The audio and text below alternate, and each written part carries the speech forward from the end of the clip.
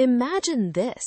You wake up, you hear someone speaking English, fast, natural English, and you only understand a few words. Maybe this happens to you every day. Maybe it feels frustrating. You know some English, but real, natural speech still feels too fast, too confusing. That's exactly why this podcast exists. Hello, and welcome to English Journey Studio. This is day 1 of 30 days from A1 to B1, a podcast series made for English learners just like you. Right now, you might be at A1 level, the very beginning, but in 30 days, you will reach B1, intermediate level. That means understanding real conversations, following stories and podcasts, and expressing your own thoughts in English. Every day, you will listen to a simple, real-life story in American English. Each day, your listening skills will get a little stronger, day by day, story by story, word by word. By day 30, you will be at B1 level, and you will feel the difference. The speaking in every episode is slow and clear, so you can follow along easily. Today's story is called A Simple Morning in New York. It's a story about a young woman named Sarah and how she starts her day. You will hear many useful words and phrases about morning routines. Are you ready? Let's begin. It is 6:30 in the morning. Sarah's alarm clock goes off. The sound is soft. It's not a loud beeping noise. It's gentle music. Sarah opens her eyes slowly. She looks at the ceiling for a moment. The room is quiet. The city outside is just starting to wake up. She can hear a few cars on the street below her apartment. Sarah lives on the 5th floor of a building in Brooklyn, New York. Brooklyn is one of the 5 boroughs or neighborhoods of New York City. She loves living there. It feels like a real neighborhood, not just a busy city. Sarah reaches over and turns off her alarm. She takes a long, deep breath. She says to herself, quietly, in her head, "Okay, new day, let's go." She sits up slowly and stretches her arms above her head. Stretching in the morning feels so good. Then she puts her feet on the floor. The floor is a little cold. It is November after all. She reaches for her slippers. Slippers are soft shoes that you wear inside the house. Much better. Sarah stands up and walks to the window. She pulls back the curtain and looks outside. The sky is a pale gray color. The sun is not fully up yet, but there is a soft golden light just above the buildings in the distance. She smiles. I love this time of day, she thinks. Sarah walks to the bathroom. She turns on the light. She looks at herself in the mirror for a second and laughs quietly. Her hair is a little messy from sleeping. That's okay. She'll fix it later. First, she washes her face. She turns on the cold water and splashes it on her face 2 or 3 times. The cold water wakes her up immediately. She loves this feeling. Then she dries her face with a clean towel. Next, she brushes her teeth. She puts toothpaste on her toothbrush, just a small amount, the size of a pea. She brushes for 2 full minutes. Her dentist always reminds her, 2 minutes, twice a day. Sarah always follows this advice. After brushing her teeth, she uses mouthwash. Mouthwash is a liquid that you rinse your mouth with. It keeps your breath fresh and your mouth clean. She holds the mouthwash in her mouth for 30 seconds, then spits it out. Now her mouth feels clean and fresh. She takes a quick shower. The water is warm, not too hot, not too cold. Just right. She uses her favorite shampoo. It smells like lavender. Lavender is a plant with a soft, relaxing smell. The shower takes about 7 minutes. short enough to save water, but long enough to feel clean and refreshed. Sarah gets dressed. She picks out a pair of dark jeans and a warm beige sweater. Simple, comfortable, perfect for a Tuesday in November. Now it's time for Sarah's favorite part of the morning, breakfast. She walks to the kitchen and fills the kettle with water. A kettle is a device that heats water quickly. Sarah drinks green tea every morning. She doesn't drink coffee. Many people in America drink coffee first thing in the morning, but Sarah prefers tea. She likes the gentle energy it gives her. While the water is heating, she opens the refrigerator. She takes out 2 eggs, some butter, and a small block of cheese. She's going to make scrambled eggs. She puts a small pan on the stove and turns on the heat. She adds a little butter to the pan. The butter melts slowly and starts to sizzle. That soft sizzling sound, she loves it. It means breakfast is coming. She cracks the eggs into a bowl. To crack an egg means to break the shell and let the inside fall out. She adds a pinch of salt and a pinch of black pepper. A pinch means a very small amount, just what you can hold between 2 fingers. She stirs the eggs with a fork until everything is mixed together. Then she pours the egg mixture into the pan. She stirs slowly with a spatula as the eggs cook. After 2 minutes, the eggs are soft, fluffy, and perfectly cooked. She grates a little cheese on top. To grate means to cut something into very small, thin pieces using a tool called a grater. The kettle clicks off. She pours the hot water over her green tea bag and lets it steep for 3 minutes. To steep means to let something sit in hot water so the flavor comes out. She sits down at her small kitchen table. Scrambled eggs on one side, green tea on the other. She takes the first bite. Perfect. After breakfast, Sarah washes her plate and cup in the sink. She doesn't like leaving dirty dishes. It takes only 2 minutes, and it makes her feel more organized. Then she goes back to the bathroom to do her hair. She brushes it carefully and puts it in a simple ponytail. A ponytail is when you pull your hair back and tie it together behind your head. Quick, easy, and neat. She puts on a little lip balm. Lip balm is a product that keeps your lips soft and moisturized. It's important in winter when the cold air can dry out your lips.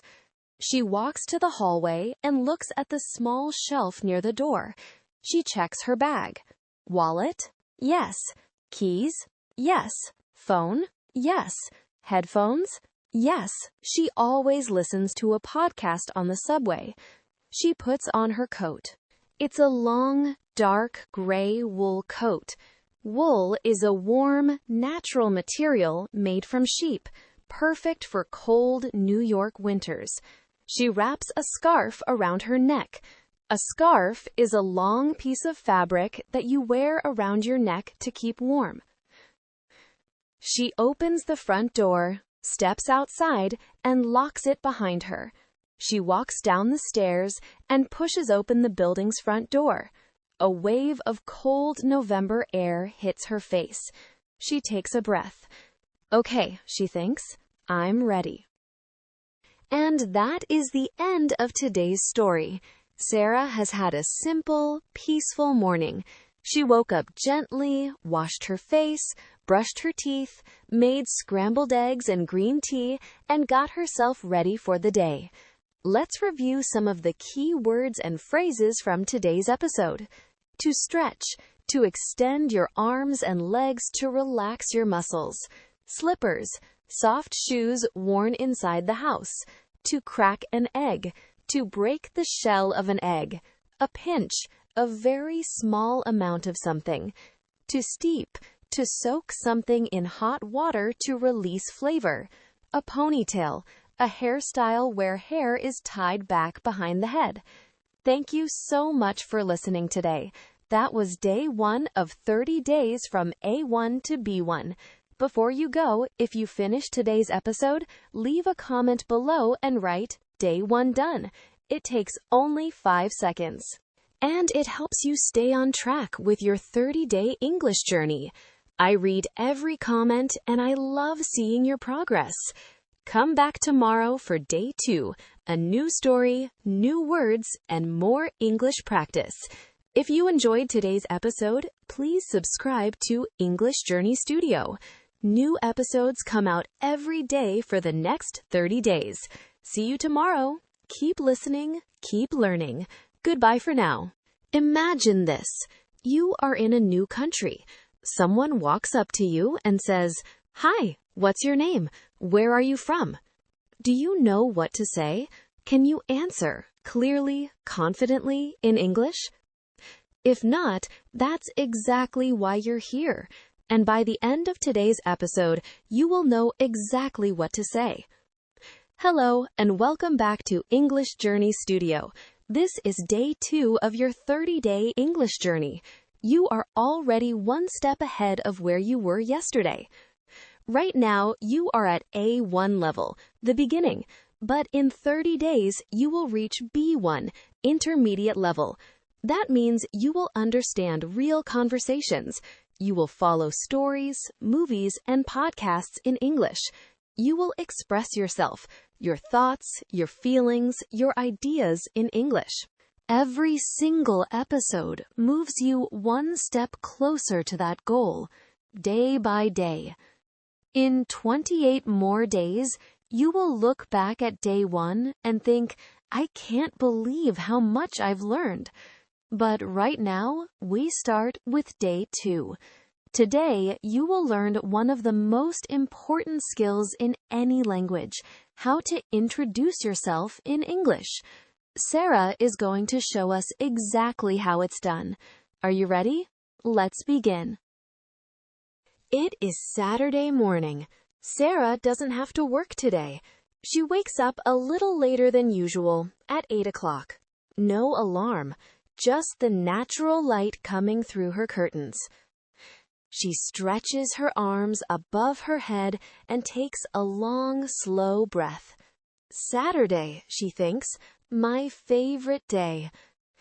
She goes to the kitchen and makes her green tea. Then she carries her mug to the window and sits down in her small chair. This is her favorite spot in the whole apartment. Outside, the streets of Brooklyn are quiet. A few people are walking their dogs. A man in a yellow jacket is sweeping the sidewalk in front of his shop. A coffee shop across the street has just turned on its lights. Sarah watches all of this slowly. She is in no hurry. After her tea, she opens her notebook. She has a habit of writing 3 things she wants to do each day. A habit is something you do regularly, almost without thinking. Today, she writes, 1. Go to the community center. 2. Buy groceries on the way home. 3. Call mom in the evening. She looks at number 1 and smiles. She is going to a community center in her neighborhood. A community center is a place where local people come together for activities and events. There are classes, clubs, sports, and social events at community centers. They are an important part of life in many American neighborhoods. Today, there is a free English conversation class there. It's for people who want to practice speaking English in a relaxed, friendly environment. Sarah already speaks English well. She grew up speaking it. But she wants to volunteer, to help other people practice. To volunteer means to give your time for free to help others. You do not get paid. You do it because you want to help. She finishes her tea, washes her mug, and goes to get dressed. A simple blue sweater and her favorite dark jeans. Comfortable, warm, perfect for a November Saturday. She picks up her bag, puts on her long gray coat, and walks out the door. The November air hits her face, cold, clean, and fresh. She takes a deep breath. I love Saturdays, she thinks. The community center is only 5 minutes from Sarah's apartment. She walks there along her usual route, past the bakery, past the small park with the old oak tree, and down a quiet side street. When she arrives, she pushes open the heavy front door and steps inside. It is warm inside. She can hear voices and soft music coming from somewhere down the hall. The smell of fresh coffee fills the lobby. A woman at the front desk looks up and smiles at her. She has short, gray hair and kind eyes. Hi there. Are you here for the conversation class? Yes, I am, Sarah says. My name is Sarah. Oh, wonderful. We've been expecting you. I'm Linda. I run the front desk here. Nice to meet you, Linda. You too, Sarah. The class is in room 3, just down the hall, second door on the left. They're just getting started. Sarah thanks her and walks down the hall. She passes a bulletin board covered in colorful flyers. A bulletin board is a flat board on a wall where people pin notices, posters, and announcements. She sees flyers for yoga classes, a cooking club, a children's reading program, and a Saturday film night. I should come back and try some of these, she thinks. She finds room 3 and opens the door. Inside, there are about 10 people sitting in a circle of chairs. Some people are young, maybe in their 20s. Some are older, perhaps in their 40s or 50s. They are clearly from many different countries, different faces, different styles, different languages in their hearts. A man at the front of the room sees Sarah and waves. He looks to be about 50 years old. He has warm brown eyes and a friendly smile. Hi, come in, come in. We're just getting started. Grab a seat anywhere. Sarah smiles and takes an empty chair in the circle. She looks around the room. Everyone looks a little nervous. Some people are looking at the floor. Some are looking at their hands. That's okay, Sarah thinks. She remembers that feeling very well. The man at the front speaks again. Okay, everyone, welcome. My name is David. I'm the teacher here, and I've been running this class for 6 years. I'm from Chicago, Illinois. That's a city in the middle of the United States. Today, we're going to start with something simple but very important. He pauses and looks around the circle. We're going to introduce ourselves. Who wants to go first? There is a short silence. People look at each other. Then a young man raises his hand. To raise your hand means to lift it up in the air to show you want to speak. It is a common gesture in classrooms all over the world. I'll go, he says. He sits up straight and clears his throat. To clear your throat means to make a small sound to prepare your voice before speaking. He speaks slowly and carefully, choosing each word with care. Hello, everyone. My name is Marco. I am from Sao Paulo, Brazil. I moved to New York 6 months ago. I work at a restaurant in Manhattan. I am a cook. I like to cook, of course, and I also like to play football. I mean, soccer. He smiles at his own mistake. Everyone in the room laughs softly, not at him, but with him. David explains the difference. That's a great point, Marco. In America, the word football means American football, a sport played with an oval ball. The sport that most of the world calls football, the one played with a round ball, is called soccer in the United States. It can be confusing at first, but now you know. Great job, Marco. Who's next? A young woman on the other side of the circle speaks up. Her voice is soft but clear. Hi, everyone. My name is Yuna. I am from Seoul, South Korea. I have been in New York for 3 weeks, so everything is still very new to me. She pauses for a moment, then continues. I am studying fashion design at a school in Manhattan. I love art, music, and trying new food. New York has so much amazing food. A few people nod and smile. They understand that feeling. Everything is new. Wonderful, Yuna. Welcome to New York, says David. A third person speaks, an older man with glasses and a quiet voice. My name is Rafael. I am from Mexico City, Mexico. I have lived in Brooklyn for 2 years. I work as a taxi driver. I have a wife and 2 children. My children speak English very well, better than me. He lacks a little. So I come here to practice.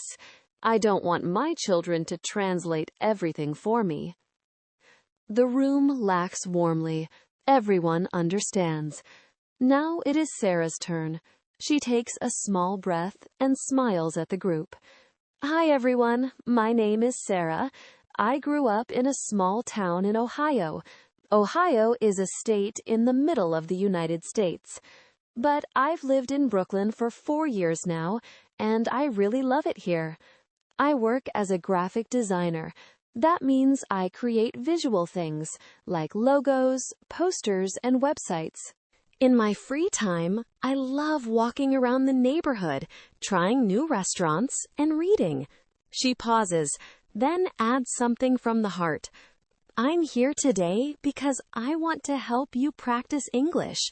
I know how hard it is to speak in a new language, to feel nervous, to worry about making mistakes. But I want you to know, mistakes are okay. Mistakes mean you're trying, and trying is everything. The room is quiet for a moment. Then Marco nods slowly and says, Thank you, Sarah. Yuna smiles. Raphael nods. David says warmly, That's exactly why we're all here, to help each other. David stands up and walks to the whiteboard. A whiteboard is a smooth, white surface on a wall that you can write on with special markers. When you are finished, you can erase the writing easily. He picks up a blue marker and writes 5 questions on the board. His handwriting is large and clear. The 5 questions are, What is your name? Where are you from? How long have you been in New York? What do you do? What do you like to do in your free time? These 5 questions, David says, are the foundation of any introduction. Foundation means the base, the most important part that everything else is built on. Just like a building needs a strong foundation to stand, your English needs these basic phrases to grow. Now, he says, I want everyone to find a partner. Practice answering these 5 questions. Take turns.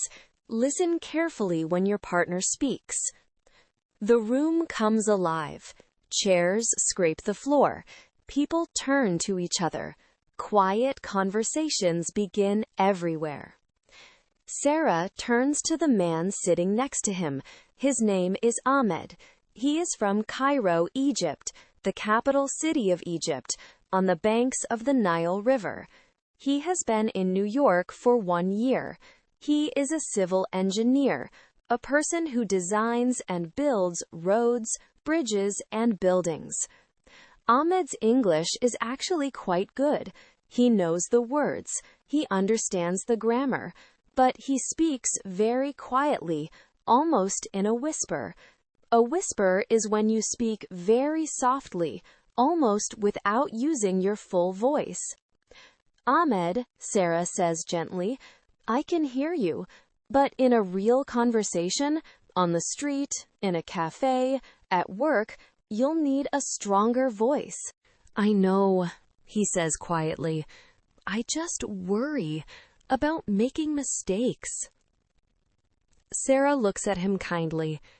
Everyone in this room is making mistakes right now. That's why we're here. Just speak. Your words are good. Let people hear them. Ahmed takes a breath.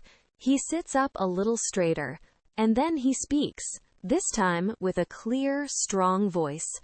My name is Ahmed. I am from Cairo, Egypt. I have been in New York for 1 year. I am a civil engineer. In my free time, I like to read history books and take photographs of the city. Sarah breaks into a big smile. That was perfect, Ahmed. Every single word. Ahmed smiles back, a wide, warm, confident smile. It is the smile of someone who has just realized something important. I can do this. And that is the end of today's story. Sarah spent her Saturday morning at the community center, meeting people from Brazil, South Korea, Mexico, and Egypt, and she helped them do something brave, speak in a new language. Let's review some of the key words and phrases from today's episode. To introduce yourself, to tell someone who you are for the first time. A habit, something you do regularly, almost without thinking. A community center, a local place where people come together for activities. To volunteer, to give your time for free to help others. A bulletin board, a board on a wall where people put notices and announcements. To raise your hand, to lift your hand to show you want to speak. To clear your throat, to make a small sound to prepare your voice. Soccer, the American word for football. A whiteboard, a smooth white surface you write on with markers. Foundation, the base, the most important part. A whisper, a very soft, quiet voice. Thank you so much for listening today. That was day 2 of 30 days from A1 to B1. Before you go, if you finished today's episode, leave a comment below and write Day 2 done. It takes only 5 seconds, and it helps you stay on track with your 30-day English journey. I read every comment, and I love seeing your progress. Tomorrow is day 3. Sarah goes to the grocery store. Subscribe to English Journey Studio so you never miss an episode. See you tomorrow. Keep listening. Keep learning. Goodbye for now. Imagine this. You walk into a grocery store. You need a few simple things. Milk, bread, maybe some fruit. But everything around you is in English. The signs, the labels, the numbers on the price tags. A worker asks you a question. Quickly, naturally. Do you understand? Do you know how to answer? If this feels stressful, you are not alone. And after today's episode, grocery shopping in English will feel so much easier. Hello, and welcome back to English Journey Studio. This is day 3 of your 30-day English journey. 2 days down, 28 to go. Right now, you are moving from A1 toward B1, step by step, episode by episode. Every single episode adds new words to your toolbox, words you can actually use every single day. And these words add up. By day 30, you won't just know more words. You'll understand real conversations in real places at a real B1 level. Today, Sarah goes grocery shopping, and by the end, you will know exactly what to say and what to listen for at any grocery store in America. That's one more real-life situation you can now handle in English. One more step from A1 to B1. Are you ready? Let's begin. It is Sunday afternoon. Sarah is sitting at her kitchen table, looking inside her refrigerator. The refrigerator is almost empty. Just half a lemon, some leftover rice, and a nearly empty jar of jam. Okay, she thinks, time to go shopping. She grabs a small notepad from the drawer and starts a shopping list. A shopping list is a list of things you need to buy. She writes milk, eggs, bread, bananas, chicken, rice, coffee for guests, tissue paper. She looks at the list and adds one more thing, chocolate. Just a small treat, she thinks, and smiles. A treat is something special you give yourself, usually something sweet or enjoyable. Sarah grabs her reusable shopping bags from the hook by the door. A reusable bag is a bag you can use again and again instead of throwing it away. Many people in New York carry their own bags to the grocery store.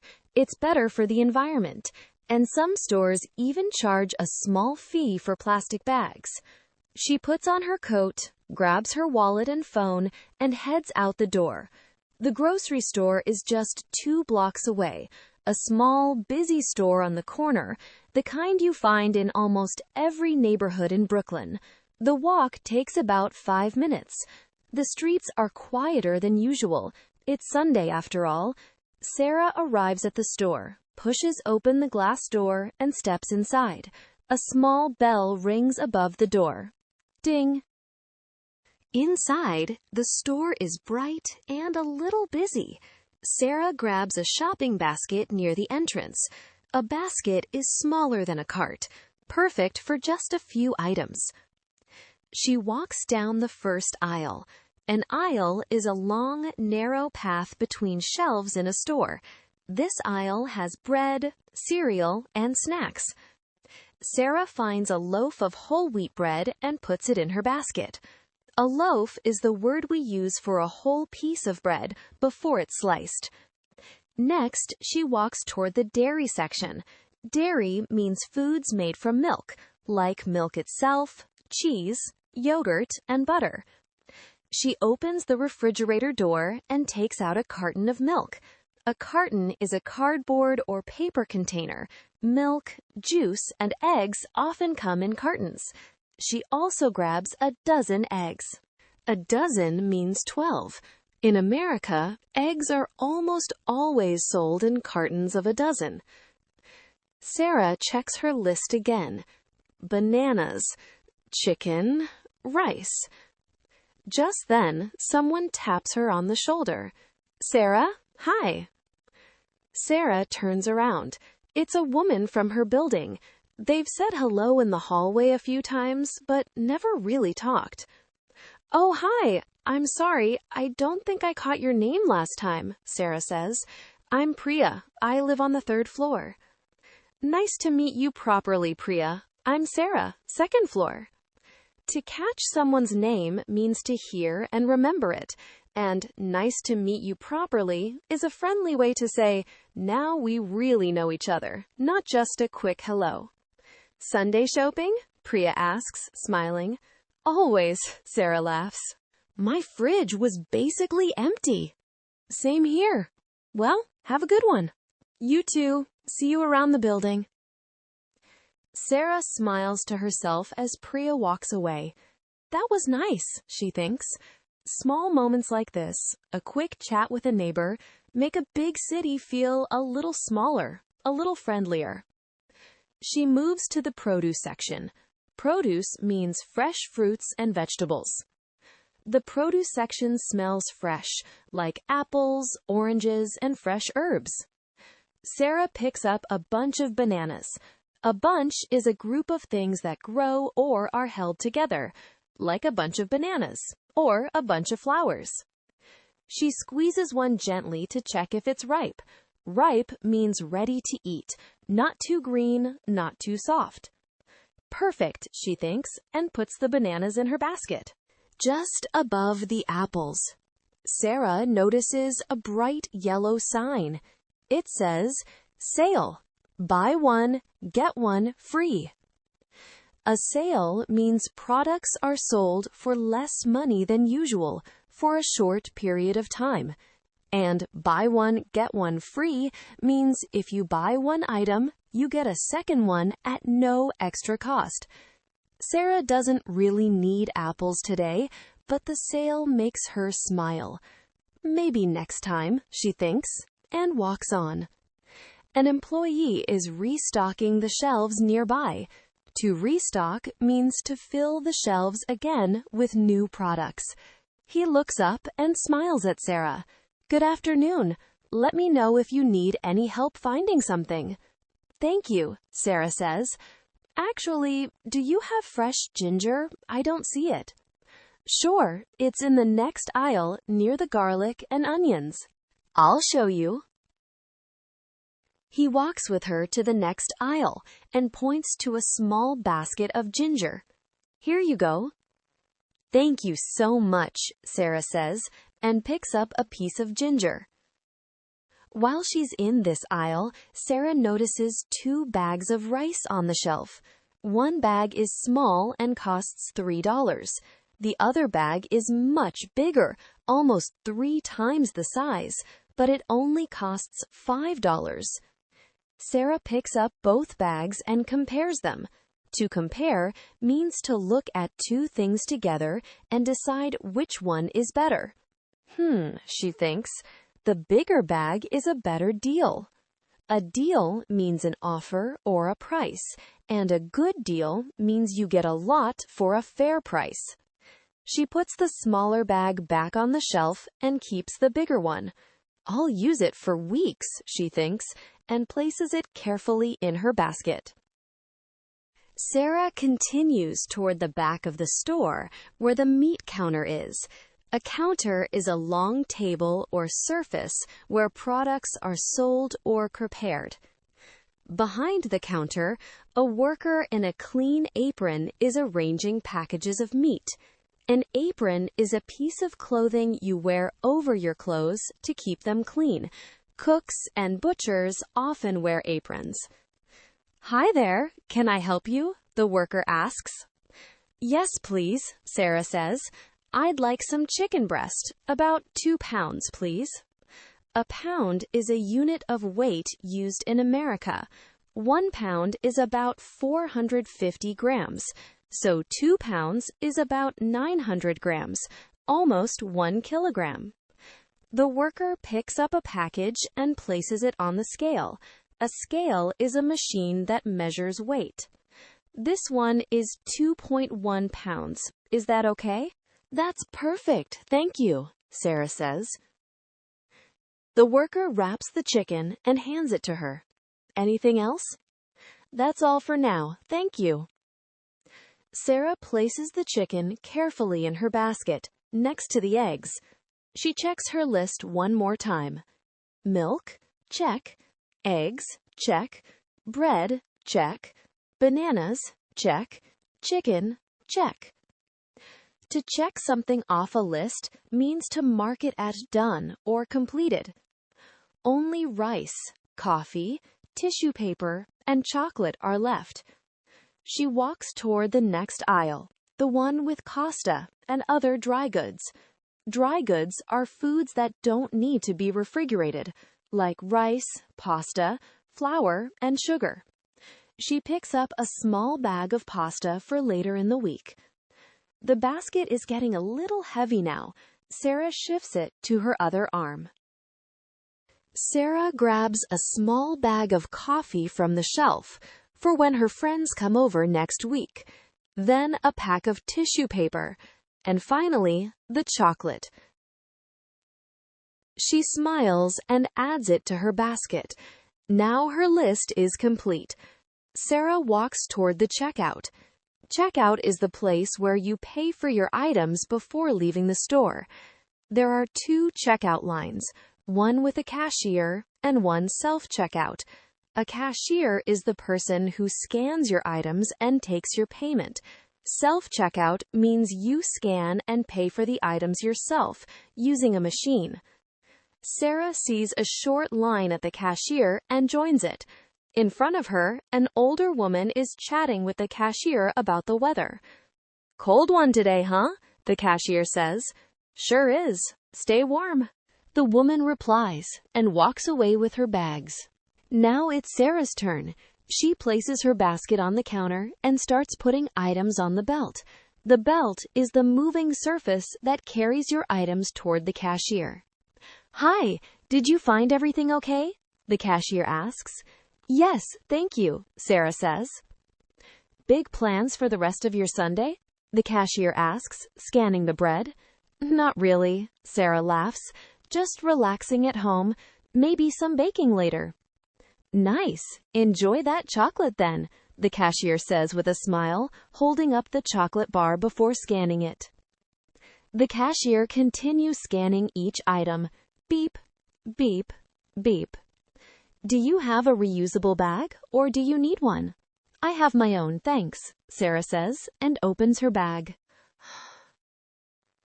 The cashier packs the items carefully, heavy things at the bottom, light things on top.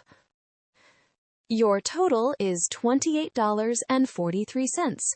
How would you like to pay? "Card, please," Sarah says, and taps her card on the machine. Beep. Approved. Here's your receipt.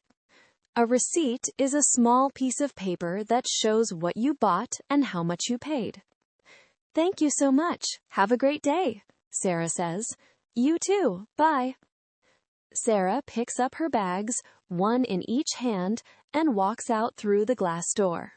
Ding! Outside, the cold air feels fresh on her face. She takes a deep breath and starts walking home, her bag swinging gently with each step. "That wasn't so bad," she thinks. "Actually, I think I'm getting pretty good at this." And that is the end of today's story. Sarah made a shopping list, walked to the grocery store, found everything she needed, asked for help when she needed it, and paid at checkout, all in clear, simple English. Let's review some of the key words and phrases from today's episode. A shopping list, a list of things you need to buy. A reusable bag, a bag you can use again and again. An aisle, a long, narrow path between shelves in a store. Produce, fresh fruits and vegetables. Ripe, ready to eat. To restock, to fill shelves again with new products. A pound, a unit of weight, about 450 grams. Dry goods, foods that don't need to be refrigerated. Checkout, the place where you pay before leaving the store. A receipt, a piece of paper showing what you bought and how much you paid. Thank you so much for listening today. That was day 3 of 30 days from A1 to B1. Before you go, if you finished today's episode, leave a comment below and write Day 3 done. It takes only 5 seconds, and it helps you stay on track with your 30-day English journey. I read every comment, and I love seeing your progress. Tomorrow is day 4. How much does it cost? Subscribe to English Journey Studio so you never miss an episode. See you tomorrow. Keep listening, keep learning. Goodbye for now. Imagine this. You're in a store. You pick up something you like.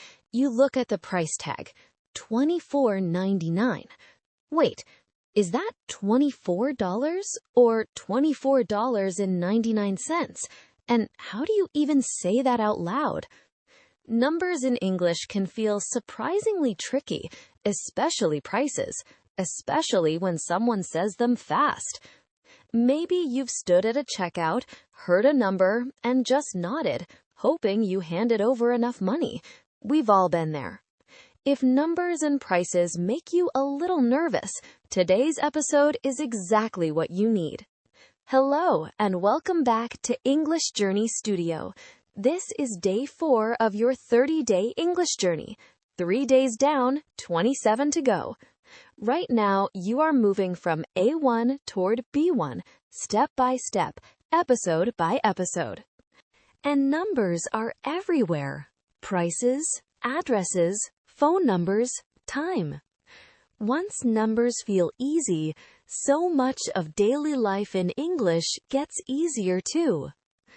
Today, Sarah goes shopping for a birthday gift, and along the way, you'll learn exactly how Americans talk about money and prices.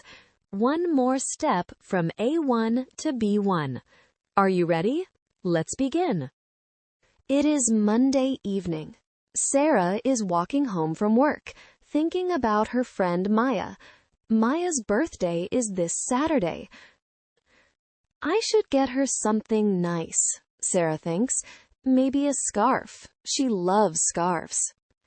There's a small shop near Sarah's apartment, the kind of shop that sells gifts, candles, jewelry, and other small, lovely things.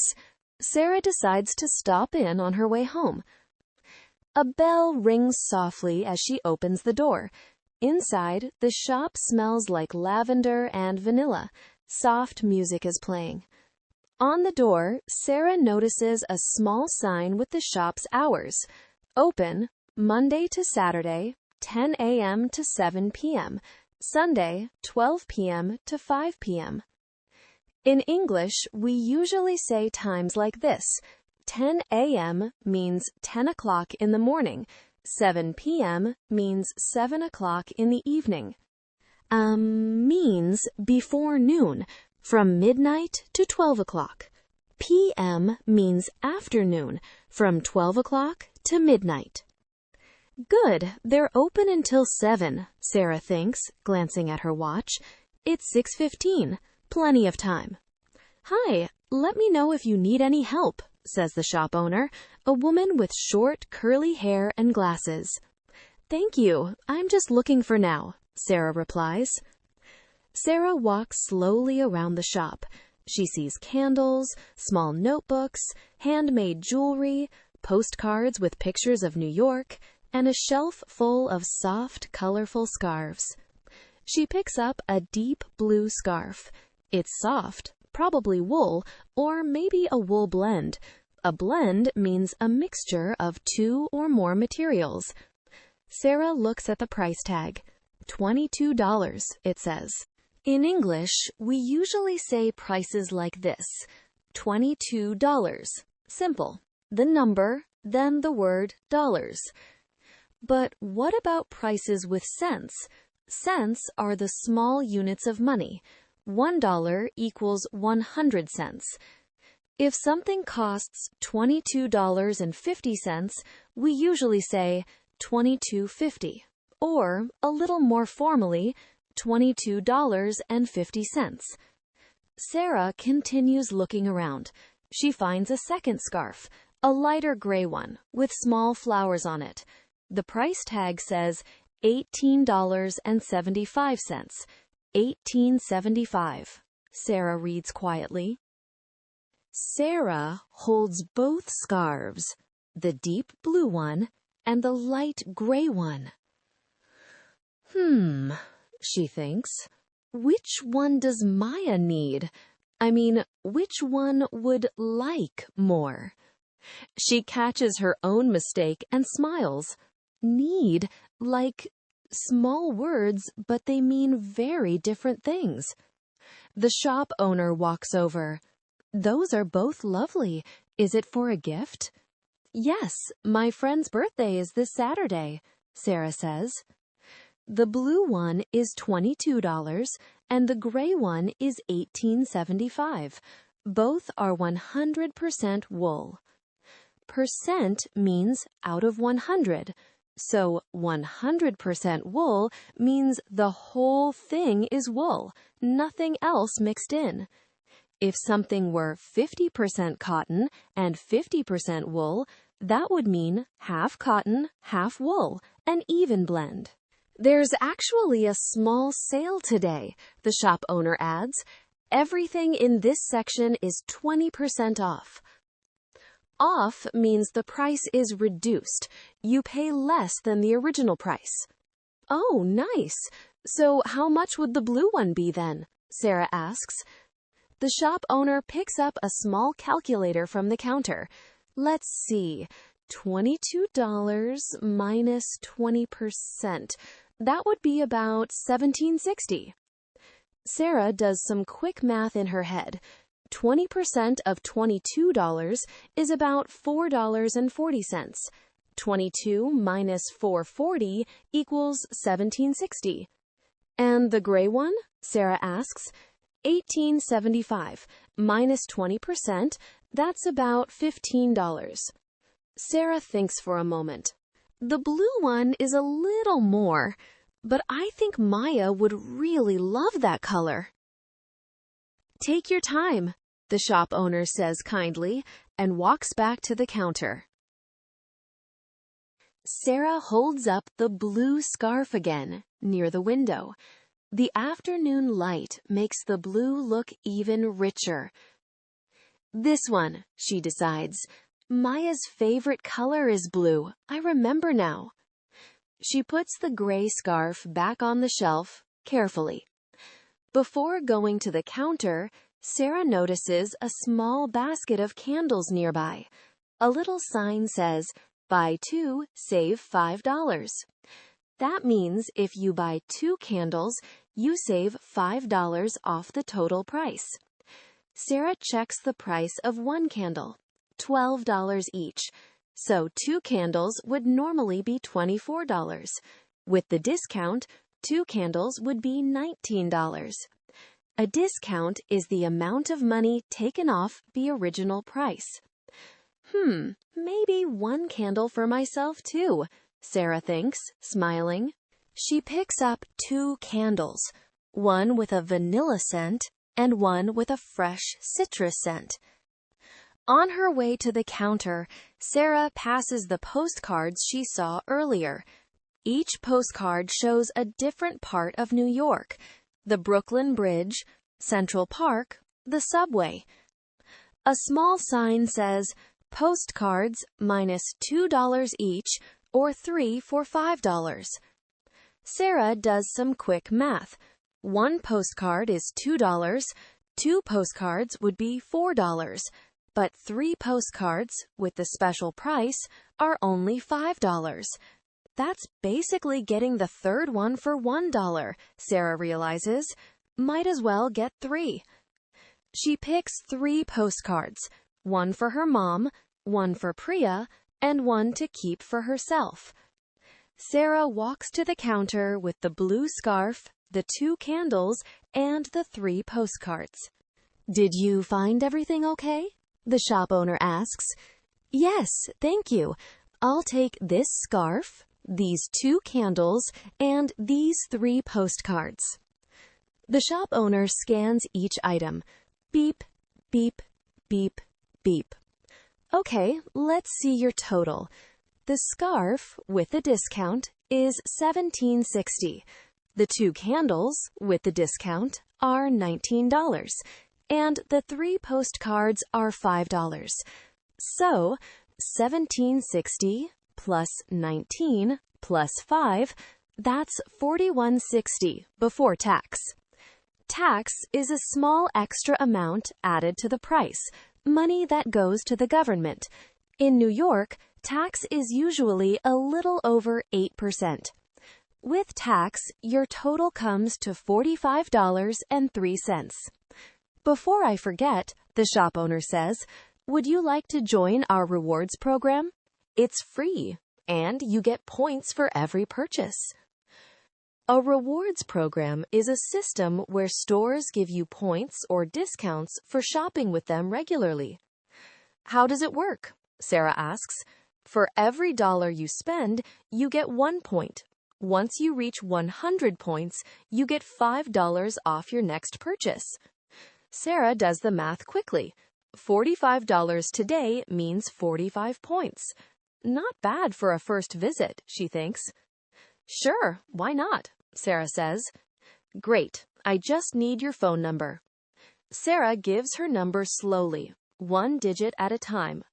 A digit is a single number, from 0 to 9. A phone number in America usually has 10 digits, 3 for the area code, and 7 more after that.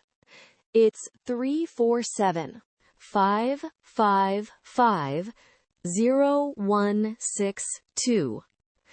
In English, phone numbers are usually said one number at a time, not as big numbers like 347, and 0 is often said as O in phone numbers, so 0162 can also sound like 0162. The shop owner types it into the register. Got it. 347-555-0162. Perfect. Sarah opens her wallet. She has two $20 bills, a 5, a 1, and a small handful of coins. A bill is paper money. In America, common bills are $1, $5, $10, $20, and $50. I'll pay with cash, Sarah says, and counts out two $20 bills, a $5 bill, and a $1 bill. That's $46 total. The shop owner takes the money and opens the register. A register is the machine a store uses to handle money and print receipts. $46. Your total was $45.03, so your change is 97 cents. Change is the money you get back when you pay more than the total. The shop owner counts out the coins carefully. 3 quarters, 2 dimes, and 2 pennies. That's 97 cents. In American money, a penny is 1 cent, a nickel is 5 cents, a dime is 10 cents, and a quarter is 25 cents. Sarah takes the change and puts it in her pocket. The shop owner carefully wraps the blue scarf in soft tissue paper and places it, along with the 2 candles and 3 postcards, into a small paper bag. There you go. I hope your friend loves it. Thank you so much. I think she will, Sarah says, smiling. As Sarah turns to leave, the shop owner adds, "Oh, one more thing. Here's a coupon for 10% off your next visit." A coupon is a small piece of paper that gives you a discount on a future purchase. "Oh, that's so kind. Thank you," Sarah says, slipping it into her wallet. She steps outside, the small paper bag swinging gently in her hand. Maya's going to love this, she thinks, smiling all the way home. And honestly, Sarah feels pretty good about something else, too. A few weeks ago, prices like $22.50 or 20% off might have made her pause and think for a second. Tonight, the numbers just made sense. That's how a language grows, not all at once, but one small moment at a time. And that is the end of today's story. Sarah found the perfect birthday gift, compared prices, understood a discount, paid with cash, and even got a coupon for next time, all in clear, simple English. Let's review some of the key words and phrases from today's episode. A blend, a mixture of 2 or more materials. Percent, out of 100. Off, when a price is reduced. A discount, the amount taken off the original price. Tax, a small extra amount added to a price. A bill, paper money. A register, the machine a store uses for money and receipts. Change, the money you get back after paying. Penny, nickel, dime, quarter, 1, 5, 10, and 25 cents. A coupon, a paper that gives a discount on a future purchase. Thank you so much for listening today. That was day 4 of 30 days from A1 to B1. Before you go, if you finished today's episode, leave a comment below and write, Day 4 done. It takes only 5 seconds, and it helps you stay on track with your 30-day English journey. I read every comment, and I love seeing your progress. Tomorrow is day 5. What day is it today? Subscribe to English Journey Studio so you never miss an episode. See you tomorrow. Keep listening, keep learning. Goodbye for now. Quick question. What day is it today? Now, how do you say today's date in English? Most English learners know Monday, Tuesday, Wednesday, but saying a full date with the right ordinal number in the right order, that's where it gets tricky. And time expressions? This Friday or next Friday, a week from today or in 1 week. If this feels confusing, you're in the right place. Hello and welcome back to English Journey Studio. This is day 5 of your 30-day English journey. 4 days down, 26 to go. Right now, you are moving from A1 toward B1, step by step, episode by episode. Today, Sarah discovers a forgotten appointment on her calendar, and along the way, you'll learn exactly how Americans talk about days, dates, and months. One more step from A1 to B1. Are you ready? Let's begin. It is Wednesday morning. Sarah is sitting at her kitchen table with a cup of coffee. She picks up her phone and sees a notification. Reminder, dentist appointment tomorrow at 10 a.m. Tomorrow, she thinks. Is tomorrow Thursday already? She opens her calendar app. A calendar is a tool that shows you the days of the month and helps you track appointments and plans. In English, the week starts on Sunday. The 7 days of the week are Sunday, Monday, Tuesday, Wednesday, Thursday, Friday, Saturday. Weekdays or workdays are Monday through Friday. Saturday and Sunday are the weekend. Sarah scrolls through the week on her calendar. Today, Wednesday. Tomorrow, Thursday. Dentist at 10 a.m. At least I didn't forget completely, she thinks. She sets a new alarm for Thursday morning, 8:30 a.m. She closes the app and takes a long sip of coffee. Outside her window, she can hear the garbage truck on the street below. Every Wednesday morning, the garbage truck comes. That's how she always knows it's Wednesday. After coffee, Sarah sits down at her desk. She's a graphic designer. She works from home, near the window. She opens her laptop and finds an email from her manager. Hi, Sarah. The client presentation is on November 5th. Please have the designs ready by the 3rd. Sarah checks her calendar. Today is October 29th.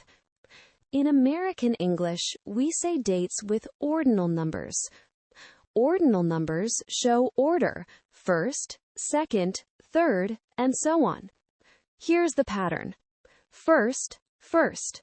Second, second. Third, third. Then, fourth, fifth, sixth, seventh, eighth, ninth, 10th. And how do we say a full date? Month first, then the ordinal number. November 5th equals November 5th. October 29th equals October 29th. Note, in many countries, people say the number first, the 29th of October. But in American English, the month always comes first. Sarah writes in her notebook, November 3rd, designs due. She counts the days. October 29th to November 3rd, 5 days. That's enough time, she thinks. She opens her design files and gets to work. At lunch, Sarah takes a walk outside. It's a cool October afternoon in Brooklyn. The trees are orange and gold. A few leaves drift down around her feet. She stops at her favorite deli 2 blocks away. A deli is a small shop that makes sandwiches and simple meals. In New York, there's a deli on almost every corner. The usual? The man behind the counter asks. Yes, please. Turkey on whole wheat. While she waits, she looks at the calendar on the wall. October is almost over. There are 12 months in a year: January, February, March, April, May, June, July, August, September, October, November, December. In New York, the seasons go like this: winter, December, January, February; spring, March, April, May; summer, June, July, August; autumn, also called fall, September, October, November. Almost November already, the man says. I know, Sarah says. This year is going so fast. She takes her sandwich to a bench in the small park across the street. She eats slowly. The air smells like fallen leaves and someone's coffee. Back at her desk, Sarah gets a message from Maya. Hey, are you free next weekend? Next weekend means the weekend after this one. This weekend is November 1st and 2nd. Next weekend is November 8th and 9th. Sarah checks her calendar. Nothing that weekend. Yes, what did you have in mind? She types back. A friend is having a dinner party on Saturday the 8th. Want to come? Definitely, Sarah types, smiling. She adds it to her calendar. November 8th, dinner party. In English, there are many useful ways to talk about time. Let's go through the most important ones. This week, the current week. Next week, the week after this one. Last week, the week before. This Monday, Monday of the current week. Next Monday, Monday of the following week. A week from today, exactly 7 days from now. In 2 weeks, 14 days from now. These expressions make you sound more natural. Instead of November 15th, you might say 2 weeks from Saturday. Sarah closes her messages and goes back to her designs. 3 more hours until the end of the workday. Thursday, she reminds herself quietly. Dentist, 10 a.m. The alarm goes off at 8:30. Sarah turns it off. It's Thursday. She makes coffee, eats a quick bowl of oatmeal, and heads out the door. The dentist's office is 3 blocks away. The November air is cold, maybe 38 or 40 degrees Fahrenheit. In the United States, temperature is measured in Fahrenheit, not Celsius. 32 degrees Fahrenheit is freezing, 0 Celsius. 60 degrees is comfortable, 90 is hot.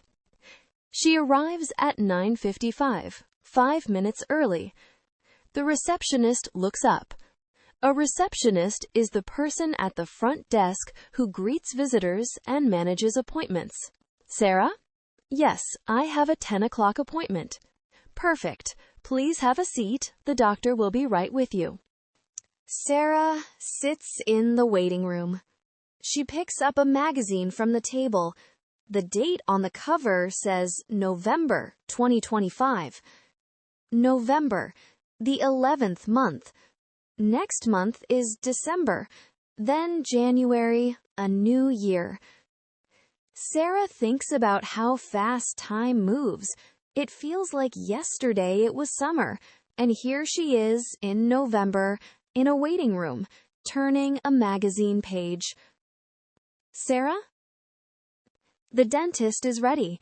She stands up and walks toward the door. One more thing on this week's schedule, done. Today, Sarah had a small adventure through time.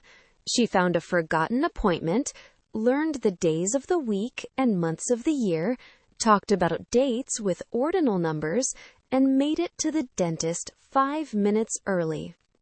Quick vocabulary review. A calendar, a tool for tracking days and months. Weekdays, Monday through Friday.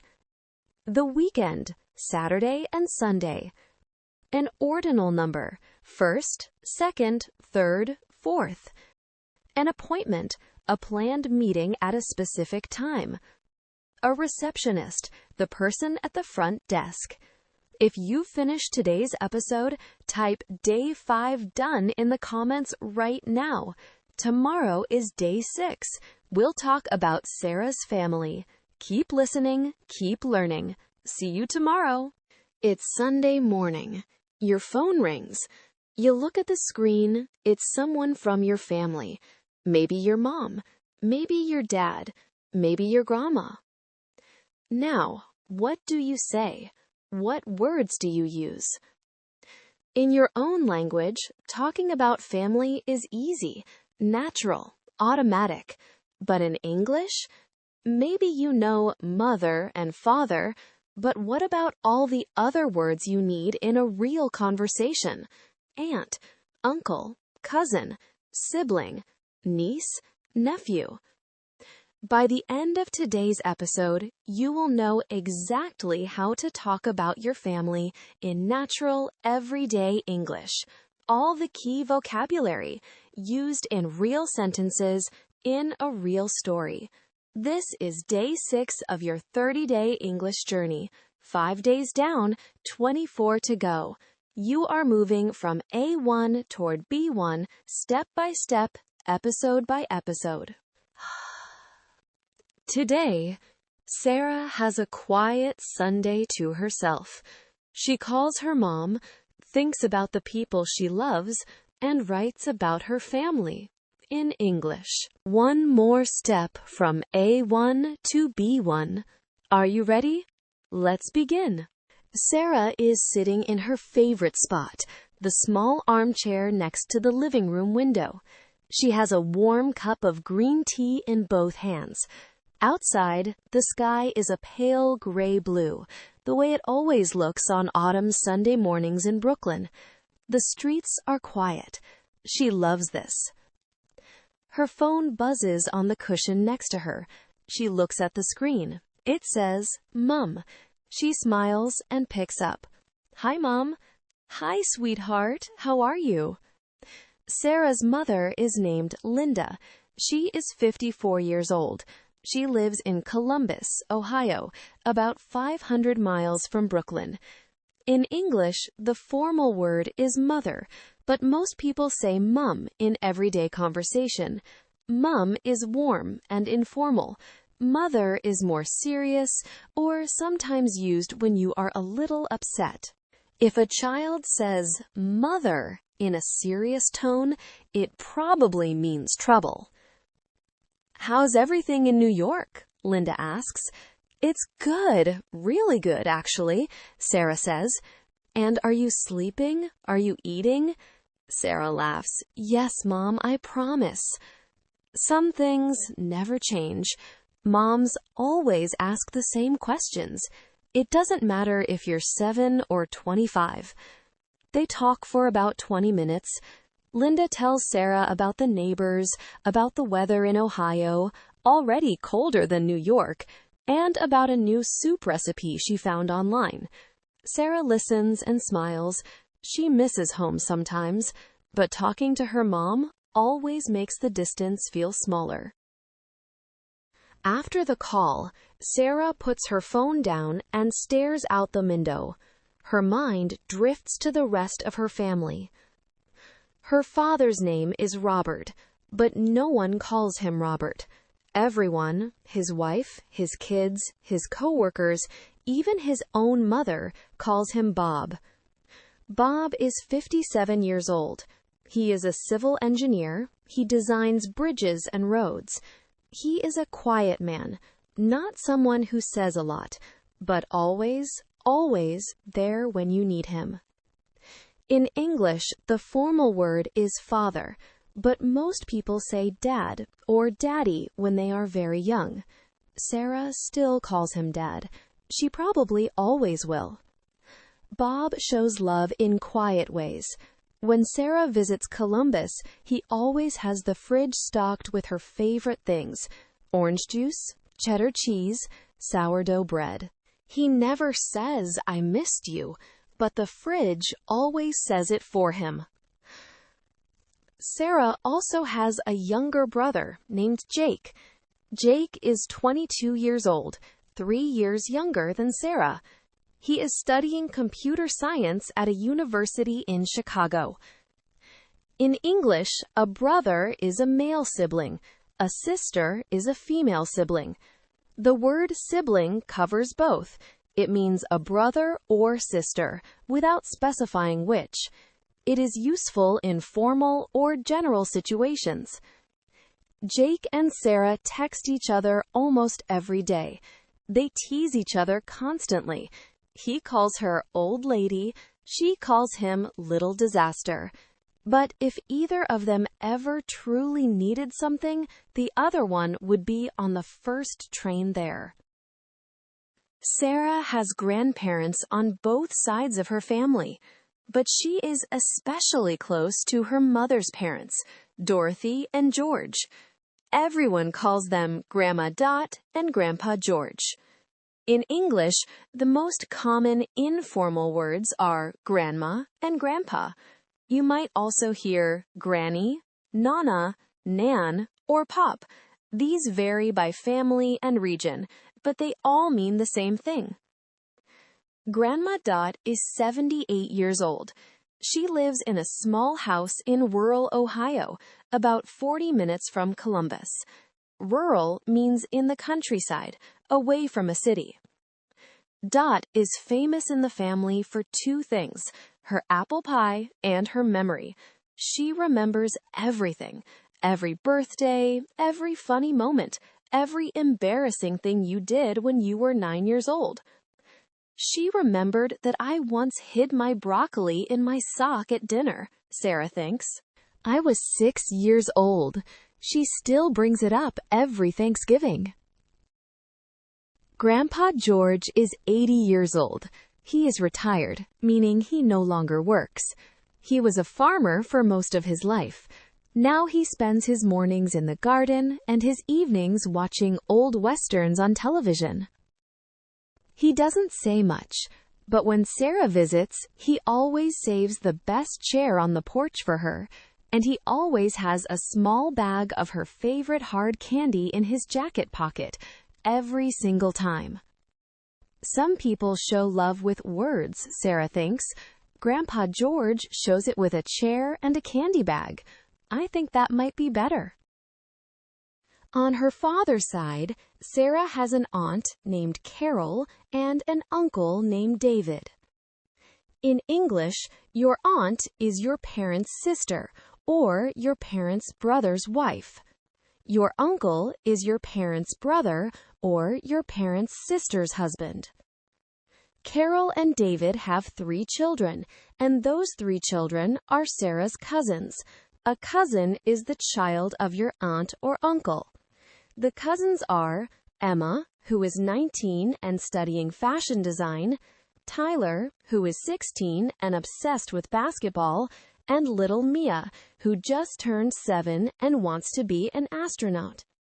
The whole family, Sarah's parents, Jake, Carol, David, Emma, Tyler, Mia, and the grandparents, gathers once a year for Thanksgiving.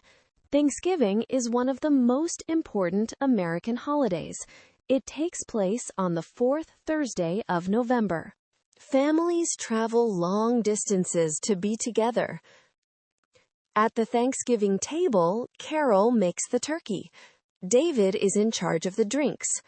Grandma Dot makes the apple pie, obviously, and everyone talks at the same time, loudly, about everything. Sports, work, the news, old stories that everyone remembers slightly differently. Tyler's basketball games, Mia's drawings, Jake's classes in Chicago. It's loud and messy and perfect, Sarah thinks, and I count the days until it every year. That afternoon, Sarah opens her laptop. She has a small notebook beside her, the one she uses to practice English. She decides to do something both useful and meaningful. She's going to write about her family, in English. She starts simple. My name is Sarah, and I come from Columbus, Ohio. I have a small but close family. In English, the word close, when used to describe a family, doesn't mean physically near. It means emotionally connected, warm, tight, a family that supports each other and shares their lives. She keeps writing. My mom is a nurse named Linda. My dad is an engineer named Bob. I have one younger brother, Jake, who is 22 and studying computer science in Chicago. She pauses, thinks, then adds, my grandparents on my mom's side are Dorothy and George. Grandma Dot makes the best apple pie in the world. Grandpa George is retired. He has a garden he loves more than anything else. She reads it back. Simple sentences. Real people. True words. Language is how we share our lives with others, she thinks. Even a few sentences about your family, that's a little piece of who you are. She saves the document, then picks up her phone and texts Jake. Was thinking about the family today. Miss you, little disaster. 60 seconds later, he replies, miss you too, old lady. Call you Sunday? Sarah smiles. Yeah, she types back. Call me Sunday. Today, Sarah had a quiet Sunday morning that turned into something special. She talked to her mom, Linda, on the phone. She thought about her dad, Bob, her brother, Jake, her grandparents, Dorothy and George, and her cousins, Emma, Tyler, and little Mia. And she practiced something important, writing about her family in English. Here are the key vocabulary words from today's episode. Mother. Mom. Your female parent. Mom is informal and warm. Father. Dad. Your male parent. Dad is the everyday version. Brother. A male sibling. Sister. A female sibling. Sibling. A brother or sister. Grandma. Grandmother. Your parent's mother. Grandpa. Grandfather. Your parent's father. Aunt. Your parent's sister, or your uncle's wife. Uncle. Your parent's brother, or your aunt's husband. Cousin. The child of your aunt or uncle. Niece. Your sibling's daughter. Nephew. Your sibling's son. Retired. No longer working, usually due to age. Close. Emotionally connected and supportive. Rural. In the countryside, away from a city. Miss. To feel sad because someone you love is not with you. If you finished today's episode, type Day 6 done in the comments right now. It helps you track your progress, and I love reading your notes. Tomorrow is Day 7. We'll follow Sarah as she gets dressed for something special. Colors, clothes, and how to describe what you're wearing in English. Don't miss it. If you're enjoying this series, subscribe so you never miss an episode. New video every day for 30 days. See you tomorrow. Imagine this. You open your closet in the morning. You look at your clothes, and someone asks you in English, "What are you wearing today?" You know what you're wearing. You can see it. But the English words, maybe they don't come fast enough. Or maybe you go shopping in an English-speaking country. The salesperson asks, "What color are you looking for?" And you know the color, you can picture it perfectly in your mind, but the word just doesn't come. Colors and clothes are everywhere. Every single day you use them to get dressed, to shop, to describe what you see. But for many English learners, these simple words are surprisingly hard to remember in the moment. Today, that changes. Hello, and welcome back to English Journey Studio. This is Day 7 of your 30-day English journey. 6 days down, 23 to go. You are moving from A1 toward B1, step by step, episode by episode. Today, Sarah has a big Monday ahead. She has an important client presentation at work, and she wants to look her best. Follow along as she gets dressed, and by the end of today's episode, you will know exactly how to talk about colors and clothes in natural, everyday English. One more step from A1 to B1. Are you ready? Let's begin. It is Monday morning, 7:15 a.m. Sarah's alarm goes off. She reaches over, turns it off, and sits up in bed. She has a presentation at 10 o'clock. A new client, a small design studio from Chicago, is coming to see her work. She wants to look professional, polished, ready. She walks to her closet and opens the door. Her closet is organized.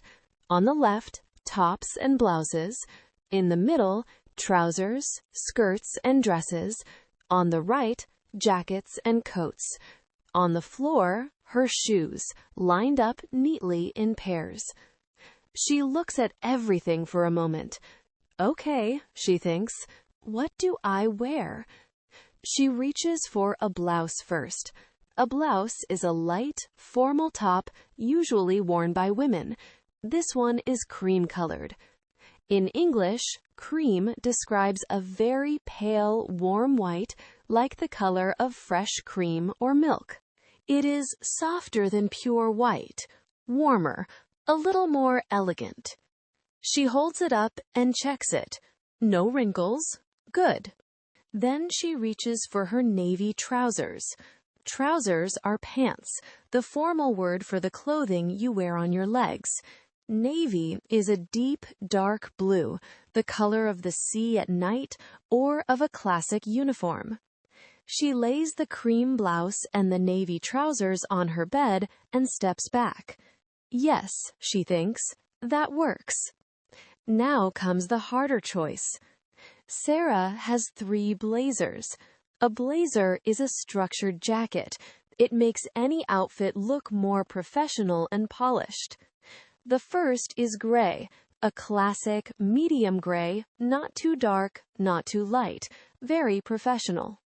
The second is burgundy. Burgundy is a deep, rich red, like the color of red wine. It is a strong color. Confident. It makes a statement. The third is beige. Beige is a light, sandy color, a warm mix of white and brown, very neutral, easy to pair with almost anything. Sarah tries the gray blazer first. She looks in the mirror. Gray with cream and navy. Classic. Safe. Very corporate. Then she tries the burgundy. She looks at herself again.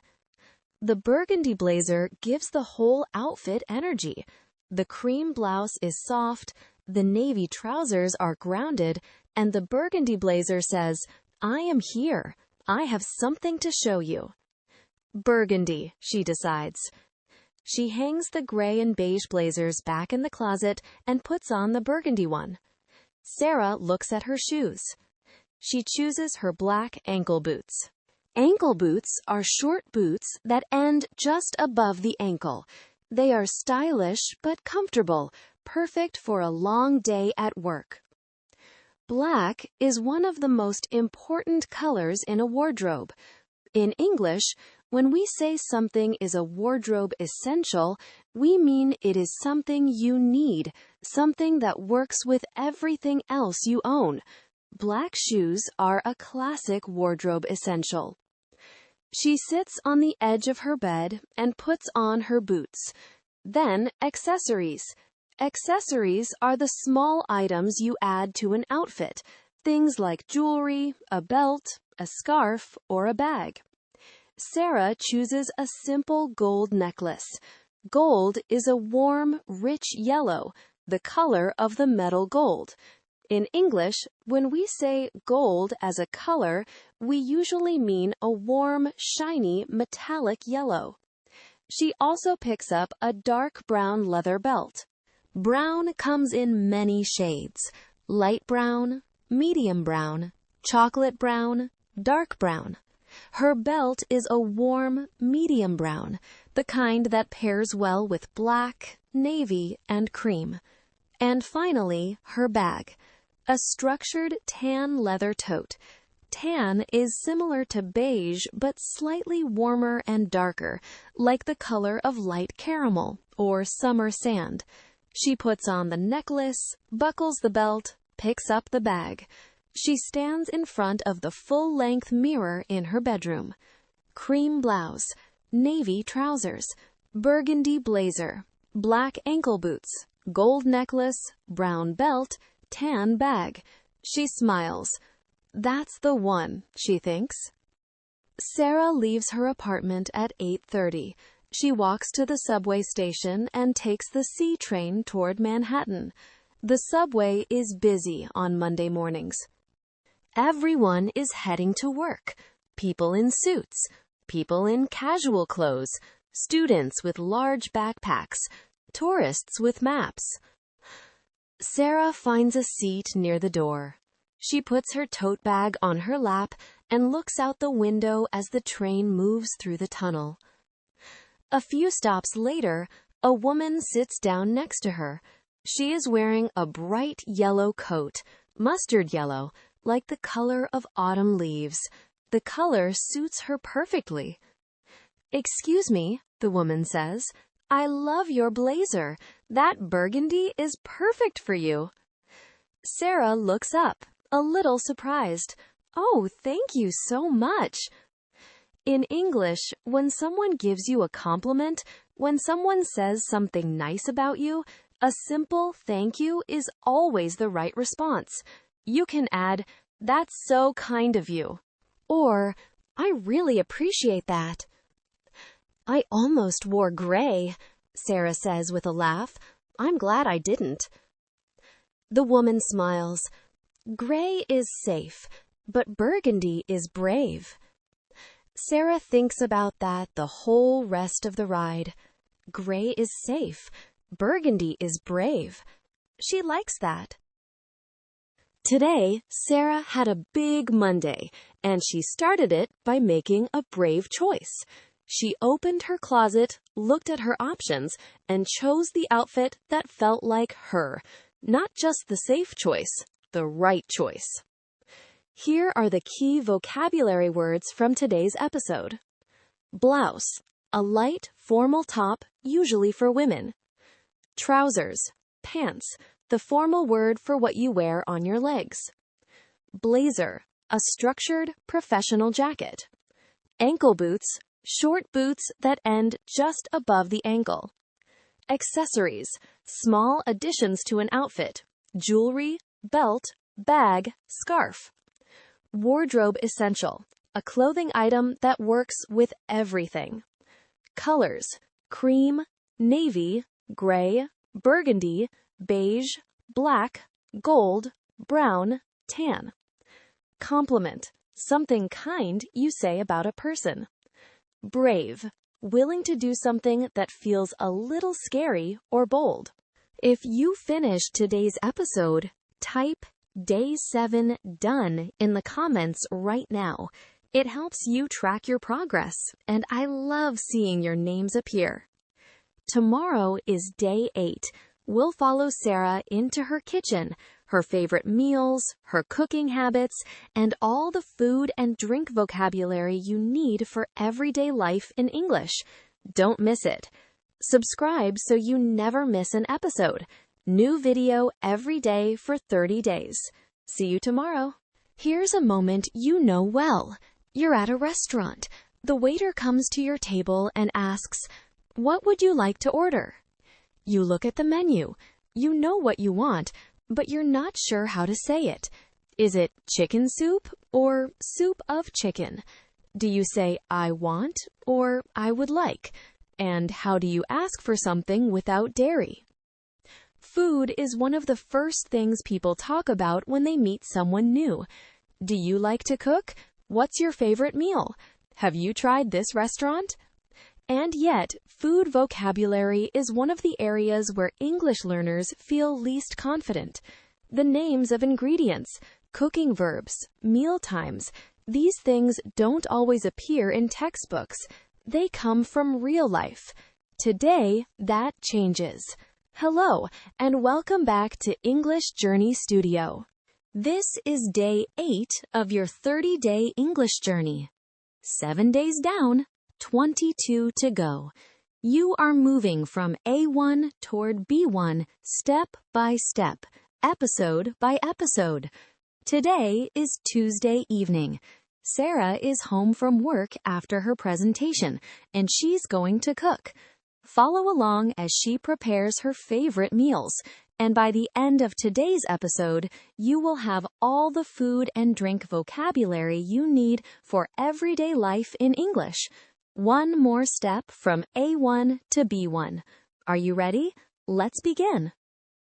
It is Tuesday evening, 6:30 p.m.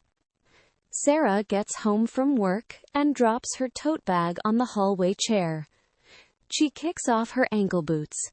The presentation went well. The clients from Chicago liked her work. She is tired but happy. She opens the refrigerator. On a regular weekday evening, Sarah doesn't like to cook something complicated. She wants something simple, warm, and satisfying. Tonight, she decides to make pasta. Pasta is one of her favorite meals. It's quick, it's filling, and she always has the ingredients at home. Ingredients. This is an important word. Ingredients are the individual items you need to make a meal. If you are making a cake, the ingredients are flour, sugar, eggs, butter, and milk. If you are making pasta, the ingredients are pasta, olive oil, garlic, tomatoes, salt, and pepper. Sarah opens her kitchen cupboard. A cupboard is a closed cabinet where you store food and kitchen items. She takes out a box of spaghetti, a long, thin type of pasta, and a can of crushed tomatoes. Then she goes back to the refrigerator and takes out garlic, a small bunch of fresh basil, and a block of Parmesan cheese. Parmesan is a hard, salty Italian cheese. In New York, you can find it at almost any grocery store. She puts everything on the counter and ties back her hair. Time to cook. Sarah fills a large pot with water and puts it on the stove. She turns the heat to high. While the water heats up, she starts the sauce. A sauce is a liquid that adds flavor to food. Tonight's sauce is a simple tomato sauce, the kind Sarah's been making since she was 19 and living in a tiny apartment in Ohio. She pours a little olive oil into a pan and turns the heat to medium. Olive oil is a smooth, golden oil made from olives. It has a mild, slightly fruity taste. It is used a lot in Italian and Mediterranean cooking. She peels 2 cloves of garlic. A clove is one small section of a garlic bulb. She slices them thin and adds them to the hot oil. Immediately, the kitchen fills with a warm, familiar smell. Garlic in olive oil. There is no smell more comforting in a kitchen. After 1 minute, she adds the crushed tomatoes. They sizzle as they hit the pan. She stirs with a wooden spoon, adds a pinch of salt and black pepper, and turns the heat to low. The sauce will simmer for 15 minutes. Simmer means to cook something gently over low heat, so it bubbles slowly. Not boiling hard, just a quiet, gentle bubble. Simmering gives a sauce time to develop flavor. By now, the pot of water is boiling. Sarah adds a generous pinch of salt to the water. This is important. She always does this, and drops in the spaghetti. She sets a timer for 10 minutes. While the pasta cooks, Sarah leans against the counter with a glass of water and thinks about her favorite meals. In English, there are 3 main meals in a day: breakfast in the morning, lunch in the middle of the day, and dinner in the evening. Some people also have a snack between meals. A snack is a small amount of food you eat between meals, like a piece of fruit, some nuts, or a biscuit. Sarah loves breakfast. On weekday mornings, she usually has green tea, a banana, and a small bowl of yogurt with honey. Fast and easy. On weekends, she makes what she calls a proper breakfast. Proper, in this sense, means full and satisfying, not just a quick snack. A proper breakfast for Sarah means scrambled eggs, sourdough toast, sliced avocado, and a strong cup of green tea. For lunch, Sarah usually eats at her desk at work. She often brings a salad from home, mixed greens, cherry tomatoes, cucumber, olive oil, and a little lemon juice. Or sometimes she buys a sandwich from the deli downstairs. A deli, short for delicatessen, is a small shop that sells prepared foods, sandwiches, and cold cuts. New York City is famous for its delis. But dinner is her favorite meal. Dinner is the one time in the day when she truly slows down. She sits at her small table by the window. No phone, no laptop, just food and the sounds of Brooklyn outside. The timer goes off. Sarah drains the spaghetti. To drain means to pour off the water through a strainer and adds it directly to the pan with the tomato sauce. She tosses everything together. To toss food means to mix it by turning it gently with a spoon or tongs. Then she plates it. To plate something means to put the finished food onto a serving plate, ready to eat. She grates Parmesan cheese over the top, long, fine strips of cheese falling over the pasta like soft snow. Then a few fresh basil leaves. Basil is a bright green herb with a fresh, slightly sweet smell. It pairs perfectly with tomato. She carries her plate to the small table by the window and sits down. Outside, Brooklyn is doing what Brooklyn does on Tuesday evenings. A dog is barking somewhere. Someone is playing music. A car door slams. The lights in the windows across the street are warm and yellow. Sarah twirls a fork full of pasta and takes a bite.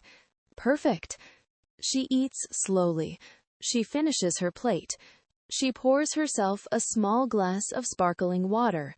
Water with bubbles, also called carbonated water or fizzy water, and sits quietly for a few minutes.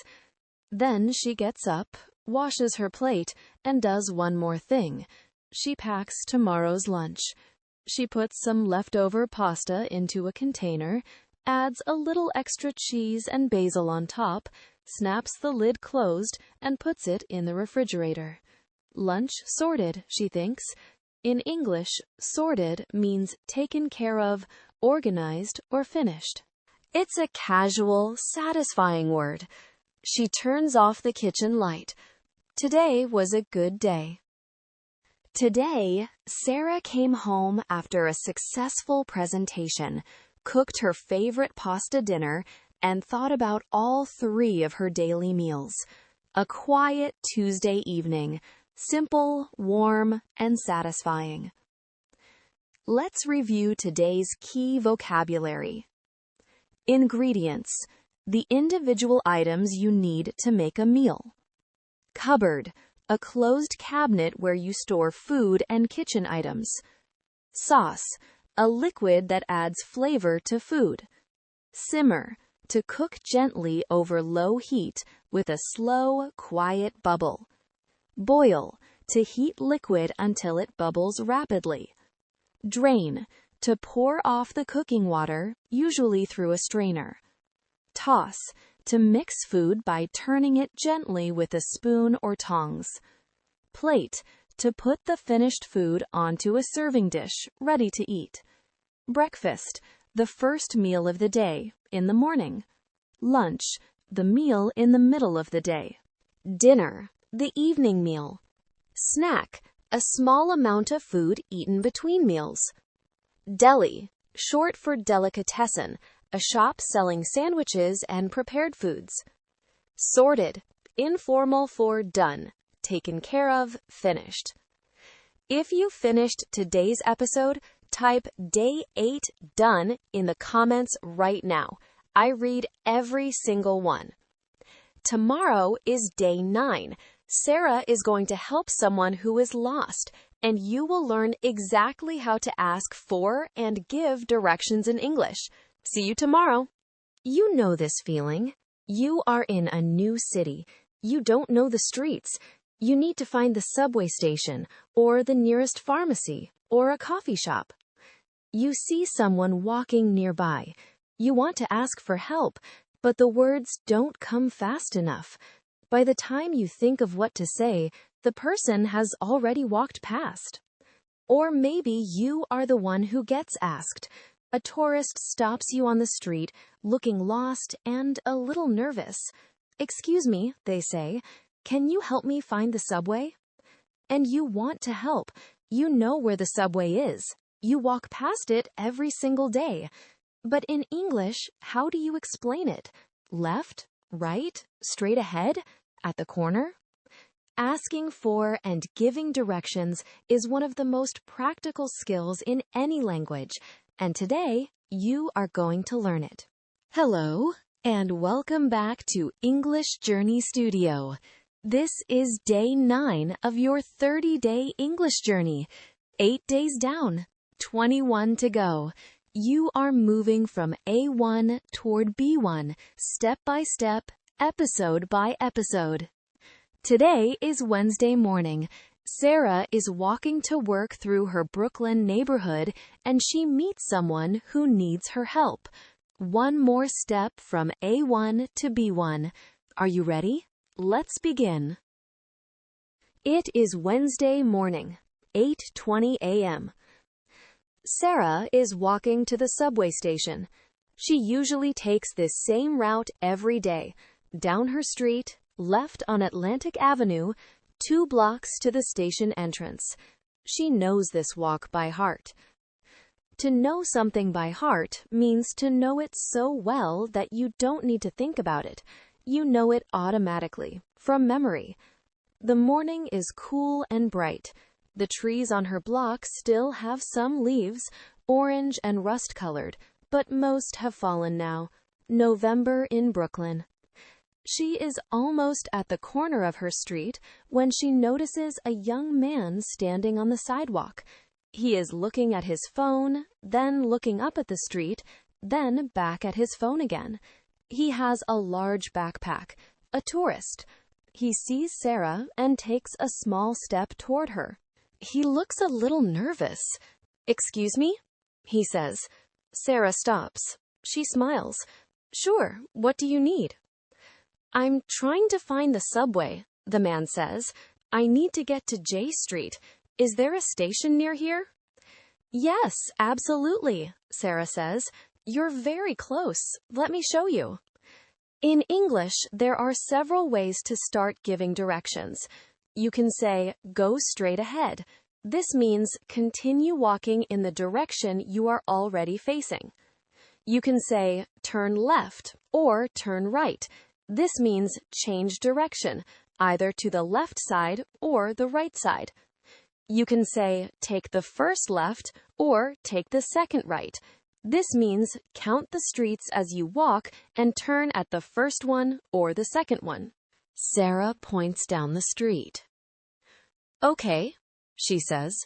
"First, go straight ahead on this street. Walk about 1 block. Then you'll reach a corner. At the corner, turn left. You'll see a big intersection. That's Atlantic Avenue. Cross the street. When you cross Atlantic Avenue, look to your right. The subway entrance is right there. You can't miss it." The man listens carefully. He nods slowly, repeating the steps quietly to himself. So, straight ahead, 1 block, then left, then cross the street and look right. Exactly, Sarah says. Perfect. The man thanks her, but then hesitates. One more question, he says. Is there a coffee shop near the subway? I need something before I get on the train. Sarah thinks for a second. Yes, there's one on Atlantic Avenue. When you come out of the subway entrance, it's on your left. It's between the pharmacy and the bookstore. You can't miss it. Let's learn more useful direction words from this conversation.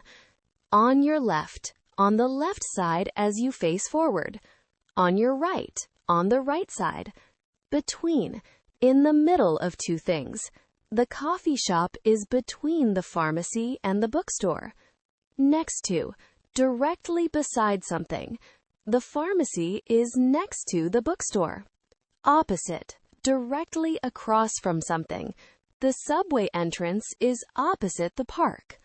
Around the corner, just past the corner of a street. The cafe is just around the corner. You can't miss it. This is a very common phrase in English directions. It means the place is easy to see. It's obvious. You will notice it naturally. The man types notes into his phone as Sarah explains. He nods. He looks relieved. Thank you so much, he says. I was walking in the completely wrong direction. It happens to everyone, Sarah says. Brooklyn can be confusing at first. The man smiles. He looks a little more relaxed now. Are you from here? He asks.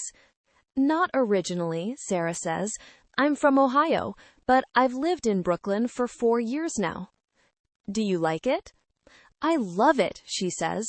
It took a few months to learn my way around, but now I know every street, every subway line, every good coffee shop. It becomes yours eventually. She pauses for a second, then adds, one tip. Landmarks help a lot when you're new to a neighborhood. A landmark is a place or building that is easy to recognize and remember. It helps you navigate. It gives you reference points as you walk. In this part of Brooklyn, some useful landmarks are the big Atlantic Terminal Mall at the intersection of Atlantic Avenue, the Brooklyn Public Library, a beautiful old building on Eastern Parkway, and Prospect Park, a huge park where people walk, run, and sit on weekends. When someone gives you directions using landmarks, like turn left at the pharmacy or it's across from the park, these are usually easier to remember than just walk 2 blocks. The man nods. He looks at his phone, then up at the street. Now he has a plan. Thank you again, he says. Really, that was so helpful. Good luck, Sarah says. Enjoy Brooklyn. She watches him walk away, in the right direction this time, and then continues toward the subway herself. She thinks, everyone who lives in New York was confused on their first day. That's part of it. You ask, someone helps, and slowly the city starts to make sense. Today, Sarah helped a lost tourist find his way, and in doing so, she taught us some of the most important direction words in English. Let's review today's key vocabulary. Go straight ahead. Continue walking in the direction you are already facing. Turn left. Turn right. Change direction to the left side or the right side. Take the first left. Walk to the first street on the left and turn there. Cross the street. Walk from one side of the street to the other side. On your left. On your right. On the left or right side as you face forward. Between. In the middle of two things. The coffee shop is between the pharmacy and the bookstore. Next to. Directly beside something. The cafe is next to the bank. Opposite. Directly across from something. It's opposite the park. Around the corner. Just past the corner of a street. It's just around the corner. You can't miss it. The place is easy to see. You will notice it naturally. Landmark. A place or building that is easy to recognize and helps you navigate. Navigate.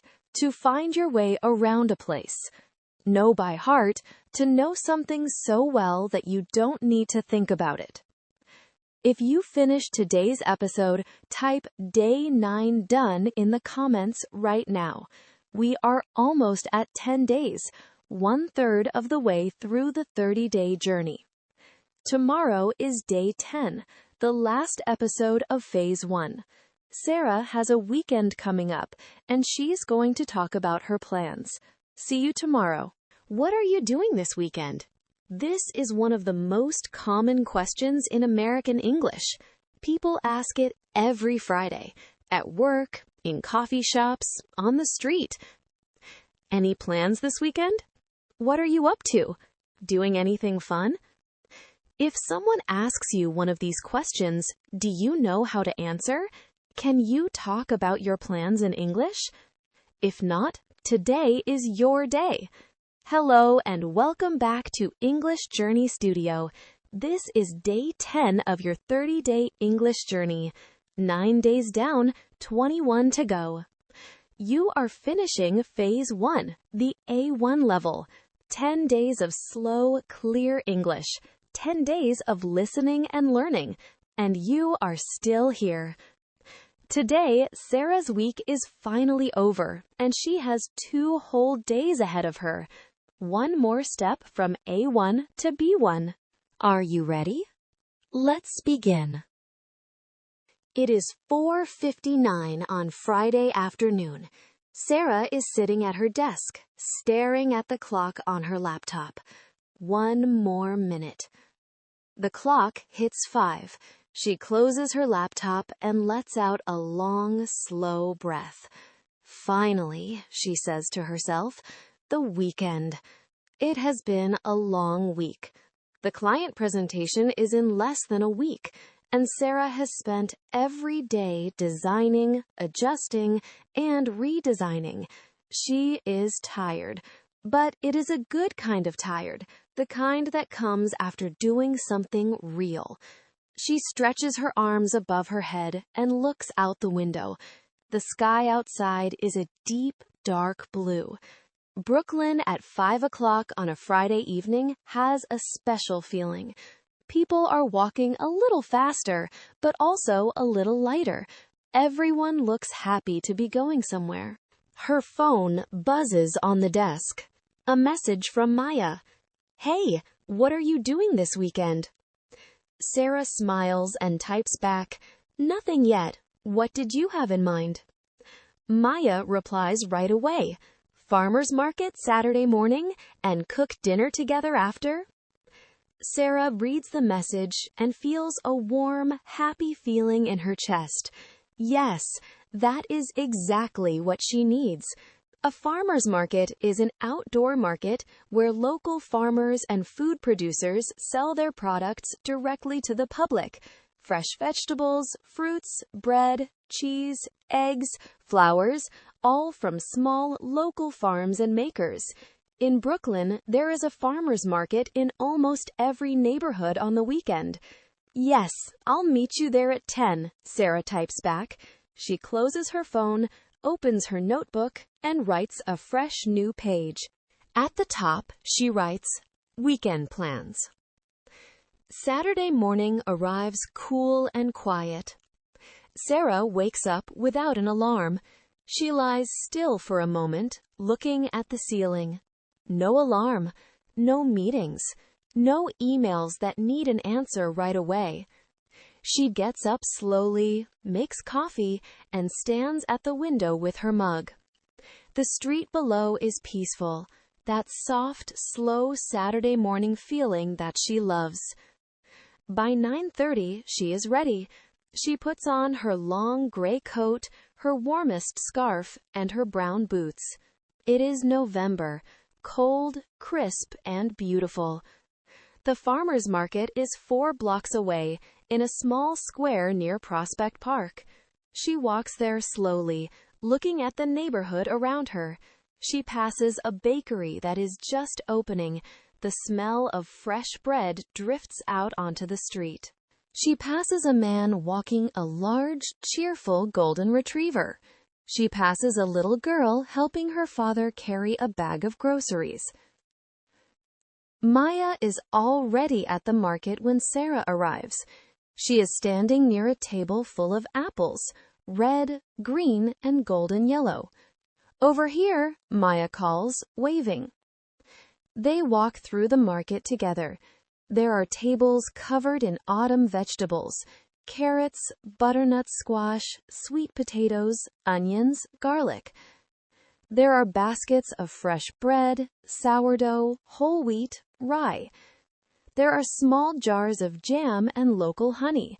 There are even flowers: orange, yellow, and deep burgundy. Sarah picks up a bundle of tomatoes on the vine, a head of garlic, fresh basil, and a jar of honey.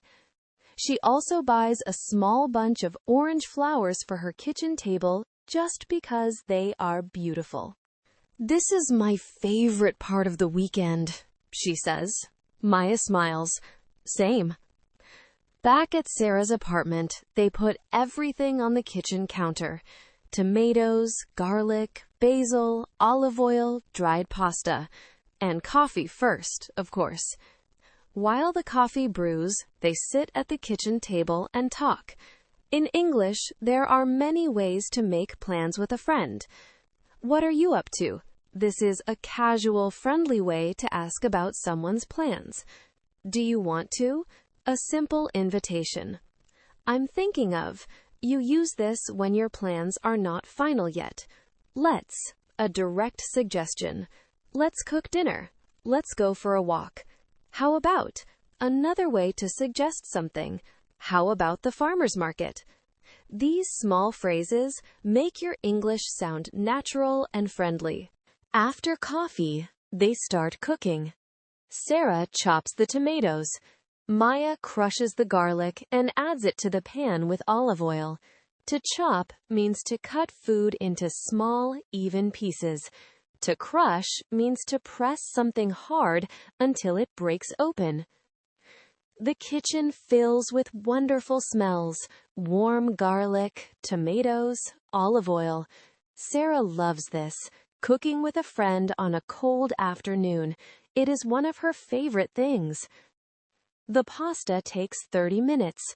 When it is ready, they carry their bowls to the table and sit down. They eat slowly. "This is so good," Maya says. "Right?" Sarah smiles. Fresh ingredients make everything taste better. After dinner, they drink tea and keep talking. Outside, the sky is dark. The city is quiet. Two good friends in a warm kitchen. This is what a Saturday evening should feel like. Sunday morning. Sarah sleeps until 9. She opens her eyes slowly. No plans until the afternoon. She feels rested and calm. Americans have a phrase for days like this: a slow Sunday. A slow Sunday is a day when you do not rush. You take your time. You rest. You only do what you feel like doing. Sarah makes eggs and toast for breakfast. She puts on soft jazz music. She eats slowly, looking out the window. After breakfast, she does a few chores. Chores are the small, everyday tasks you do to keep your home clean and organized. She wipes down the kitchen counters. She vacuums the living room floor. She does a load of laundry. To vacuum means to clean the floor with a machine that sucks up dirt and dust. A load of laundry means one full cycle of clothes in the washing machine. By noon, the apartment is clean and smells fresh. Sarah feels satisfied. There is something deeply good about a clean apartment on a quiet Sunday. She makes a cup of tea, sits on the couch, and opens her book. She has been meaning to read this book for months. Now she has the time. She reads for 2 hours. Time passes slowly and pleasantly. Around 3 in the afternoon, her phone rings. The name on the screen, Mom. "Hi, Mom," Sarah says. Her voice is warm and bright, the voice she uses only for the people she loves most. Sarah and her mother talk for about 40 minutes. Her mother calls from Chicago every Sunday. It is a ritual, something they have done for years. A ritual is a regular habit or routine that has special meaning to you. Sunday evening phone calls with family, Saturday morning coffee, a walk in the same park every week. These rituals give shape and comfort to your life. Her mother has family news. Sarah's brother David got a promotion at work. A promotion means your company gives you a better, higher position, usually with more responsibility and more pay. "That's wonderful," Sarah says. "Tell him I'll call him this week." After the call, Sarah goes back to her book for a while. Then she closes it and sits quietly for a moment. The weekend is almost over. She thinks about the 2 days, the cold walk to the farmer's market, the smell of garlic in the kitchen, the pasta dinner with Maya, the slow, quiet Sunday, the clean apartment, the phone call with her mother. It was a good weekend. Not dramatic, not exciting in a big way, just full and warm and good. She opens her notebook one more time. She writes, Monday, back to work, designs for November 5th. The weekend is done, but right now it is still Sunday evening. The apartment is warm, the city is quiet. Sarah makes one last cup of tea and sits by the window. She watches the lights of Brooklyn below. Today, Sarah had a full and happy weekend. She went to the farmer's market with Maya. She cooked a warm dinner and talked for hours. She had a slow, quiet Sunday, reading, cleaning, and calling her mother. These are the small things that make a good life. Quick vocabulary review. A weekend, Saturday and Sunday, the days off from work. A farmer's market, an outdoor market with fresh, local food. To chop, to cut food into small pieces. To vacuum, to clean the floor with a vacuum machine. A load of laundry, one full cycle in the washing machine. Chores, small, everyday tasks to keep your home clean. A ritual, a regular habit with special personal meaning. A promotion, a better job position at the same company. If you finished today's episode, type Day 10 done in the comments right now. Tomorrow is day 11. We'll go to a cafe with Sarah. Keep listening, keep learning. See you tomorrow.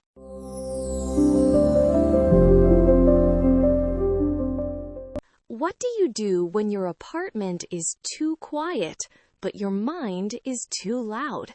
Some people go for a walk. Some people call a friend. And some people grab their laptop and go to the cafe. Hello, and welcome back to English Journey Studio. This is day 11 of your 30-day English journey, and today something is different.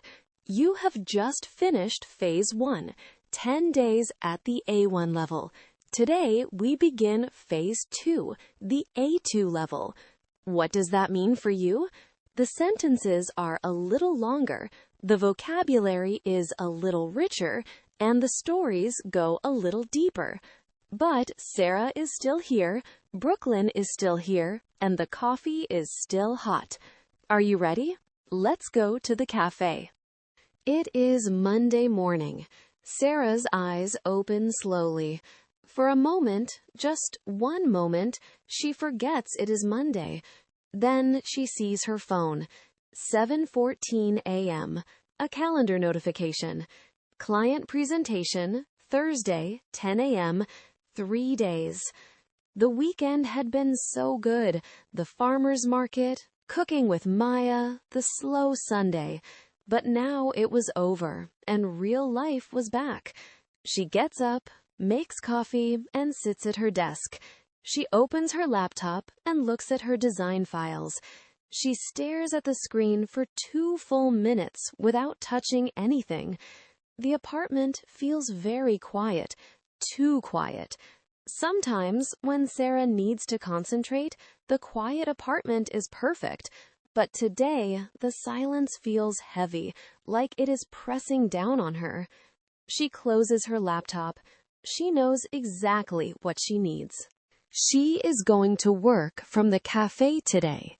She gets dressed quickly, jeans, a warm sweater, her favorite gray scarf. She puts her laptop, her notebook, and her headphones into her bag. She pulls on her coat, steps outside, and takes a breath of cold November air. The city is already awake. People are walking fast, coffee cups in their hands, heading somewhere with purpose. Sarah walks toward the Corner Cup, her favorite cafe in Brooklyn. The Corner Cup is warm, and it smells wonderful. Coffee, cinnamon, and something baking in the back. Sarah loves this place. She has been coming here for 2 years. It is quiet enough to work, but not so quiet that it feels lonely. There is a short line. She waits, looking up at the menu on the wall. She always orders the same thing, an oat milk latte. When it is her turn, she steps up to the counter. The barista, a young woman with short red hair, smiles at her. "Hi, what can I get you?" "Hi, could I get a large oat milk latte, please?" The barista's expression changes slightly. "I'm so sorry, we actually ran out of oat milk this morning. We're getting more this afternoon, but right now we only have regular milk and almond milk." Sarah pauses. This has never happened before. "Oh, okay. What would you recommend?" The barista thinks for a second. "Honestly, if you like lattes, you should try our cortado. It's a small coffee, equal parts espresso and steamed milk. It's strong, but really smooth. A lot of our regulars love it." Sarah has never tried a cortado before. "Okay," she says. "I'll have the cortado." "Great choice," the barista says, smiling. Sarah pays and finds a table by the window. A few minutes later, the barista sets down a small, beautiful cup. Sarah takes one sip. It is strong, smooth, almost a little sweet, even without sugar. She smiles. She had been planning to order the same thing she always ordered, and instead, she found something new. Sarah opens her laptop and puts on her headphones. She finds her work playlist, soft instrumental music, no words, and then she begins. Something about the cafe makes it easier to concentrate. At home, she can see the dishes in the sink, the laundry she forgot to fold, the book sitting on the coffee table.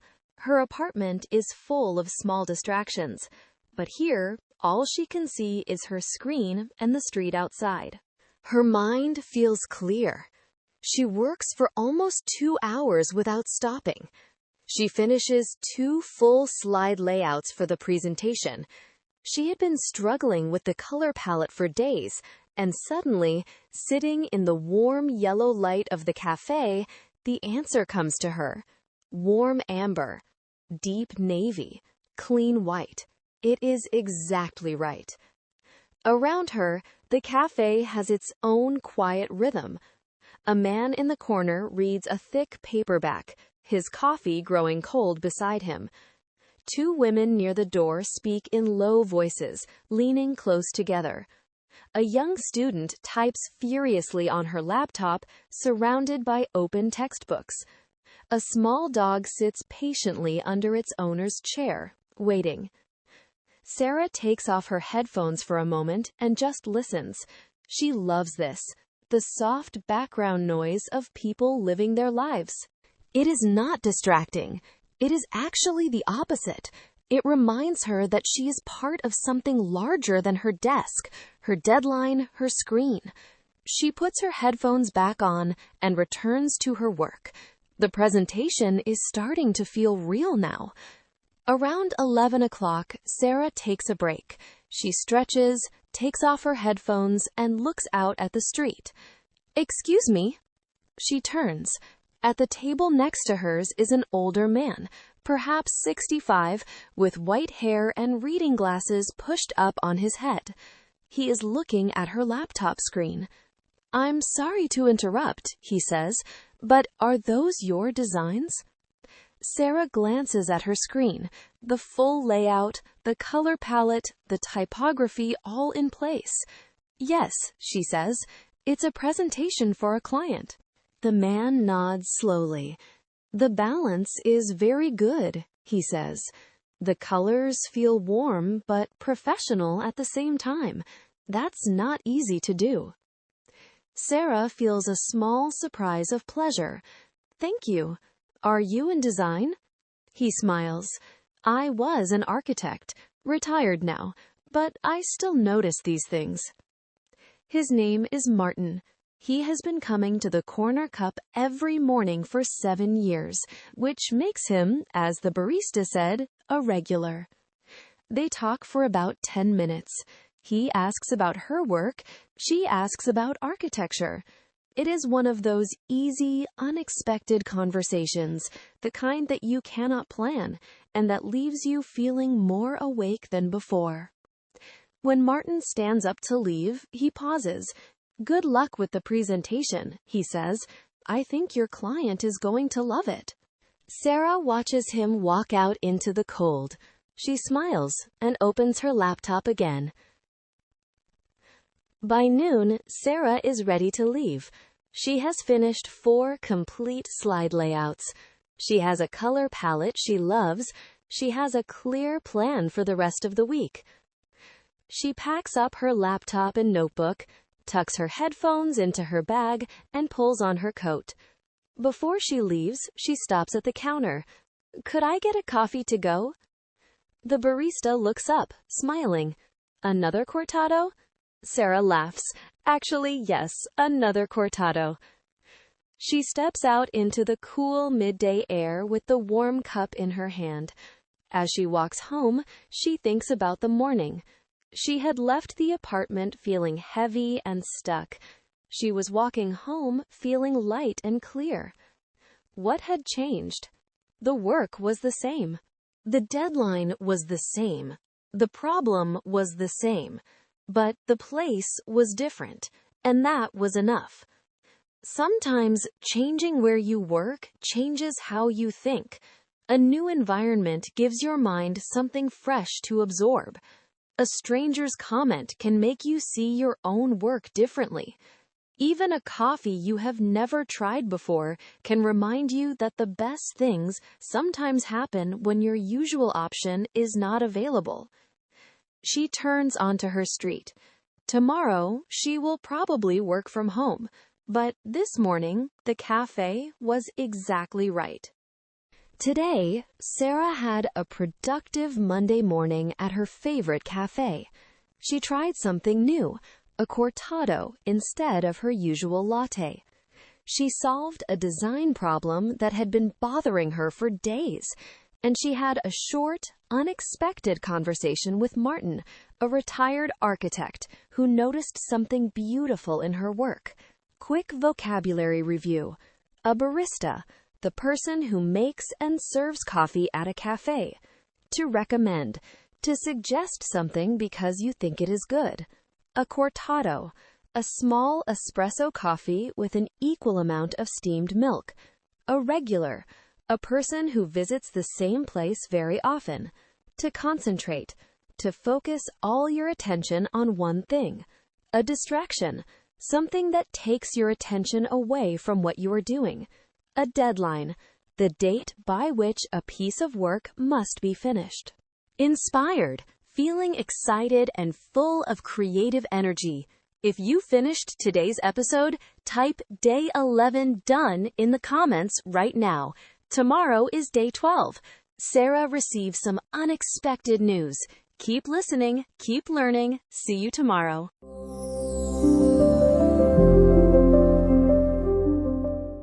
Have you ever been sitting quietly, working, minding your own business, and then one email changes everything? Not a bad email, not a bill, not a problem, just news. Unexpected, exciting, slightly terrifying news. Hello and welcome back to English Journey Studio. This is day 12 of your 30-day English journey. We are still at the A2 level. The sentences are a little longer, the vocabulary is a little richer, and today the story gets a little more interesting. Yesterday, Sarah went to the corner cup cafe. She worked hard, she tried a new coffee, and she met Martin, a retired architect who loved her designs. She came home feeling ready. And today, on a regular Tuesday morning, her phone buzzed, and everything changed. Let's find out what happened. It is Tuesday. Sarah woke up early, earlier than usual. She was already thinking about the client presentation on Thursday, 2 days away.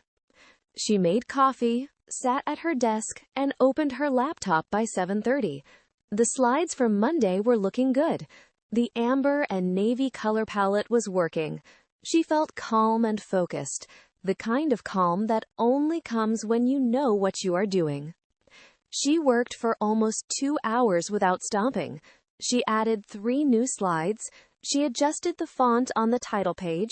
She replaced 2 images with better ones.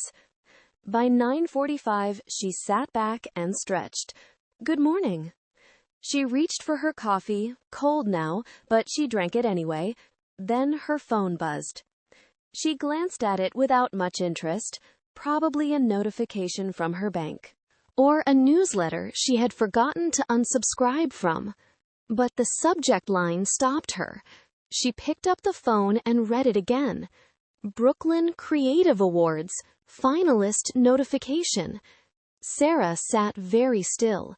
She had entered a design competition, the Brooklyn Creative Awards, 6 months ago. She had worked on her entry for 3 weeks, submitted it in May, and then nothing. No reply, no update. She had completely forgotten about it. She opened the email. The email was short, clear, impossible to misread. Dear Sarah, we are pleased to inform you that your entry, Urban Warmth, a visual identity for small Brooklyn businesses, has been selected as one of 12 finalists in the Brooklyn Creative Awards graphic design category. To complete your submission, please upload your full portfolio to our online portal by Friday, June 26th at midnight. We look forward to seeing more of your work. Congratulations and good luck. Sarah read it a second time, then a third. She was a finalist. Out of hundreds, maybe thousands of entries, she was one of 12. For a moment, she felt a rush of pure happiness. She wanted to call someone. She wanted to stand up and walk around her apartment. She wanted to do both at the same time. And then the second thought came. Friday. The portfolio was due on Friday. Her client presentation was on Thursday. She opened her calendar. Tuesday, working on slides. Wednesday, finishing slides. Thursday, client presentation at 10 a.m. Friday, the portfolio deadline at midnight. There were only 4 days, and 2 of the biggest moments of her professional life were happening almost at the same time. The happiness she had felt a moment ago was still there, but it was sitting right next to something else. Overwhelmed. She put her phone down, looked at her laptop, and did not move for a full 30 seconds. Sarah opened a new document and typed 2 headings. Presentation, Thursday. Portfolio, Friday midnight. She stared at them. The presentation was almost ready. She had 4 good slides. She needed maybe 3 more, plus a cover page, plus final review. 2 days of focused work, she could do that. But the portfolio was different. A competition portfolio is not just a collection of your work. It needs to tell a story. It needs an introduction. It needs strong images. It needs a layout that looks professional and clean. She had most of the pieces, but she had never put together a formal portfolio before. She did not know exactly how long it would take. She closed the document and picked up her phone. She called Maya. Maya answered on the second ring. "Hey, what's up?" "I got some news," Sarah said. "Good news or bad news?" "Good news, but also a lot of work news." She explained everything. The competition, the email, the Friday deadline, the Thursday presentation. Maya was quiet for a moment. Then she said, "Okay, so you have 2 big things due in 4 days. That's stressful.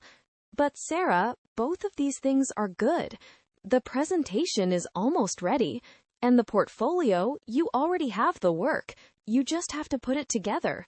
"I know," Sarah said, "but what if I can't do both well?" "Make a plan," Maya said simply. "Break it into pieces. You're good at that." After the phone call, Sarah made a cup of fresh coffee. She sat back down at her desk, but this time she opened a new document, a proper one, a plan. She wrote the days across the top: Tuesday, Wednesday, Thursday, Friday. Then she filled in the boxes. Tuesday afternoon, finish the 3 remaining presentation slides. Tuesday evening, select the best 10 pieces of work for the portfolio. Wednesday morning, final review of the presentation. Wednesday afternoon, start building the portfolio, layout, images, introduction. Thursday morning, client presentation at 10 a.m. Thursday afternoon, whatever the client meeting leaves behind, follow-up emails, notes, revisions if needed. Friday, finish the portfolio. Submit by midnight. She read through the plan. It was tight, but it was possible. Something about seeing the 4 days laid out in order made the pressure feel smaller, less like a wall and more like a staircase, one step at a time. She thought about what Maya had said. You already have the work. You just have to put it together. That was true. She had been making beautiful things for 3 years. The competition did not need her to be perfect. It just needed her to show up fully, honestly, with everything she had already made. She closed the planning document and opened her presentation slides. Time to start. At 6 o'clock in the evening, Sarah stopped working. She had finished all 3 of the remaining presentation slides. She had also selected 11 pieces for the portfolio. She would cut one tomorrow when she could see them all together with fresh eyes. She made dinner. Simple pasta, olive oil, a handful of cherry tomatoes from the farmer's market. While she was eating, she picked up her phone and opened the competition email one more time. She had been so focused on the work that she had not done the most important thing yet. She had not replied. She pressed reply and typed quickly. "Dear Brooklyn Creative Awards team, thank you so much for this wonderful news. I am honored to be selected as a finalist. I will submit my full portfolio by Friday, June 26th. I look forward to it. Best regards, Sarah." She read it once. She pressed send. She put her phone down and finished her pasta. Outside the window, Brooklyn was getting dark. Street lights were coming on. A bicycle passed below, its light cutting through the evening. Sarah thought, 4 days ago, I was sitting in this apartment feeling stuck. Now I have a presentation Thursday and a competition portfolio Friday. She smiled, still stuck, but in a completely different way. Today, Sarah received unexpected news. She was selected as a finalist in the Brooklyn Creative Awards, a design competition she had entered 6 months ago and almost forgotten about. She felt happy, then overwhelmed. Then she made a plan. Quick vocabulary review. A finalist, one of the last people or entries remaining in a competition. A competition, an event where people try to win by doing something better than others. A portfolio, a collection of your best creative work used to show your skills. A deadline, the date or time by which something must be done. To submit, to send or deliver something officially. An entry, the piece of work you send to a competition. A panel, a group of people who judge or make decisions together. Overwhelmed, feeling like there is too much to deal with at one time. If you finished today's episode, type Day 12 done in the comments right now. Tomorrow is Day 13. Sarah has 1 day left before the client presentation. Keep listening, keep learning. See you tomorrow.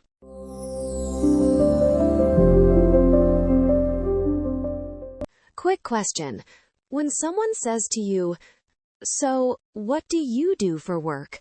What do you say? In your own language, maybe this is easy. You know the words. You know how to explain your job, ask about someone else's, talk about what you like and what you find difficult. But in English, it can feel harder. What is your job title in English? How do you explain what you actually do? Not just the title, but the real work. And how do you keep the conversation going after the first answer? Talking about your job is one of the most important English skills you can have. You need it when you meet someone new. You need it at events, at parties, on trips. You need it in interviews, in emails, in casual conversations at a cafe. Hello, and welcome back to English Journey Studio. This is day 13 of your 30-day English journey. We are at the A2 level, building real vocabulary, real conversations, real confidence. Today, Sarah takes a break from her work and ends up having a conversation about exactly that, work, why she does it, and what it means to love what you do. Let's find out what happened. It is Wednesday, midday. Sarah had been working since 7 in the morning.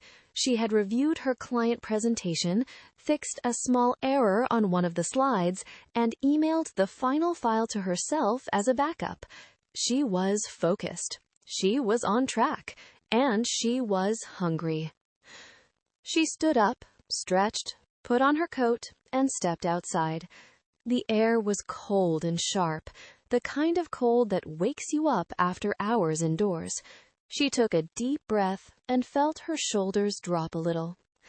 She walked 2 blocks to the corner cup, not to work this time, just to eat something and breathe for 20 minutes.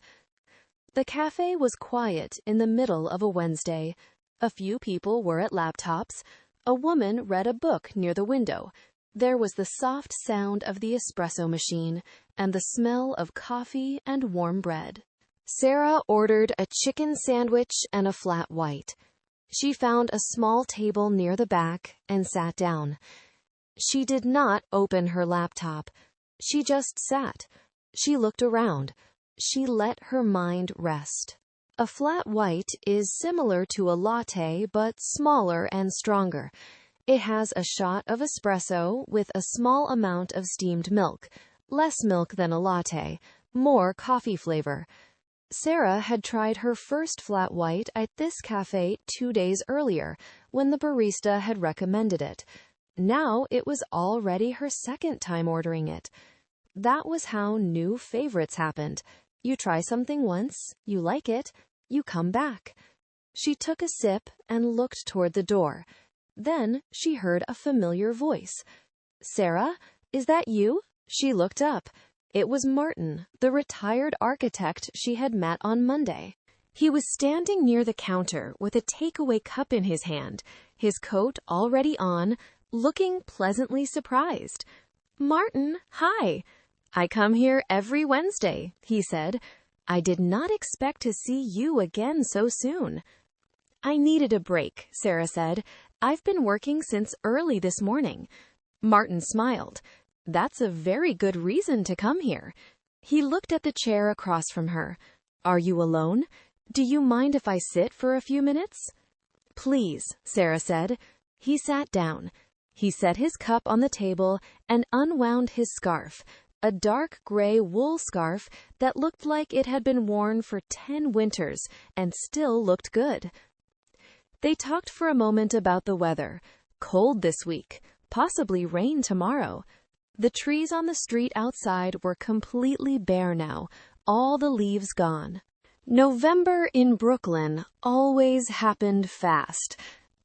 Then Martin leaned back slightly and said, I realized something on Monday. I know you design things, but I don't actually know what you do. What kind of designer are you? Sarah smiled. This was a question she had answered many times, in many situations, but she still liked being asked because it meant someone was genuinely curious. I'm a graphic designer, she said. Specifically, I work on visual identity for small businesses. Martin nodded slowly. Tell me more. A graphic designer, Sarah said, is someone who creates visual content, images, layouts, designs to communicate a message or an idea. She thought for a moment about how to explain her work simply and clearly. Think of any business you see in your neighborhood, she said. A bakery, a cafe, a bookstore. They all have a name, but they also have a look, a logo, a color, a style of writing on their signs and packaging. When you see that logo, you recognize it immediately, even before you read the name. That look, that whole visual system is called a visual identity. And you create that, Martin said. It was not quite a question. Yes, I work with small businesses, usually businesses that are just starting out or businesses that have been open for a few years, but their visual identity feels outdated. They know who they are, they know what they do, but they don't always know how to show that visually, through design. So you translate their identity into something visual, Martin said. Sarah looked at him. Exactly. That's exactly what it is. She liked that he understood so quickly. Architects, she thought, worked visually too. They understood that how something looked was never separate from what it meant. A visual identity includes all the visual elements that represent a brand. The logo is part of it, but so are the colors, the fonts, the shapes, the way photographs are styled. Everything you see when you look at a company, that is its visual identity. It sounds a little like architecture, Martin said. Every decision in a building is both aesthetic and functional. The shape of a window is beautiful, but it also lets in light, controls airflow, changes how a room feels. It sounds like your work is the same kind of thinking. It is, Sarah said. It really is. Do you work for a company? Martin asked. Or on your own? On my own, Sarah said. I'm freelance. Freelance means you work independently, not for one employer, not at one company. A freelancer takes individual projects from different clients. Each project is separate. One month, you might work with a cafe. The next month, a small clothing brand. The month after that, a community organization. A client, Sarah explained, is the person or business that hires you and pays for your work. I usually have 2 or 3 active clients at any one time. That sounds very independent, Martin said. I understand that feeling. I had my own practice for 20 years before I joined a larger firm. A practice, in architecture, law, or medicine, is a professional business run by one person or a small group. Martin had run his own architecture practice for 2 decades. In a way, he had also been a freelancer, working for himself, choosing his own clients, building something that was entirely his. Is it hard? Martin asked, working alone? Sarah thought about this honestly. Sometimes, she said, there's no team. You manage everything yourself.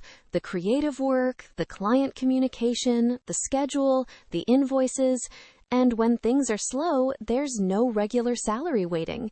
You have to go find the next project. But, Martin said, he could hear that there was a but coming. Sarah smiled. But every project feels like mine. I choose who I work with. I choose the kind of work I do.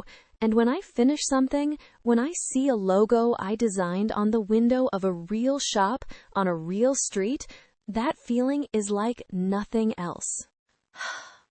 Martin nodded slowly. That's why you do it, he said. That's why I do it. They talked for another 10 minutes. Martin told Sarah about his favorite building in Brooklyn, a converted warehouse in Dumbo, near the water. He had walked past it every week for 15 years. He had never designed it. But I always wished I had, he said. Sarah told him about the project she was most proud of. It was a small Jamaican restaurant in Flatbush, she said. The owner's name was Mrs. Campbell. She had been running it for 12 years. What did the original logo look like? Martin asked. Just text, Sarah said. Her restaurant's name, in a basic font. Black letters on a white background. Nothing else. And you redesigned it. We spent 3 weeks on it together, Sarah said. I asked her a lot of questions. What does the restaurant feel like when you walk in? What do you want people to feel when they eat there? What are you most proud of? What did she say? She talked about her mother, Sarah said. Her mother had taught her to cook. She talked about Sunday mornings growing up, the smells, the colors, the sound of her family in the kitchen. That was the feeling she wanted the restaurant to have. So what did the new logo look like? A swallow, Sarah said. A bird in flight, small, clean, moving forward, and warm orange and deep green tones, the colors of the Jamaican flag, but softer, more personal. When I showed Mrs. Campbell the final version, she didn't say anything for a long time. And then, Martin said quietly, she said, "That's my restaurant." Martin was quiet for a moment. "That's the whole job right there," he said. Sarah looked at her watch. It was almost 1:30. She had been away from her desk for almost an hour. "I should get back," she said. "Big week." "I remember those," Martin said. He stood up and extended his hand. She shook it. "Good luck with whatever you're working on." "Thank you," Sarah said. "And thank you for this. It was good to talk." She walked back through the cafe, through the door, and out into the cold November air. She felt good, clear. Sometimes all you need is 20 minutes away from work to remember why you love it. She walked back toward her apartment, her desk, her plan, and her deadlines, ready. Today, Sarah took a lunch break and ended up in a conversation that reminded her why she does what she does. She talked to Martin about her work as a graphic designer. She explained visual identity, freelance work, clients, and she told him the story of a restaurant logo that made an owner cry. Quick vocabulary review. A graphic designer, a person who creates visual content to communicate a message. Visual identity. All the visual elements that represent a brand, the logo, colors, fonts, and overall style. A client. The person or business that hires you and pays for your services. Freelance. Working independently, taking individual projects from different clients instead of working for one company. A brand. The identity of a company or product. How it looks, how it feels, how people recognize it. A practice. A professional business run by one person or small group, common in architecture, law, and medicine. Aesthetic. Relating to how something looks, its visual beauty or style. Functional, practical, designed to serve a specific purpose. To commission, to formally ask and pay someone to create a piece of work for you. Outdated, no longer modern or current, belonging to an earlier time. What do you do for work? An important question. Now you know how to answer it in English and how to keep the conversation going. If you finished today's episode, type Day 13 done in the comments right now. It helps you track your progress, and I love reading your notes. Tomorrow is Day 14. Sarah doesn't feel well. We'll learn how to talk about health, describe symptoms, and speak with a doctor in English. Keep listening, keep learning. See you tomorrow.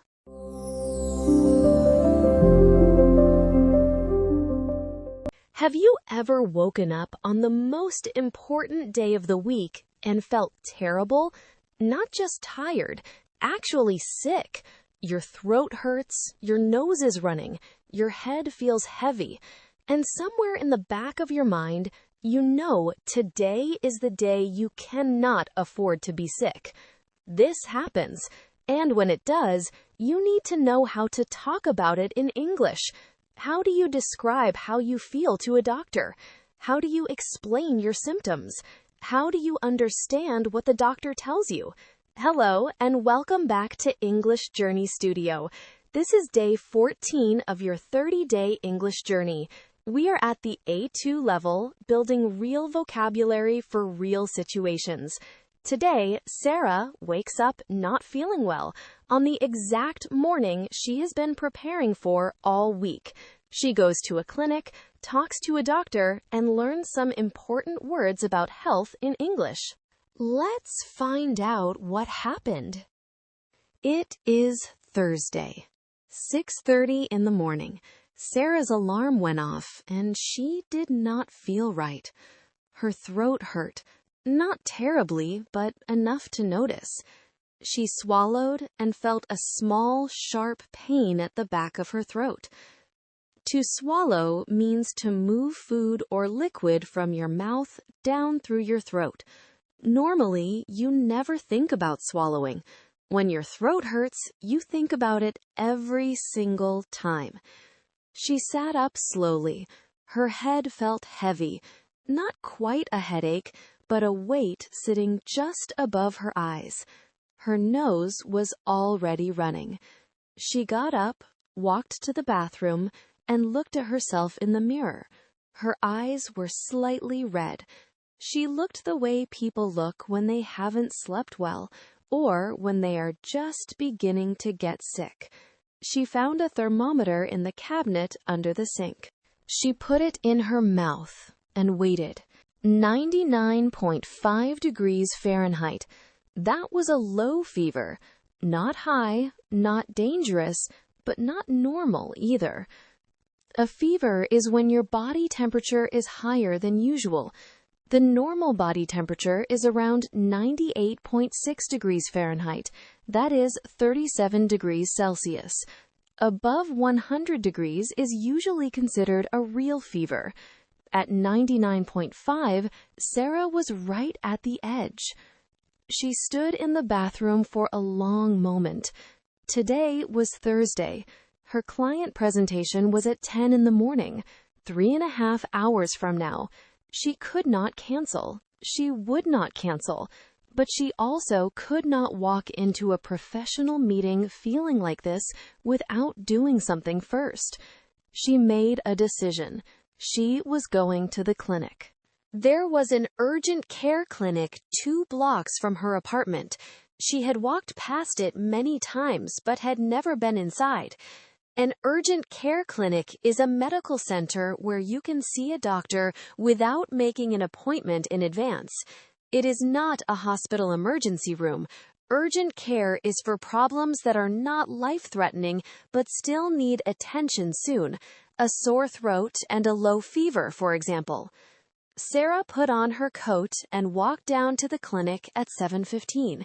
The November air was cold and sharp. She pulled her scarf tighter and walked quickly. The waiting room was quiet. 2 other people were already there. An older man looking at his phone, and a young woman who appeared to have a similar problem to Sarah. A waiting room is the room where patients sit before the doctor is ready to see them. Most clinics and doctors' offices have one. Sarah walked to the front desk. A receptionist, a young man with a calm, professional manner, looked up at her. "Good morning. How can I help you?" "Hi, I'm not feeling well," Sarah said. "I have a sore throat and a low fever. I was hoping to see a doctor before work this morning."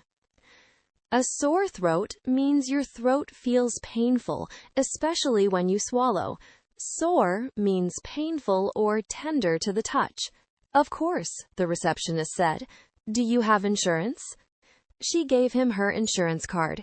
He typed her information into the computer, handed her a short form to fill out, and said, "The doctor will see you in about 15 minutes." Sarah sat down in the waiting room. She did not take out her phone. She just sat quietly, breathed, and waited. After about 12 minutes, a nurse called her name. Sarah followed the nurse through a door and into a small examination room. An examination room is the room where the doctor sees patients.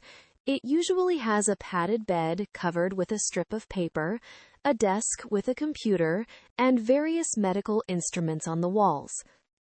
The nurse took Sarah's temperature again and checked her blood pressure. She wrote everything down on a chart. "The doctor will be right with you," she said, and left. A few minutes later, the doctor entered. Her name was Dr. Rivera. She was in her 40s, with short, dark hair and a direct, warm manner. She shook Sarah's hand. "Good morning. I'm Dr. Rivera. What brings you in today?" "I woke up with a sore throat," Sarah said, "and a low fever, 99.5. My head feels heavy and my nose has been running since last night." "How long have you had these symptoms?" the doctor asked. "The sore throat started yesterday evening," Sarah said. "Everything else started this morning." Symptoms are the physical signs of an illness, the things you feel or notice that tell you something is wrong with your body. A sore throat is a symptom. A fever is a symptom. A runny nose is a symptom. Any cough? A little. Dry, not much. Difficulty breathing, chest pain? No. Nausea or stomach issues? No. Dr. Rivera nodded. "Okay, let me take a look." She examined Sarah carefully. She used a small penlight to look inside Sarah's throat. She checked both ears with a small instrument. She placed a stethoscope on Sarah's back and asked her to breathe slowly in and out. To examine means to look at something very carefully in order to understand it or to find out what is wrong. A doctor examines a patient. An engineer examines a bridge. A reader examines an argument. Dr. Rivera sat back and typed a few notes into her computer. "Your throat is slightly red, but there are no white spots," she said. "That's a good sign. It means this is most likely not strep throat." Strep throat is a bacterial infection of the throat, more serious than a regular sore throat, and it needs to be treated with antibiotics. White spots at the back of the throat are one sign of strep. Sarah didn't have them. Your ears are clear. Your breathing sounds completely normal. Your temperature is low. The doctor looked at Sarah directly. I think you have the beginning of a viral upper respiratory infection. In other words, a common cold. A viral infection is an illness caused by a virus.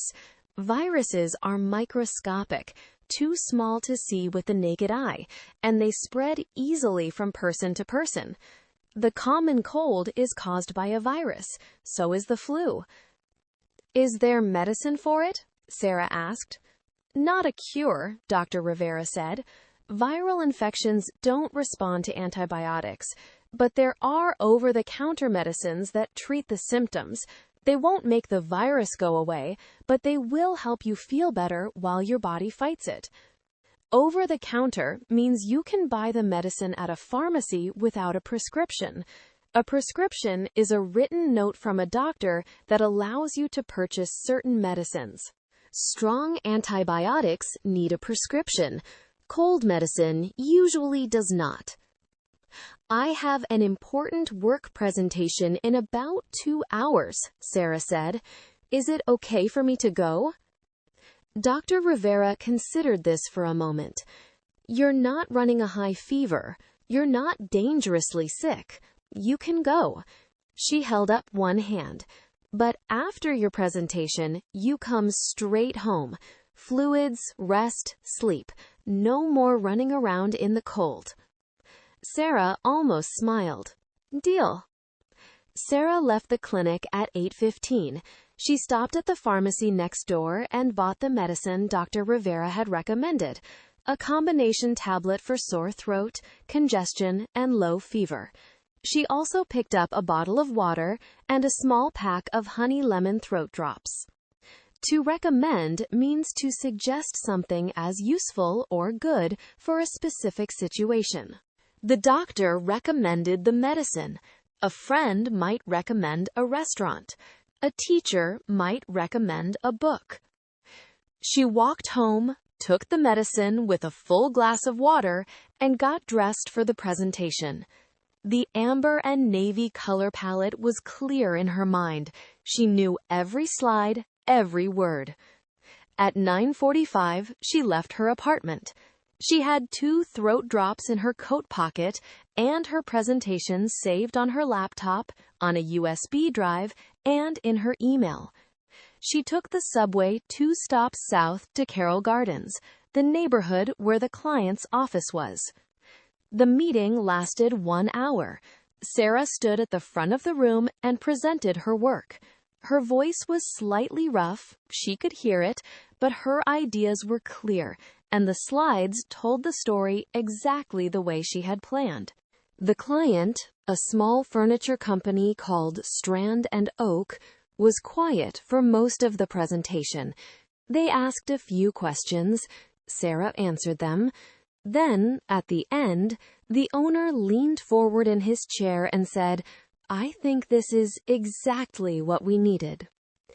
Sarah took the subway back home to Brooklyn. She let herself into her apartment, put her bag down on the floor by the door, and went directly to the kitchen. She filled the kettle and set it on the stove. Tea, hot tea with honey, and then rest.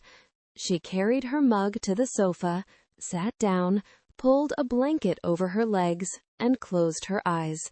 Outside, Brooklyn was gray and cold. Inside, the apartment was warm and quiet. She had done what she needed to do. Everything else could wait until tomorrow. Today was Thursday. Sarah woke up feeling sick on the morning of her most important presentation of the week. She went to an urgent care clinic, saw Dr. Rivera, and learned she had the beginning of a common cold. She took medicine, went to the presentation anyway, and did excellent work. Then she came home, made tea, and rested. Quick vocabulary review. Symptoms. The physical signs of an illness. The things you feel that tell you something is wrong. A sore throat. pain in the throat, especially when you swallow. A fever, a body temperature higher than normal, a sign that your body is fighting something. A runny nose, when liquid flows from your nose because you are sick. To swallow, to move food or liquid from your mouth down through the throat. An urgent care clinic, a medical center where you can see a doctor without an appointment for non-emergency issues. A waiting room, the room where patients sit before the doctor is ready for them. To examine, to look at something very carefully to understand it or find out what is wrong. A diagnosis, the identification of an illness after a doctor has examined a patient. A prescription, a written note from a doctor allowing you to purchase certain medicines. Over-the-counter, describes medicines you can buy at a pharmacy without a prescription. To recommend, to suggest something as useful or good for a particular situation. Feeling sick and speaking English at the same time is hard, but now you have the words you need. If you finish today's episode, type Day 14 done in the comments right now.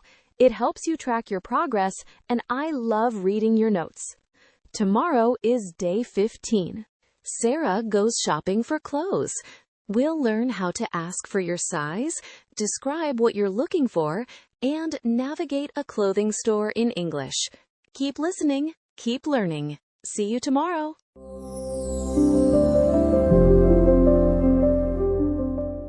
You're standing in a clothing store. You see a sweater on the rack. The color is perfect. The style is exactly what you wanted. You take it to the fitting room and it doesn't fit. The shoulders are too tight, so you walk out and look for someone who works there, and then you realize you don't know how to ask for what you need. Do you just hold up the sweater and point? Or do you know the exact sentence, simple, clear, natural, that every English speaker uses in that moment? Maybe you've been in a store and stayed silent because you weren't sure what to say. Maybe you bought the wrong size because you didn't want to ask. By the end of today's episode, you will know exactly what to say in a clothing store, from the moment you walk in to the moment you pay and walk out. This is Day 15 of your 30-day English journey. 14 days down, 15 to go.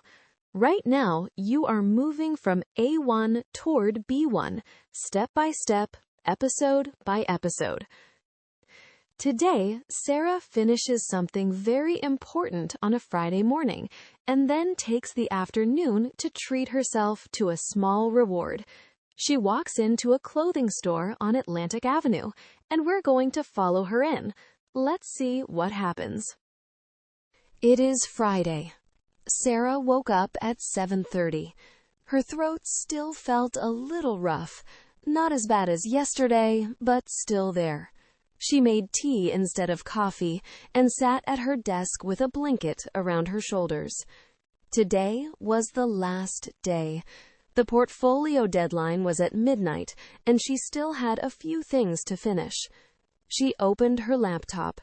The portfolio document was already there, waiting for her. 10 pieces of work laid out in order. An introduction she had written and rewritten until it sounded like her. Short captions for each piece. A clean, simple cover page with her name and the title, Urban Warmth, a visual identity for small Brooklyn businesses. She spent 2 hours going through it one final time. She checked every image. She read every sentence. She adjusted one caption that felt too formal, changed 3 words, and it was better. At 11:45 in the morning, she opened the Brooklyn Creative Awards submission portal. She uploaded the file. She filled in the required fields: name, email, entry title. She checked the box that said, "I confirm this is my original work." She pressed submit. A green confirmation screen appeared. Your portfolio has been received. "Thank you for your submission, Sarah Chen." She read it twice. Then she closed her laptop. She sat very still for a moment. And then she smiled, quietly, to herself, in her apartment on a Friday morning in November. It was done. Sarah made herself another cup of tea, ate a bowl of soup, and looked out the window. It was cold outside, but the sky was clear, a bright, clean November blue, the kind of day that looked good from the inside and felt good the moment you stepped into it. She had been indoors for 4 days. She had worked through a presentation, a cold, and a competition deadline. She had barely left her apartment except to go to a cafe and a clinic. She decided to go outside. Not to work, not to run an errand, just to walk. And maybe, if she saw something she liked, to buy herself a small reward.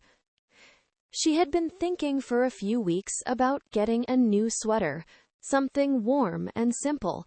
She pulled on her coat and walked down to Atlantic Avenue, where there were several clothing shops between the pharmacy and the bookstore. She stopped in front of a store called Fielder's. It was a small, independent shop, not a chain, not a department store.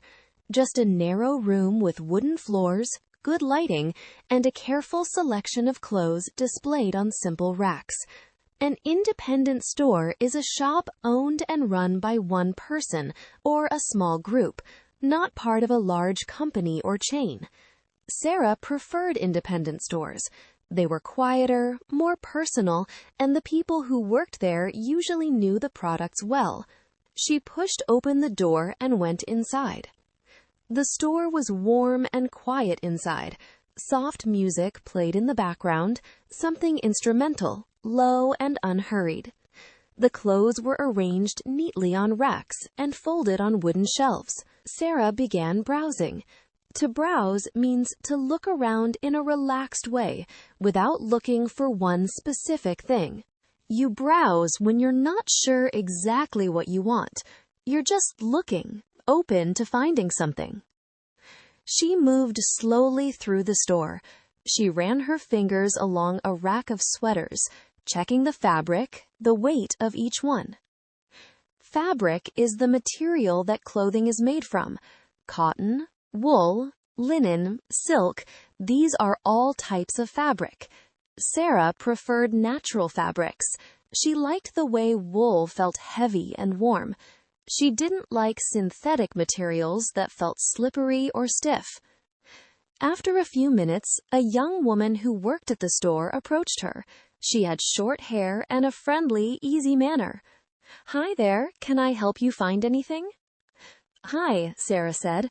"I'm looking for a sweater. Something warm, simple, maybe in a neutral color. Earth tones if you have them." Earth tones are colors that come from nature. Brown, beige, rust, olive green, warm gray. They are often described as neutral because they work well with many other colors. "We just got a few new arrivals," the employee said. She walked toward a section near the back wall. "What size are you?" "Medium, usually. Sometimes small if it's a looser fit." The employee pulled out 2 sweaters. One was a deep rust color, like dried autumn leaves. The other was a warm cream, almost off-white. "These are both 100% merino wool," she said. "Very soft. The rust one runs a little small. I'd go with medium for you. The cream one fits true to size." "Can I try them on?" Sarah asked. "Of course. The fitting room is just in the back." The fitting room was a small curtained space at the back of the store. A full-length mirror on one wall. A padded bench to set things down on. A fitting room, also called a changing room or dressing room, is the small private space in a clothing store where you try on clothes before buying them. To try on means to put on a piece of clothing in the store to see if it fits and looks good on you. You always try on before you buy. Sarah tried the rust sweater first. She pulled it over her head and looked in the mirror. The color was beautiful, warm, rich, the kind of color that made her complexion look alive. But the shoulders were tight. She lifted her arms and felt the fabric pull. Tight means too small. The clothing is pressing against the body. The opposite is loose. The clothing is too big and hangs away from the body. A good fit is somewhere in between, comfortable, not pulling, not baggy. She opened the curtain and found the employee. "Do you have this in a larger size?" This is one of the most useful phrases in any clothing store. Do you have this in a larger size? Or, do you have this in a smaller size? Or, do you have this in a different color? Simple, direct, always understood. "Let me check," the employee said. She came back a moment later. "I'm sorry, we only have the one medium left in the rust, but we have a large if you'd like to try it." Sarah tried the large. It was better across the shoulders, but too loose at the waist, and the sleeves were slightly too long. Not right. She put it aside and tried the cream sweater in medium. She pulled it on, smoothed it down, and looked in the mirror. It fit perfectly. The fabric was soft against her skin. The color was quiet and clean, easy to wear with almost anything. She turned slightly to check the back. She liked it. Sarah came out of the fitting room holding both sweaters. She handed the rust one back to the employee. "The large is too big for me, and you're out of medium, but this one," she held up the cream, "fits perfectly." "Great choice," the employee said. "That one is very versatile." Versatile means useful in many different situations. A versatile piece of clothing works well with many different outfits.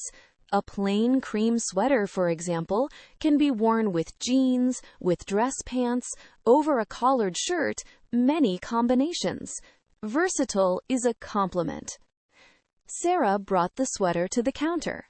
"That'll be $62, the employee said. "Do you take card?"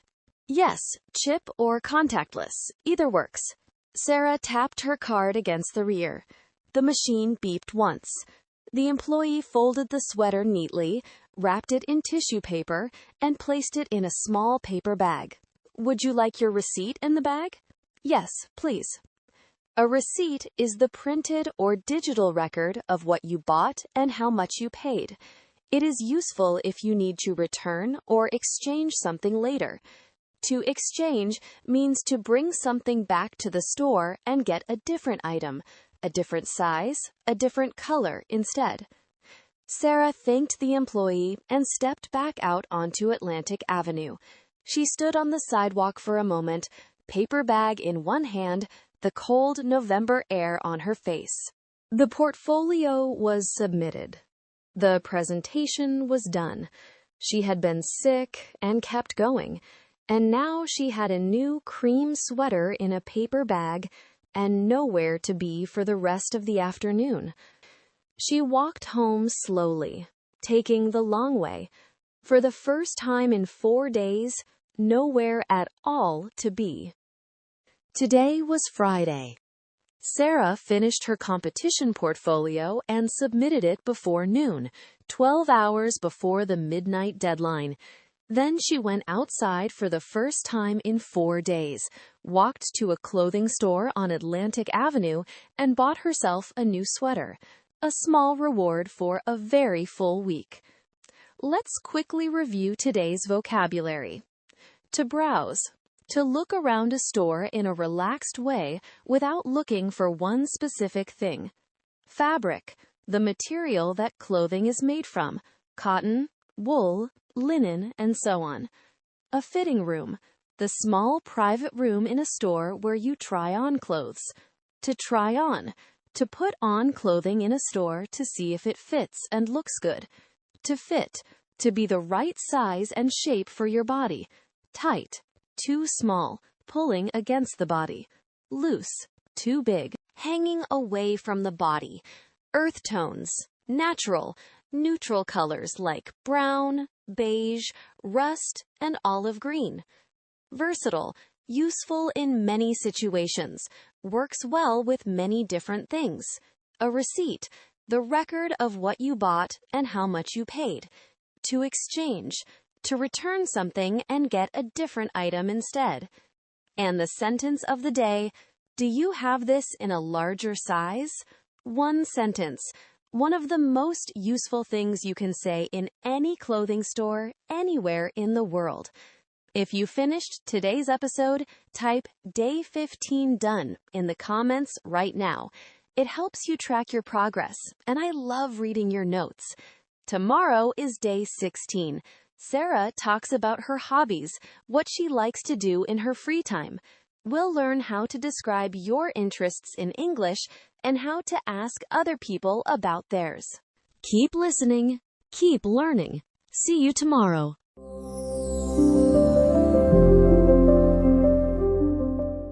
Someone asks you, "So, what do you like to do?" You understand the question, you know the answer, but the words, the English words, don't come quickly enough. And so you smile, nod a little, and say something like, "I don't know, many things."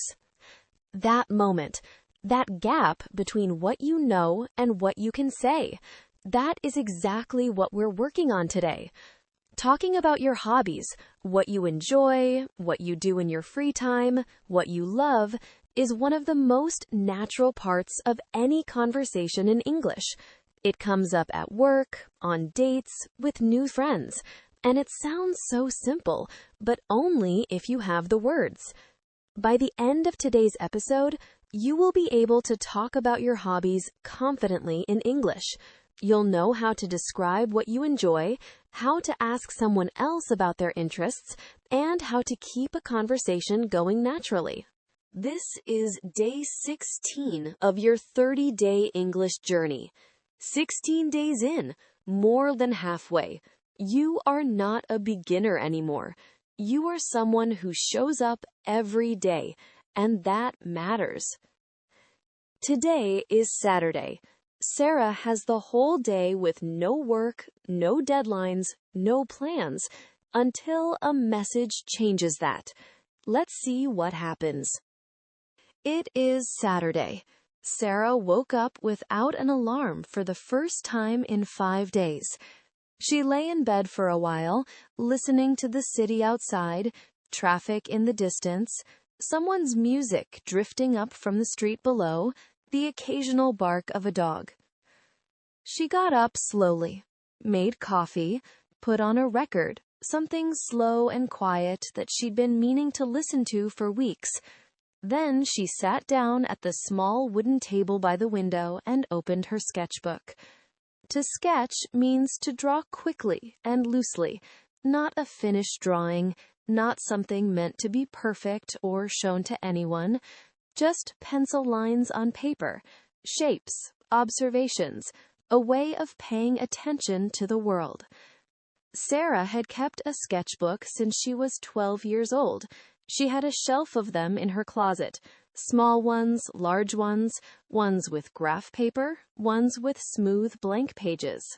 Each one full of windows and fire escapes and faces and hands and things she'd noticed but might have forgotten if she hadn't drawn them.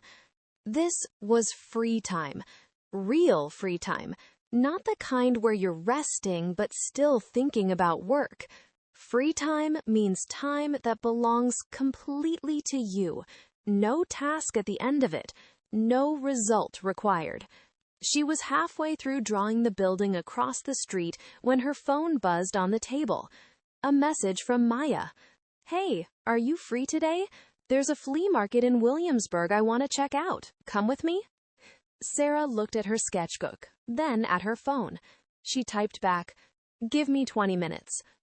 A flea market is an outdoor or indoor market where people sell second-hand items, old clothes, furniture, books, records, artwork, vintage objects. Each stall is different. You never know exactly what you'll find. That's the point. Sarah took the subway 2 stops to Williamsburg and found Maya waiting near the entrance, coat buttoned up, a canvas tote bag over her shoulder, already looking pleased about something. Maya was like that. She arrived at things already excited. "You're going to love this," Maya said.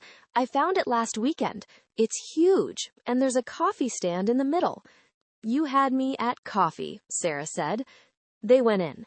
The market was spread across an open lot, maybe 40 or 50 stalls arranged in rough rows. Old wooden furniture, stacks of books, crates of vinyl records, racks of vintage clothing, boxes of ceramic mugs, glass bottles, old photographs. The kind of place where you could spend 2 hours and feel like you'd only seen half of it. To browse means to look around slowly and casually, without looking for one specific thing. You're open to finding something. You're not in a hurry. Browsing is different from shopping. Shopping has a goal. Browsing is just looking. They split up almost immediately. Maya heading straight for the record crates. Sarah drifting toward a table covered in sketchbooks and art supplies. Sarah spent a long time at the art supply stall. There was a set of old sketchbooks, used ones, half-filled, abandoned by someone. She didn't buy those, but she found a new one, thick cream paper, a worn cloth cover in dark green, the kind of sketchbook that made you want to fill it. She bought it. $6. Maya, meanwhile, had found something in the record crates. She was holding up a vinyl album with a faded orange cover, showing it to Sarah with the expression of someone who had just found buried treasure. "Do you know who this is?" Maya asked. Sarah looked at the cover. "No idea." "Exactly. That's the whole point." Maya collected vinyl records. Not just music she already knew. She looked specifically for things she'd never heard of. Artists from the 1960s and 70s who had been almost forgotten. She had over 200 records at home, organized by color on 2 long shelves. To collect means to gather and keep a particular type of object over time, because you love it, because it means something to you. A collection is deeply personal. It tells you something about who someone is, what they notice, what they value, what makes them feel something. "How do you even find them?" Sarah asked. "Flea markets, estate sales. Sometimes I find one in a box of random stuff someone is selling for $1. Maya turned the record over to look at the back. "Last month, I found an album that now sells for $80 online. I paid 50 cents. "That's incredible," Sarah said. "It's a hobby," Maya said, smiling. "It's a very specific, slightly obsessive hobby, but I love it." They found the coffee stand in the middle of the market, a small cart with a handwritten menu and 2 stools nearby. They each got a coffee and sat down, watching people move slowly through the stalls around them. "So, your sketchbook," Maya said. "Is that your hobby? Drawing?" Sarah thought about it. "Sketching, yeah.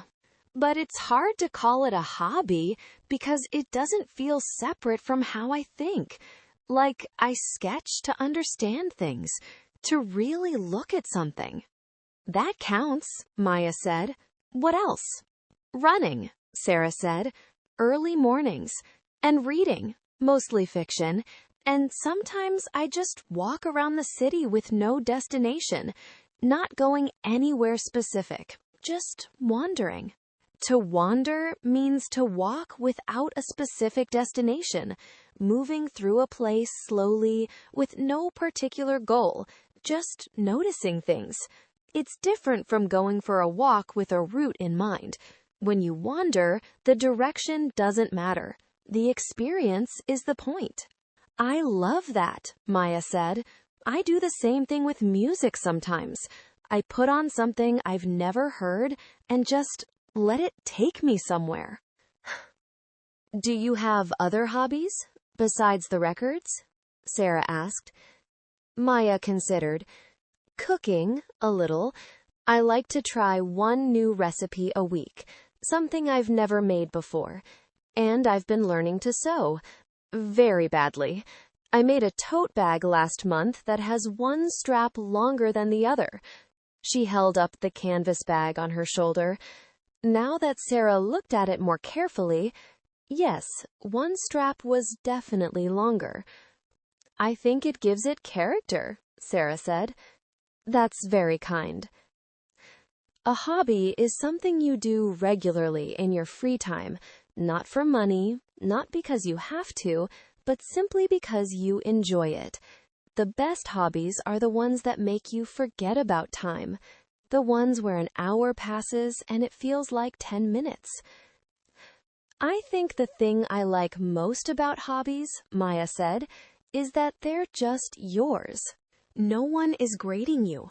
No one expects anything. You can be bad at it, and it doesn't matter. Sarah thought about her shelf of sketchbooks at home. 12 years of drawings, most of them bad, some of them okay, a few of them, just a few, that she actually liked. Yeah, she said, that's exactly it. They sat there for a while, coffees in hand, watching people browse in the pale November light. Maya had found her mystery album. Sarah had her new dark green sketchbook. The city moved slowly around them, unhurried, the way it sometimes did on Saturday mornings. It was a good day. Today was Saturday. Sarah spent the morning sketching at home, then took the subway to Williamsburg to meet Maya at a flea market.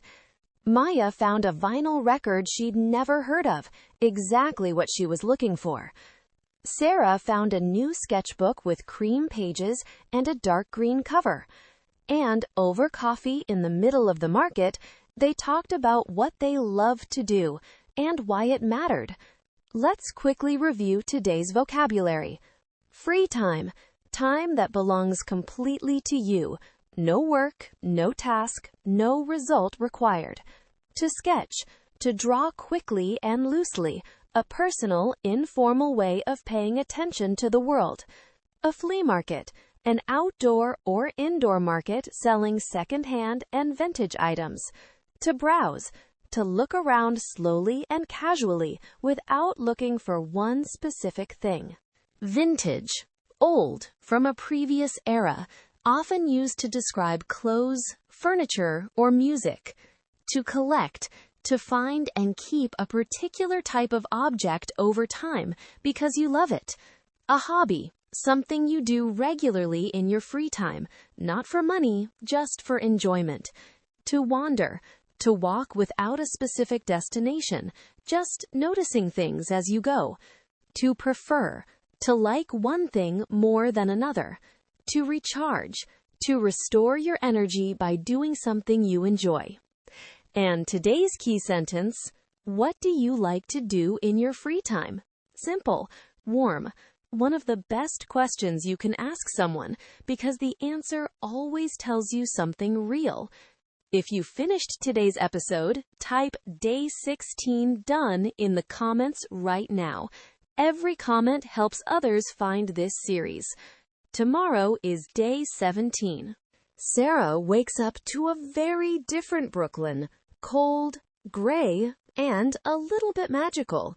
We'll learn how to talk about weather and seasons in English, because there's always something to say about the weather. Keep listening, keep learning. See you tomorrow.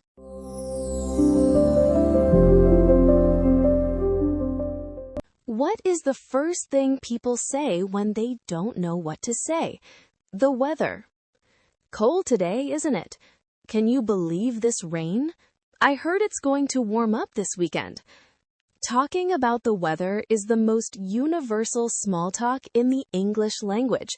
It happens everywhere, in elevators, in line at the coffee shop, with neighbors you don't know well, with colleagues at the start of a meeting. It seems like nothing, but if you can't do it naturally, you miss a moment every single day. Today, we are going to fix that. By the end of this episode, you will know how to describe the weather, talk about the seasons, share your opinion about the time of year, and keep a conversation going from there.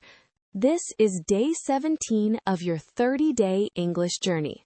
You have now completed more than half. Think about that for a moment. 17 days of showing up. 17 days of listening, learning, and staying with it. Today is Sunday. Sarah goes for an early morning run and comes back to a conversation that starts with the weather and turns into something more. Let's go. It is Sunday. Sarah's alarm went off at 6:45. She reached over, turned it off, and lay still for a moment in the dark. She ran every Sunday morning. Not because she had to, no race, no training plan, just because it was the best part of the week. The city at 6:45 on a Sunday was a different place entirely.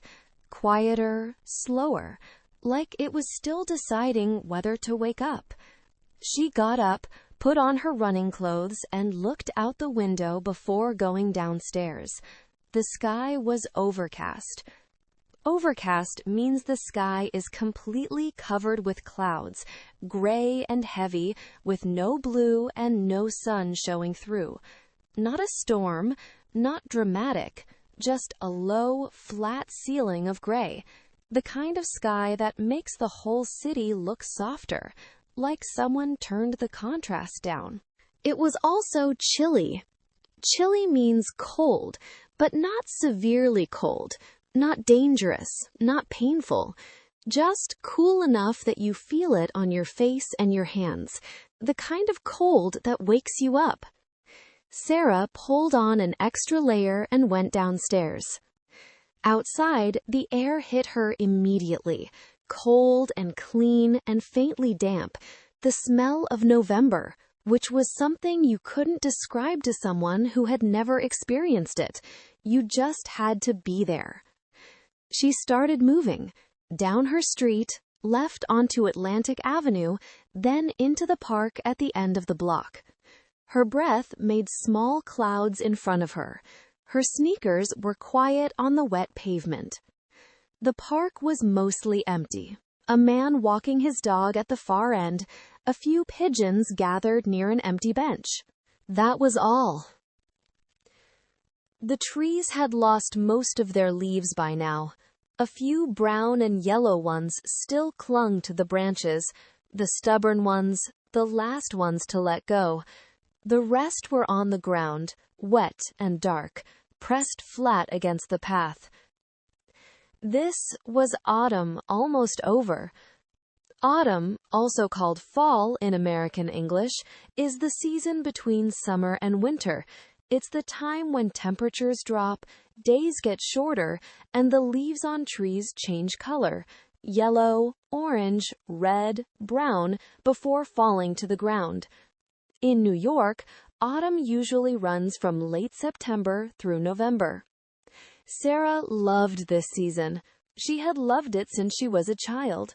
The particular quality of the light, lower and more golden than summer. The way the cold made everything feel sharper and more real.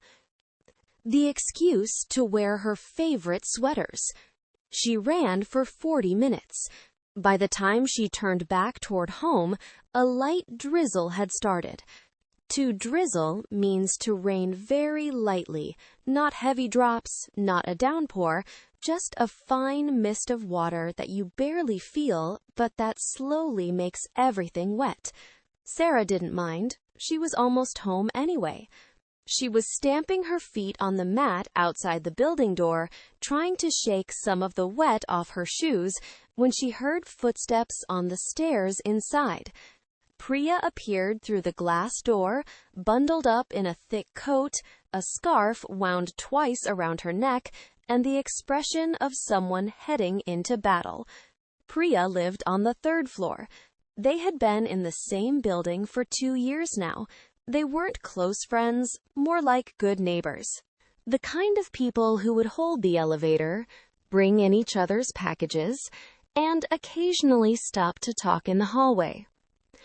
"You just went running," Priya said, looking at Sarah like she had said something unbelievable. "In this?" "It's not that bad," Sarah said. "It's drizzling and it's 42 degrees. 42 is fine. 42 is crisp." Crisp describes cold air that feels fresh and clean and clear, the kind of cold that feels energizing rather than unpleasant.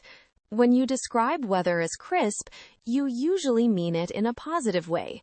Crisp autumn air, a crisp November morning. Priya did not look convinced. "I'm going to get coffee," she said, "because the only way I survive this kind of weather is with a very large coffee in my hand." "What kind of weather do you like?" Sarah asked. Priya answered without hesitating. "Hot, sunny, August. The kind of day where you complain it's too hot, but secretly you love it." She pulled her scarf up higher. "I should not be living in New York. I should be living somewhere with a proper summer that lasts 9 months. Sarah laughed.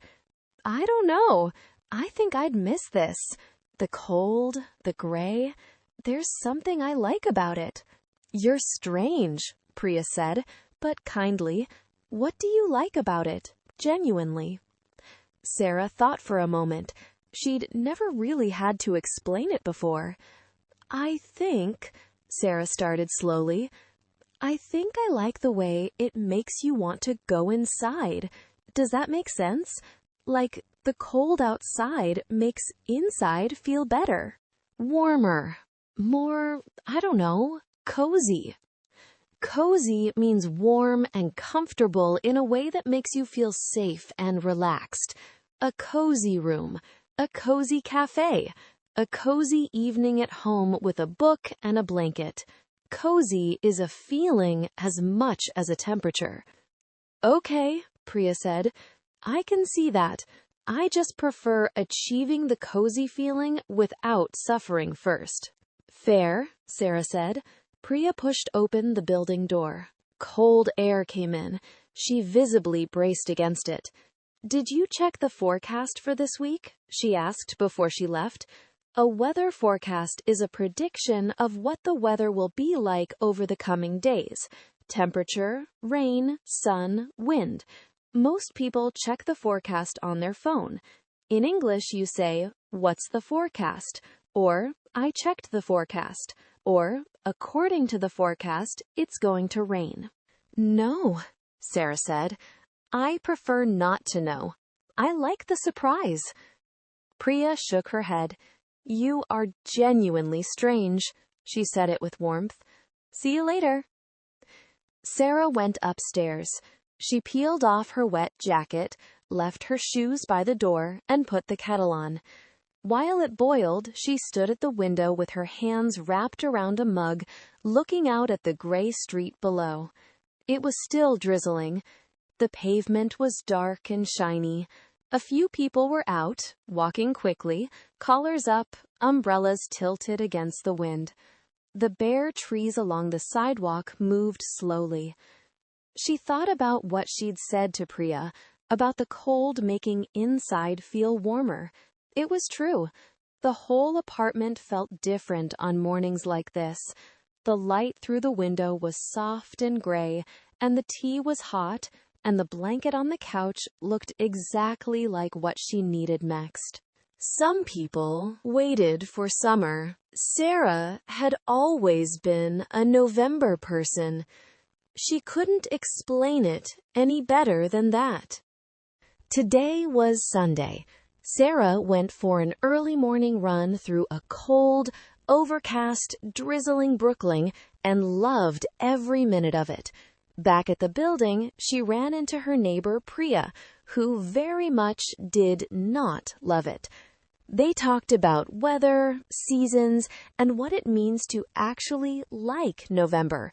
and Sarah went upstairs to her apartment, made tea, and stood by the window watching the rain. Let's review today's vocabulary. Overcast, when the sky is completely covered with gray clouds and no sun is showing. Chilly, pleasantly cold, cool enough to feel on your face and hands, but not extreme. Autumn, fall, the season between summer and winter. Leaves change color and fall from the trees. To drizzle, to rain very lightly, a fine mist of water rather than heavy drops. Crisp, fresh and cool in a pleasant, energizing way. Cozy, warm, and comfortable in a way that makes you feel safe and relaxed. A forecast, a prediction of what the weather will be like over the coming days. A season, one of the 4 parts of the year: spring, summer, autumn, and winter. To layer up, to put on multiple layers of clothing to stay warm in cold weather. A downpour, a sudden, very heavy rain, the opposite of a drizzle. And today's sentence, for the next time someone says, "Cold today, isn't it?" you can say, "I actually love this kind of weather. There's something cozy about it. Simple, warm, and it keeps the conversation going." If you finished today's episode, type Day 17 done in the comments. Tell us, are you a summer person or an autumn person? I'd love to know. Tomorrow is Day 18. Sarah is going somewhere she's never been before, alone. Her first solo trip. We'll learn all the English you need at the airport, checking in, going through security, finding your gate, and staying calm when something doesn't go as planned. Keep listening, keep learning. See you tomorrow.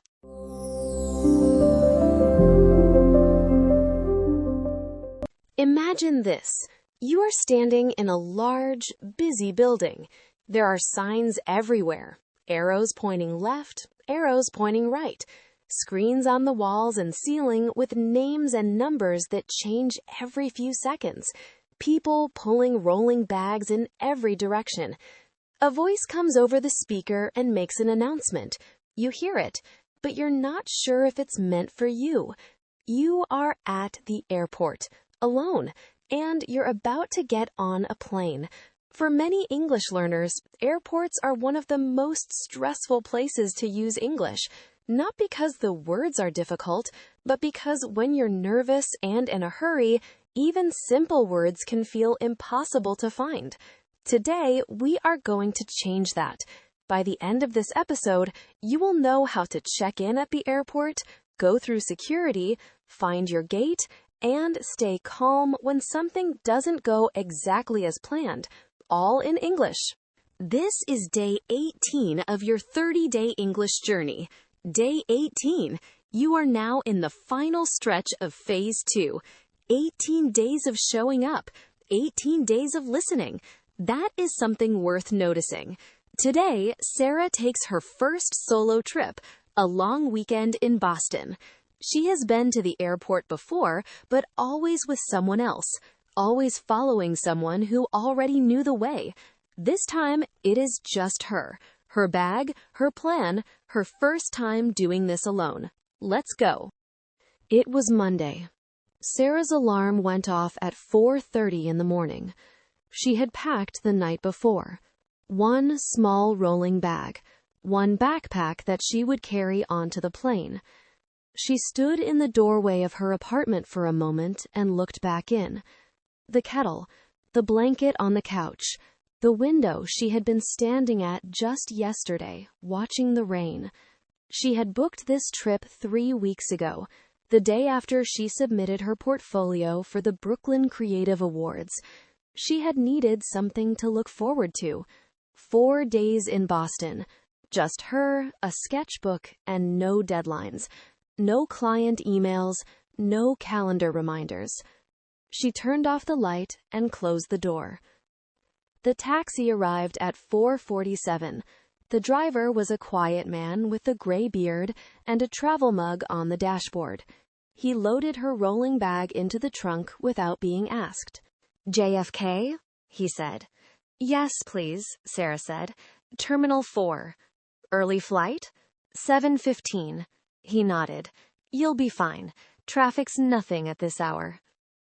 Sarah looked out the window as they crossed into the Brooklyn-Queens Expressway. The city was nearly still. No one on the streets. The street lights made long orange lines on the wet pavement. She liked seeing it like this, before it woke up, before the noise. First time flying alone? The driver asked. He said it the way people say things they already know the answer to. Sarah smiled. That obvious? You keep checking your pockets, he said. She laughed and stopped checking her pockets. It's easier than you think, he said. Just follow the signs. The airport tells you everything you need to know. She looked out the window again. In the distance, the lights of JFK appeared, low and wide and very bright against the dark November sky. The airport was already busy by the time she arrived. Sarah wheeled her bag through the main doors and stopped for just a moment. The hall was enormous. High ceilings, bright lights, the hum of hundreds of people moving at once. She looked up at the signs. Departures, the section of an airport where flights leave from. If you are catching a flight, you go to departures. Sarah followed the arrows. She found her airline's check-in area and joined a short line. To check in means to officially arrive at the airport, confirm that you are on the flight, and if you have a bag to leave with the airline, hand it over. You can check in online before you arrive, which Sarah had already done, or you can check in at the counter when you get there. When it was her turn, she stepped up. The agent was a woman in her 40s with a neat uniform and the calm, efficient manner of someone who had done this 10,000 times. Good morning. Destination? Boston, Sarah said. She put her passport on the counter. The agent scanned it. Any bags to check today? Just this one. Sarah lifted her rolling bag onto the belt. And that's your carry-on? The agent nodded at Sarah's backpack. A carry-on is a bag small enough to bring onto the plane with you. You keep it in the cabin, above your seat or under the seat in front of you. Most airlines allow one carry-on bag plus one smaller personal item like a purse or a laptop bag. Yes, Sarah said, just the backpack. The agent printed a sticker tag, attached it to the rolling bag, and watched it move onto the belt behind her. Then she slid a small card across the counter. Your boarding pass. A boarding pass is the document, paper or digital, that allows you to get on the plane. It shows your name, your flight number, your seat number, and your gate. It is the one thing you absolutely cannot lose. Sarah looked at hers. Seat 14A, gate B12, boarding 6:50. Have a great trip, the agent said. Thank you, Sarah said. She meant it more than the agent probably realized. Security was ahead. Security, sometimes called the security checkpoint, is the area where officers check your bags and your ID before you can enter the gate area. You put your shoes, your jacket, your belt, and your bags into flat plastic trays. Everything goes through a scanning machine. You walk through an arch. If it doesn't beep, you're through. If it does, you wait, and someone checks. Sarah had done this part before. She knew the routine. She took off her shoes without being asked, took off her jacket, put her phone and her keys into a pocket of her backpack, placed everything into the gray tray and pushed it forward. The line moved slowly. In front of her, a family, 2 parents, 3 children, 1 stroller, was trying to sort everything into trays. The youngest child was holding a stuffed bear and refusing to let it go. The father was negotiating patiently. The mother was trying not to laugh. Sarah waited. She had time. She did not mind. When her turn came, she walked through the arch quietly. Nothing beeped. On the other side, she collected her things, laced up her shoes, and stood up. She looked at the terminal ahead of her, long and bright, stretching in both directions, lined with gates as far as she could see. She felt something settle in her chest, a small, quiet kind of calm. To navigate means to find your way through an unfamiliar or complicated place, reading signs, following numbers, figuring out where you are supposed to go. Sarah had always liked navigating. It felt like a puzzle with a solution you could actually find. Gate B12. She checked the board. She started walking. She found gate B12 at 6:08, 42 minutes before boarding. She found a window seat near the gate, set her backpack down, and took out her sketchbook. Then the screen above the gate changed. Boston, Florida, 417, delayed, new departure. Delayed. When a flight does not leave at its scheduled time, it is delayed. It is late. In this case, it was almost 2 hours late. Sarah looked at the screen for a moment. Then she opened her sketchbook and picked up her pencil. Okay, she thought. 80 more minutes. The man sitting one seat over had noticed the screen at the same time. He made a small sound, somewhere between a sigh and a quiet laugh. First delay of the morning, he said. He was around 60, wearing a navy jacket with a small airline pin on the lapel, reading glasses pushed up on his forehead. He had the relaxed manner of someone who had been delayed many, many times. Does this happen often? Sarah asked. November weather in Boston, yes. He folded his newspaper onto his lap. You traveling for work? No, Sarah said, just for me. He nodded, like that was exactly the right answer. Best reason to go anywhere, he said.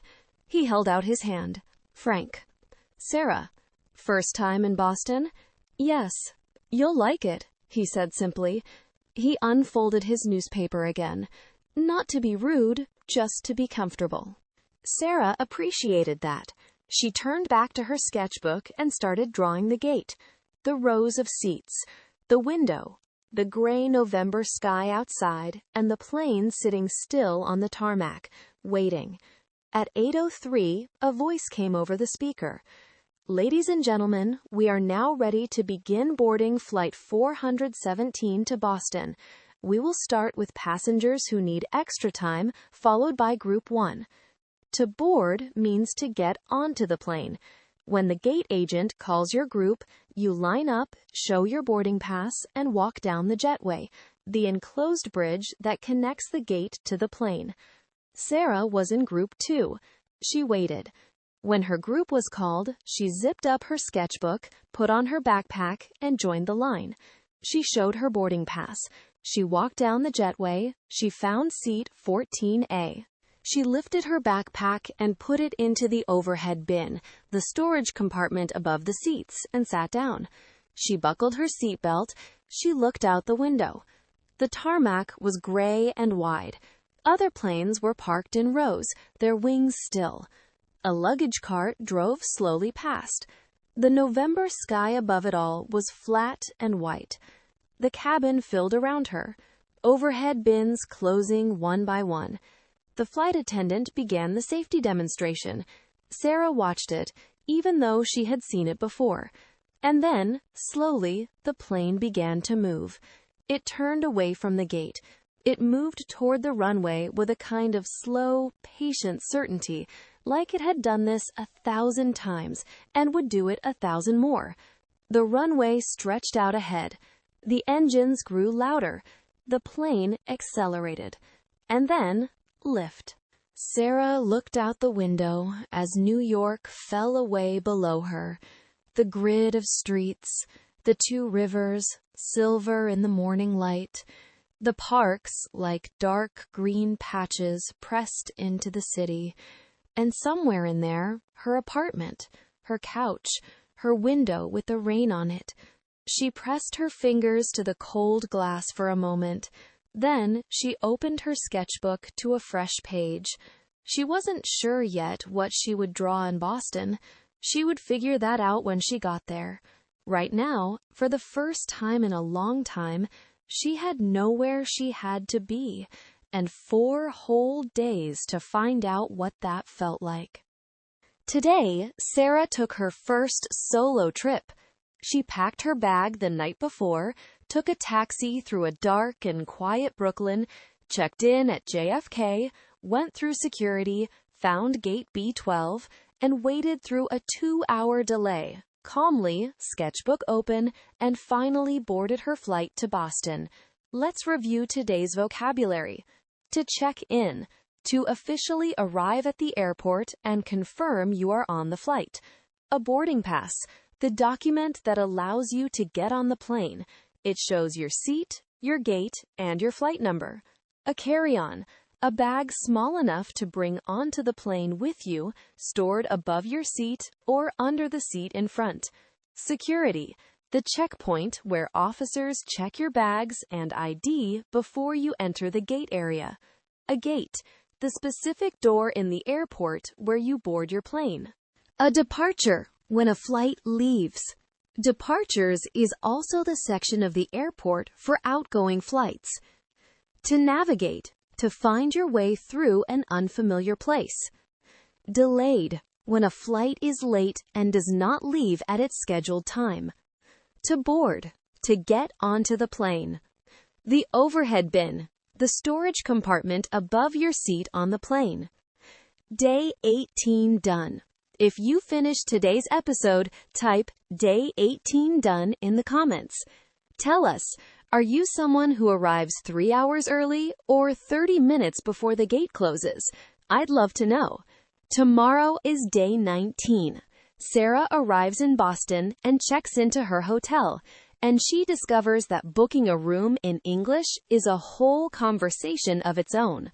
Room types, check-in times, what's included, we'll cover everything you need. Keep listening, keep learning. See you tomorrow.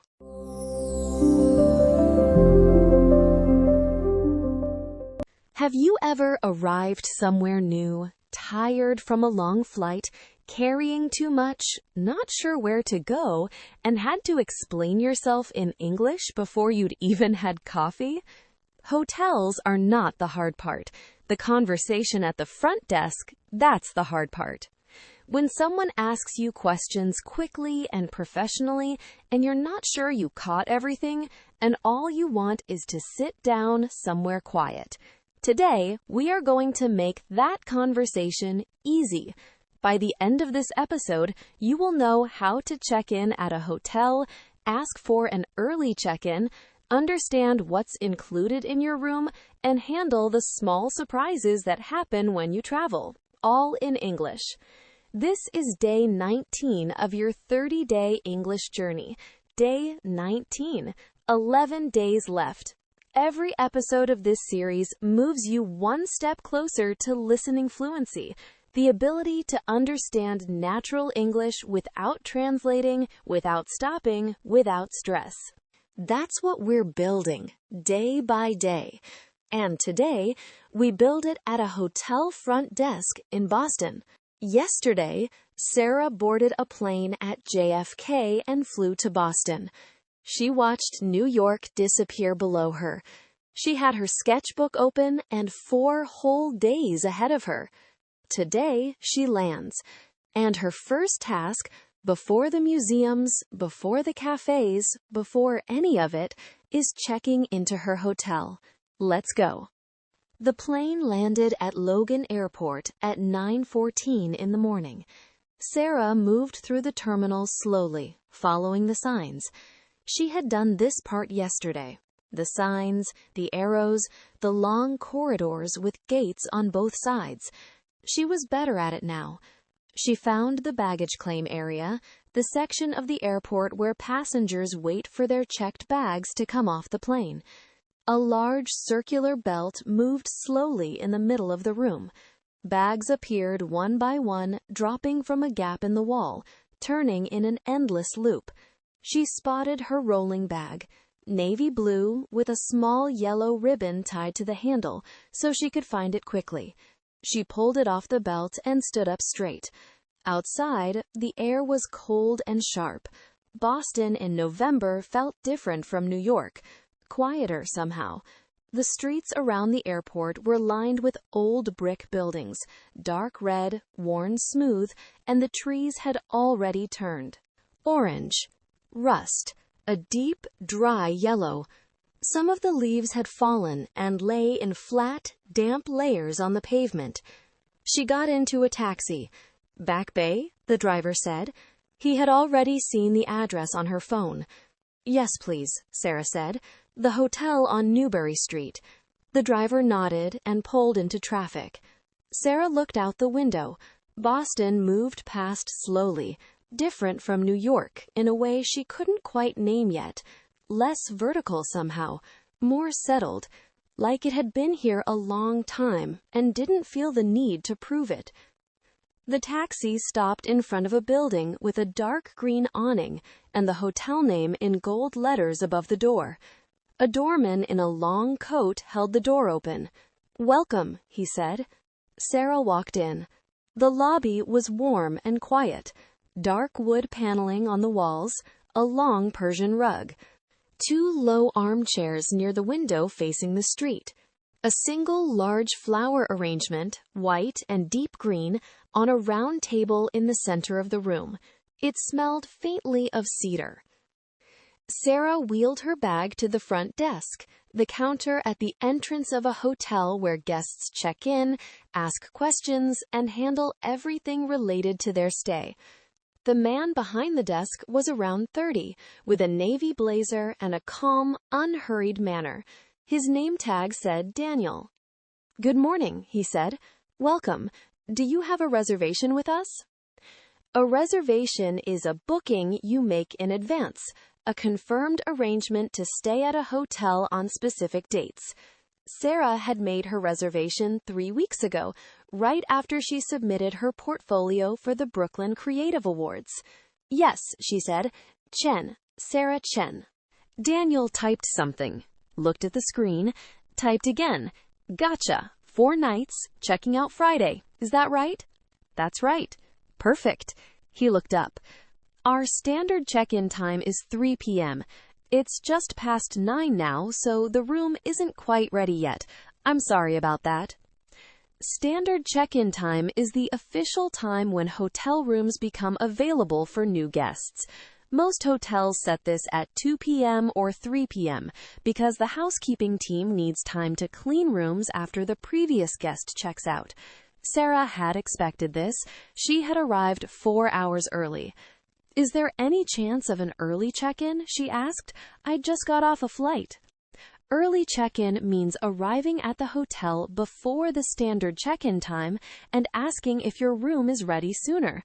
Hotels don't always guarantee it. It depends on availability, but it doesn't hurt to ask.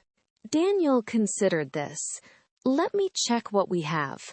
He typed again, scrolling through something on the screen. "We do have one room that might be ready a bit earlier, around 11. I can't promise, but I'll put a note on it and call you as soon as it's prepared." "That would be wonderful," Sarah said. In the meantime, he gestured toward the lobby behind her. "You're welcome to wait here, use the Wi-Fi, help yourself to coffee, and I'm happy to store your bag so you don't have to carry it around." Sarah thanked him, left her rolling bag with the desk, and walked back into the lobby with only her backpack. She chose the armchair by the window. Outside, Newbury Street was beginning to wake up. A woman walked past with a coffee cup and a dog on a leash. A man in a coat unlocked a shop door and flipped the sign from closed to open. 2 pigeons investigated something near the curb. A young woman from the hotel staff appeared beside Sarah with a small tray, a glass of orange juice, and 2 small shortbread cookies. "Complimentary," she said with a smile, and set it down on the side table. Complimentary means free, provided as a gift or a courtesy without any extra charge. Hotels often offer complimentary items like water, coffee, breakfast, or toiletries as part of the guest experience. Thank you, Sarah said. She took a sip of the juice, cold and fresh. She opened her sketchbook. She wasn't sure yet what she wanted to draw. She looked at the lobby, the rug, the flower arrangement, the ceiling with its dark wooden beams. She looked out at the street. She turned to a blank page and started sketching the window, the frame, the light coming in, 2 pigeons on the pavement below. After a while, she took out her phone and messaged Maya. Landed safe. Hotel lobby is beautiful. They gave me free orange juice. Maya replied almost immediately. Boston! Send pictures. Also jealous. Sarah smiled and put her phone away. She thought about the past few weeks, the portfolio she had submitted, the late nights, the revisions, the moment she had clicked send and closed her laptop and stood in her kitchen not knowing what to do with her hands. And then this, 4 days in Boston, just for her. She picked up a shortbread cookie. At 10:52, her phone buzzed. A message from the front desk. Your room is ready whenever you are, Miss Chen. Room 712. Please come to the desk for your key. Daniel was waiting for her with a small paper envelope. Room 712, 7th floor, he said. He slid the envelope across the counter. Inside were 2 slim plastic cards. These are your key cards. You'll use them to open your door and, in some hotels, to activate the elevator to your floor. Keep one with you at all times and leave the other in the room if you'd like. A key card is a plastic card the same size as a credit card that acts as your room key in most modern hotels. You tap it or slide it to unlock your door. If it stops working, the front desk can reset it for you immediately. Breakfast is served in the dining room from 7 to 10, Daniel continued. It's included with your room, complimentary. Wi-Fi password is on the card inside your envelope. Checkout on Friday is by noon. To check out means to officially leave the hotel, return your key, settle any remaining charges, and end your stay. Most hotels ask guests to check out by 11 a.m. or noon so the rooms can be cleaned for the next guest. The elevator is just past the staircase on your right, he said. 7th floor, turn left, rooms at the end of the hall. Is there anything else I can help you with? No, Sarah said. Thank you, Daniel. Really. He smiled. Enjoy Boston. She took the elevator up. It was small and wood-paneled, with a round mirror on the ceiling. She watched herself holding the keycard envelope, backpack on her shoulder, hair slightly tangled from the flight. She looked, she thought, like someone who had just arrived somewhere. 7th floor. She turned left. Room 712 was at the end of a quiet hallway, just as Daniel had said. She held the keycard to the door. A soft click, a small green light. The room was not large. A double bed with a white duvet, a wooden desk under the window, a small armchair in the corner, a lamp on the bedside table with a warm bulb, and across the room, the window. She crossed to it and looked out. Rooftops, dark red brick stretching in rows. A church steeple in the middle distance, gray against the white November sky. A small park below, bare trees, a stone path, a few pigeons. The city was quiet from up here, calm. She set her backpack on the chair. She sat on the edge of the bed. She looked at the window for a long moment. She had nowhere she had to be until tomorrow. No client emails, no notifications. Just this room, this city, and 4 days to do exactly as she pleased. She lay back on the bed and looked at the ceiling. The room smelled faintly of clean linen and cedar, like the lobby downstairs. She closed her eyes. She was in Boston. Today, Sarah landed in Boston, collected her bag at baggage claim, took a taxi to her hotel on Newbury Street, and checked in, even though her room wasn't ready yet. She asked about early check-in, waited in the lobby with complimentary orange juice and her sketchbook, and finally made her way to room 712 on the 7th floor, a small, quiet room with a view of rooftops and a church steeple. Let's review today's vocabulary. Baggage claim, the area in the airport where passengers collect their checked bags. A reservation, a booking made in advance to stay at a hotel on specific dates. The front desk, the main counter in a hotel where guests check in and ask for help. Standard check-in time, the official time when rooms become available, usually 2 p.m. or 3 p.m. Early check-in, arriving before standard check-in time and asking if your room is ready sooner. Complimentary, free, provided as a courtesy at no extra charge. Amenities, the extra features and services a hotel offers, like Wi-Fi, breakfast, or a gym. A key card, the plastic card used to unlock your hotel room door. To check out, to officially end your hotel stay, return your key, and settle any charges. A room with a view, a room that looks out onto something worth seeing. Day 19 done. If you finished today's episode, type Day 19 done in the comments. And here's a question for you. When you travel, do you prefer a big hotel with lots of amenities or a small, quiet place like Sarah's? Tell me in the comments. Tomorrow is day 20. Sarah has a full day in Boston, and she meets someone who asks her about her past. Where did she grow up? What was she like as a kid? Talking about the past in English is a different skill, and tomorrow we'll learn it together. Keep listening. Keep learning. See you tomorrow.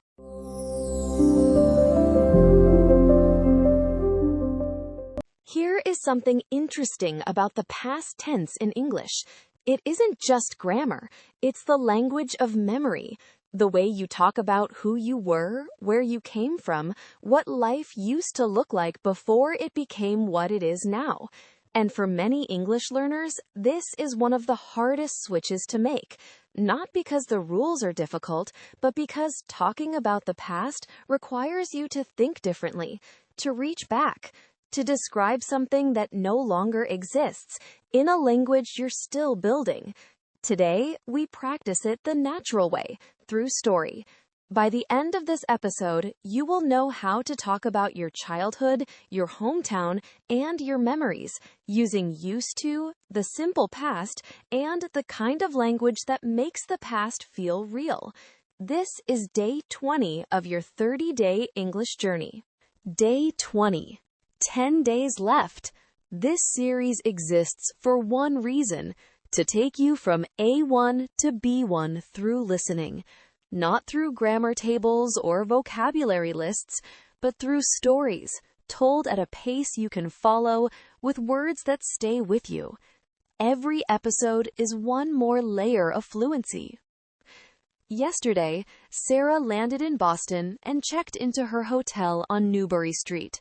She had 4 days ahead of her, no deadlines, no client emails, just the city, her sketchbook, and time.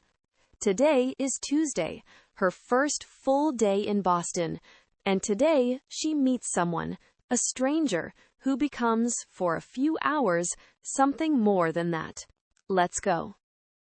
Sarah woke up slowly. The room was still dim, the curtains were thick, and only a thin line of light came in along the edge. She could hear the city below, quiet and unhurried. A delivery truck, a pigeon, someone's footsteps on the pavement. She lay there for a moment, looking at the ceiling. She had slept well, better than she had in weeks. No alarm, no notifications, just sleep, and then waking, slowly, in a room that smelled faintly of cedar and clean linen. She got up, pulled back the curtains, and stood at the window. Boston in November. The rooftops were dark red in the morning light, the same brick she had seen the night before, but warmer now, with the low winter sun catching the surface. The church steeple rose above everything. The small park below was empty, except for a man in a coat sitting on a bench, reading a newspaper. She made herself a coffee from the small machine on the desk, took it back to the window, and stood there for a long time. She had no plan for the day. That thought, usually uncomfortable, felt different here, like a gift. She opened her sketchbook and wrote 3 words at the top of an empty page: walk, look, draw. An hour later, she was outside.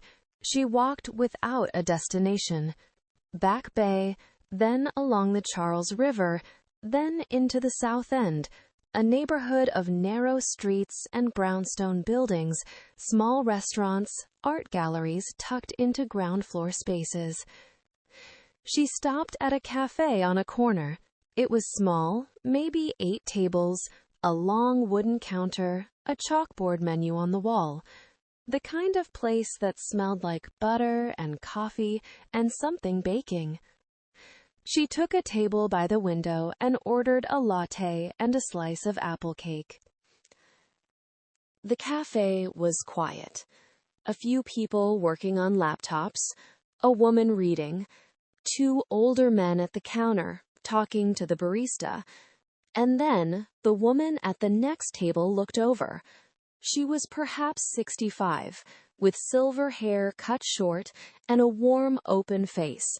She was wearing a rust-colored coat and had a sketchbook very similar to Sarah's open on the table. She smiled. "Are you an artist?" she asked. Sarah looked down at her own sketchbook. "I'm a designer, actually, but I sketch when I travel." "So do I," the woman said. "May I?" She gestured toward the empty chair at Sarah's table. Her name was Eleanor. She was a retired art teacher from Providence, Rhode Island, a city about an hour south of Boston. She came to Boston 2 or 3 times a year, she said, just to walk and draw. "The light is different here," she said. "Older, somehow." Sarah understood exactly what she meant. They talked for almost 2 hours. Eleanor asked questions the way a good teacher does, not to fill silence, but because she was genuinely curious. She asked about Sarah's work, about Brooklyn, about the trip. And then she asked, "Where did you grow up?"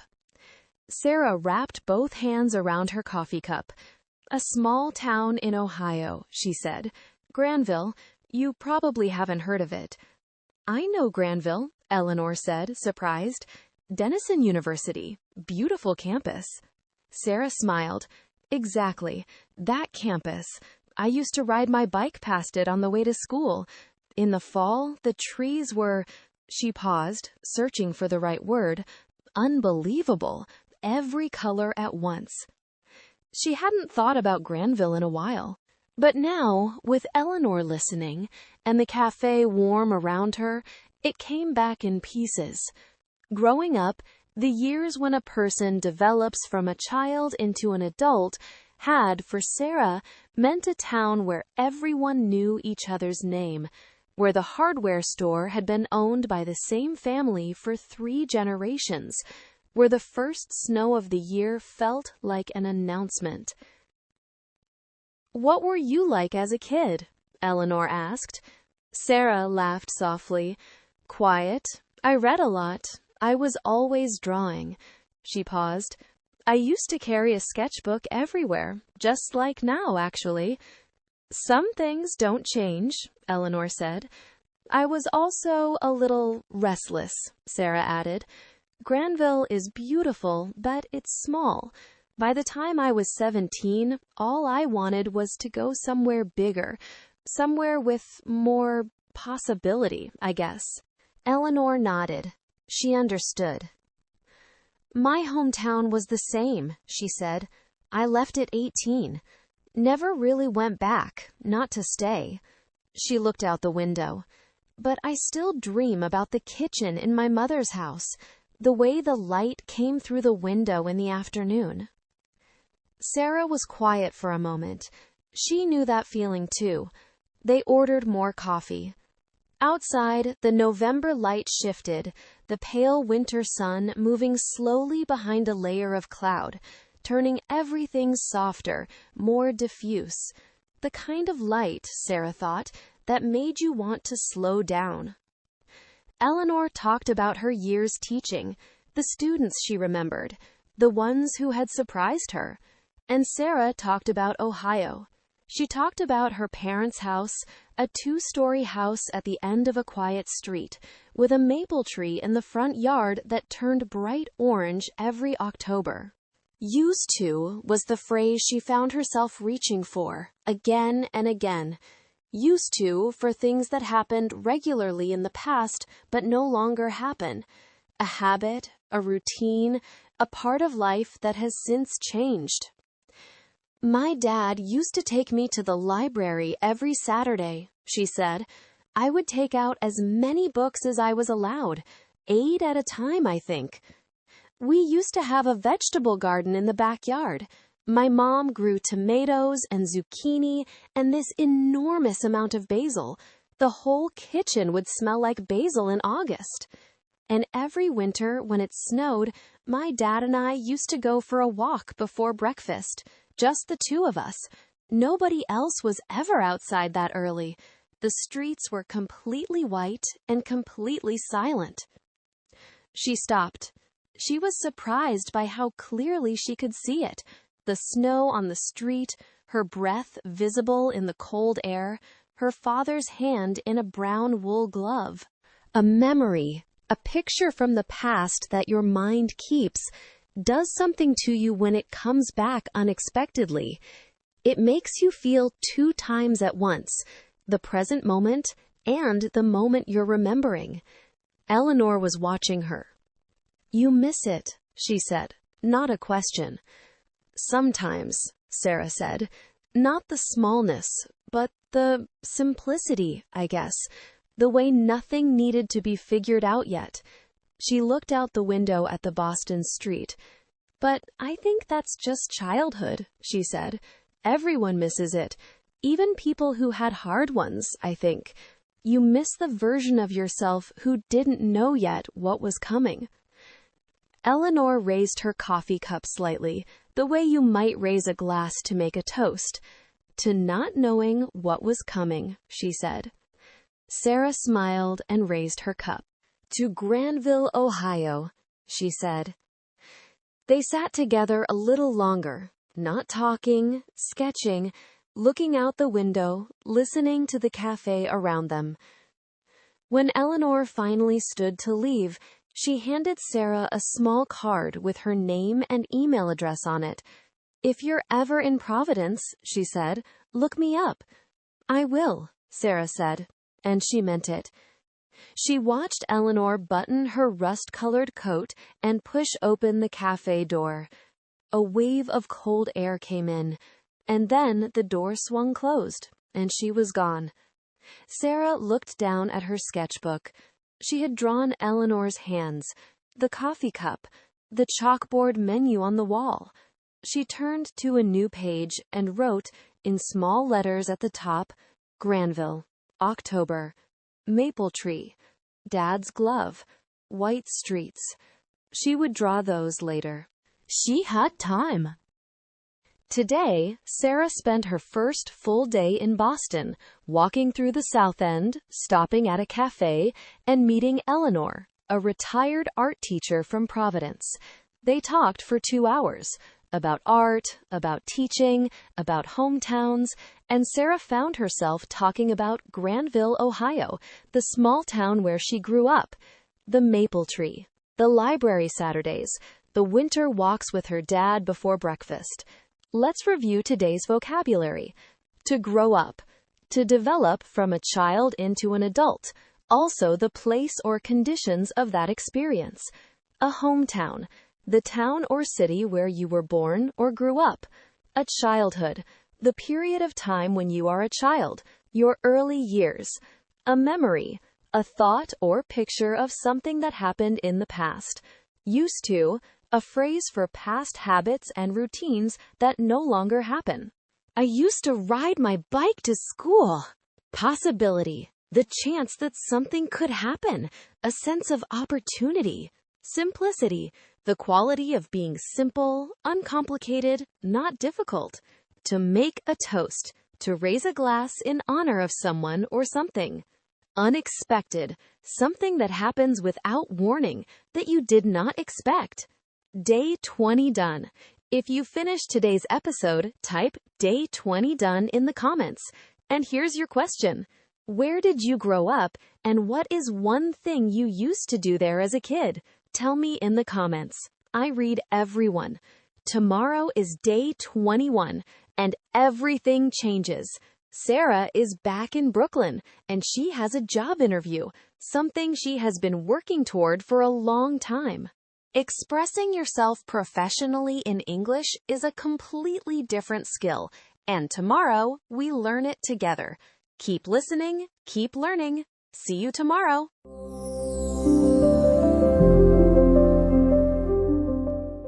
The room is small.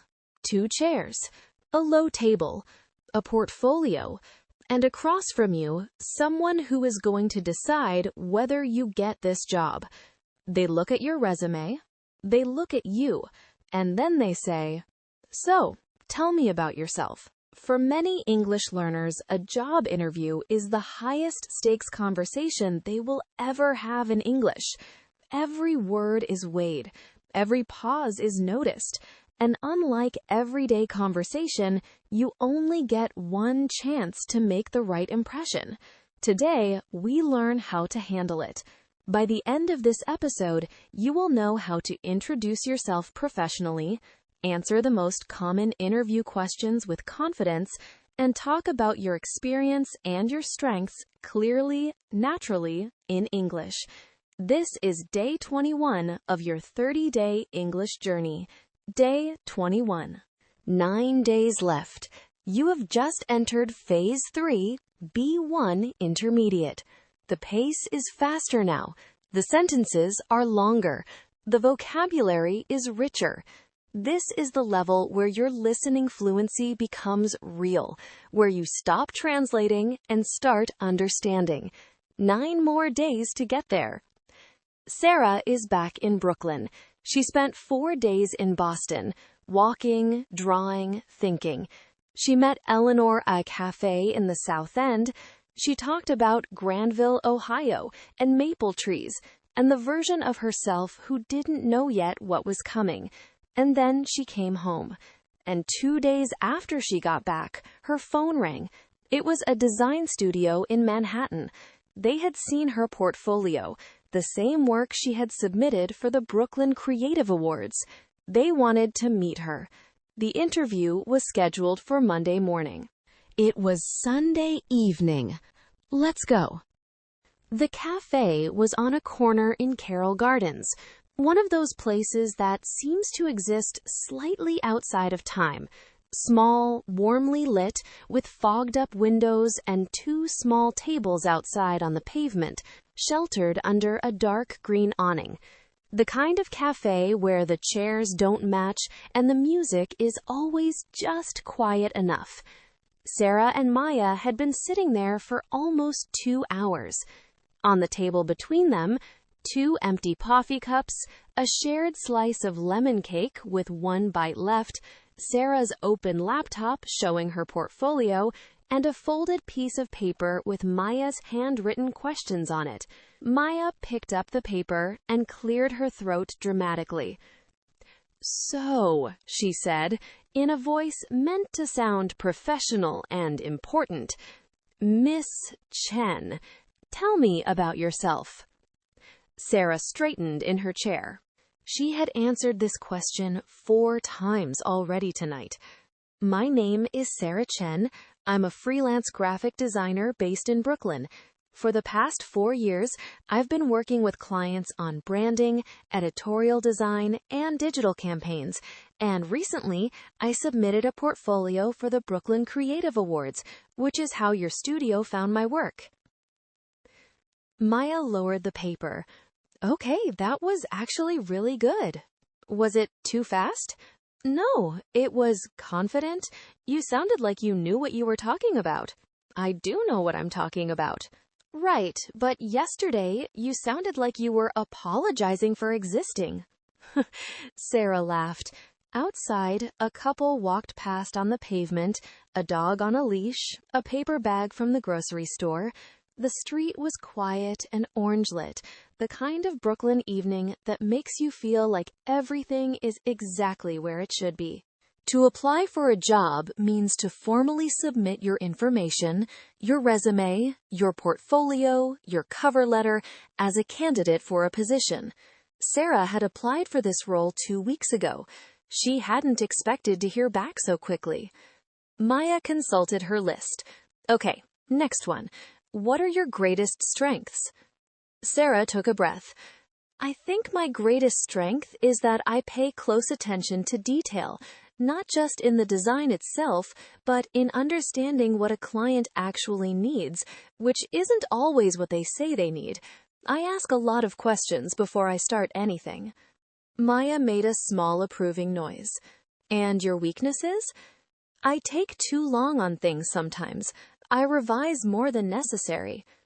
Is that true, or are you just saying it because it sounds humble? Both, Sarah said. Maya picked up the last bite of lemon cake. You're going to be fine, she said. You know this work. You've been doing it for 4 years. Just be the person who knows what she's doing, not the person who's hoping they won't notice she's nervous. Sarah looked at her laptop screen, the portfolio page that had caught the studio's attention. A brand identity project she had worked on for 3 months. Clean, considered, intentional. I know, she said. I know. They sat together for a little longer until the cafe began to fill up with the Sunday evening crowd and the music got slightly louder. Maya paid for the cake. Sarah left the tip.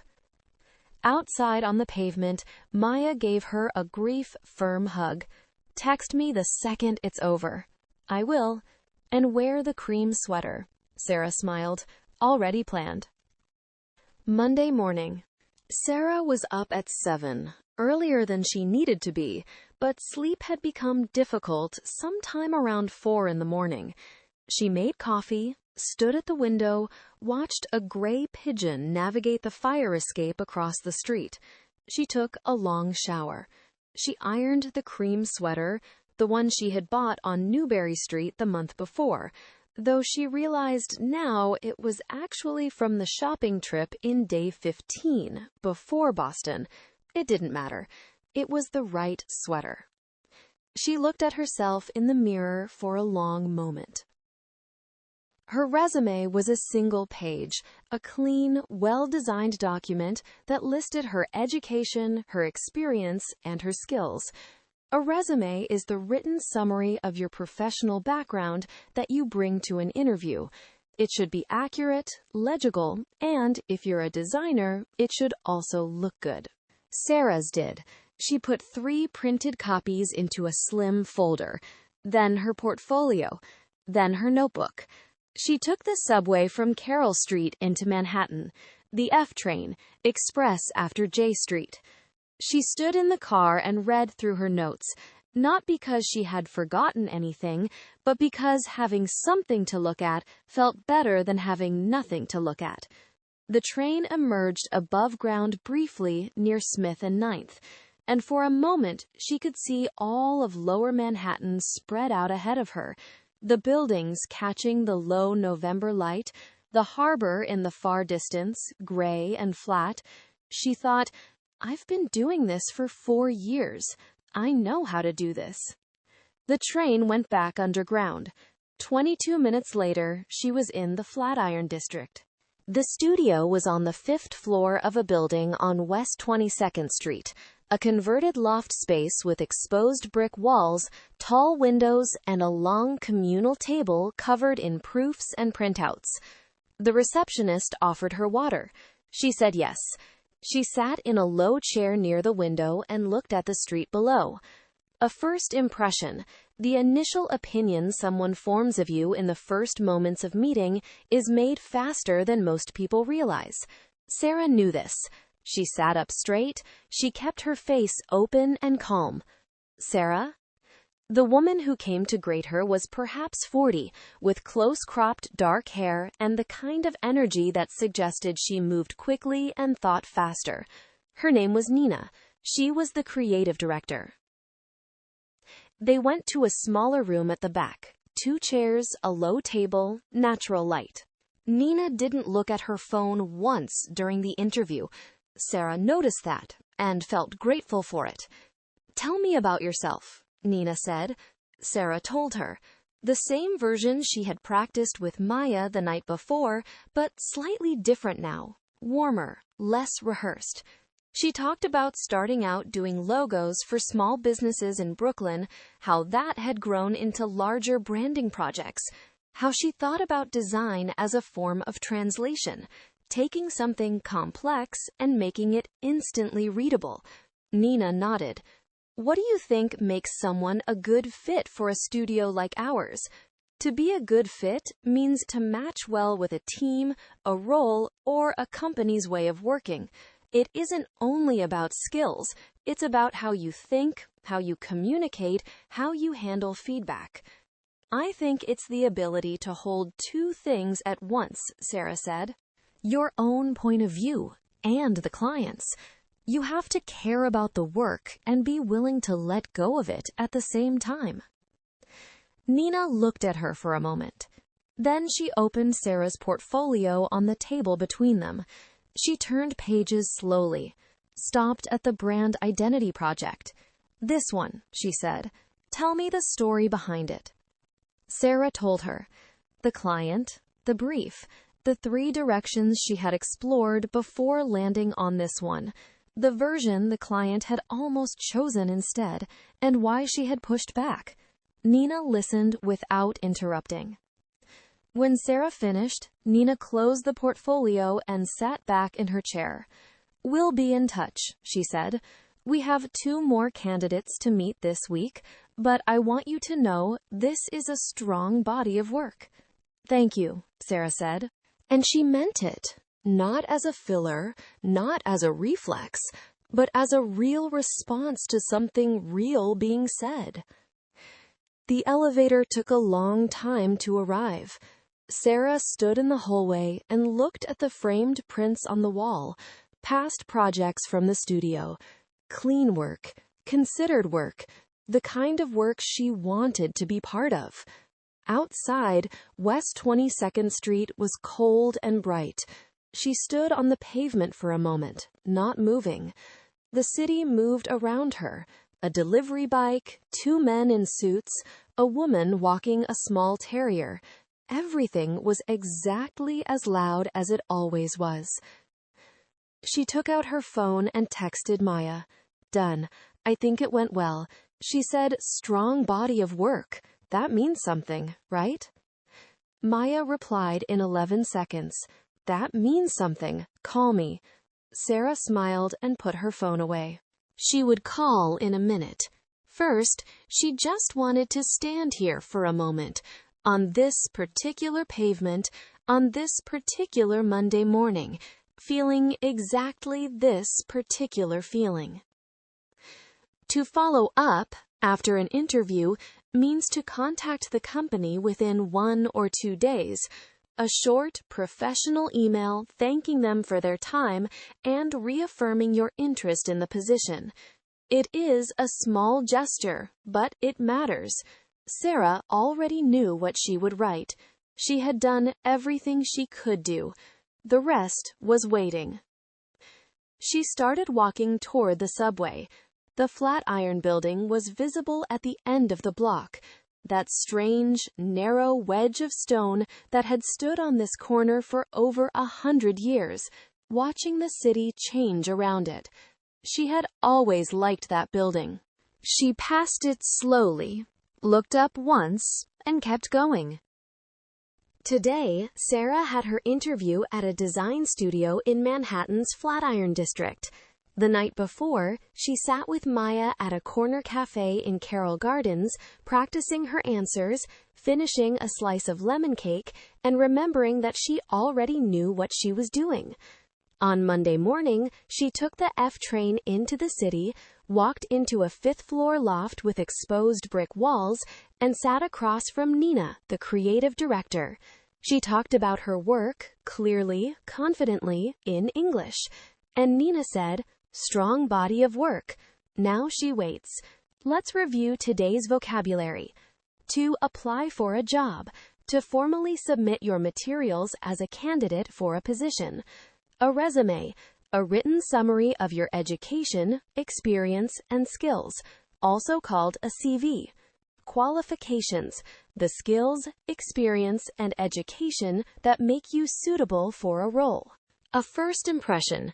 The opinion someone forms of you in the first moments of meeting. Strengths and weaknesses. Your positive qualities and the areas where you could improve. A common interview topic. To be a good fit. To match well with a role, team, or company culture. Relevant experience. Work history that directly relates to the job you're applying for. To follow up. To contact someone after a meeting or interview to express continued interest. A job offer. A formal proposal inviting you to work for a company. A portfolio. A curated collection of your best work that demonstrates your skills and range. Day 21 done. If you finished today's episode, type Day 21 done in the comments. And I want to know, have you ever had a job interview in English? What was the hardest question? Tell me below. Tomorrow is day 22. Sarah gets a call and she has to make a decision. Saying yes, saying no, asking for more time. Making decisions and expressing uncertainty in English is a skill of its own, and tomorrow we practice it together. Keep listening, keep learning. See you tomorrow.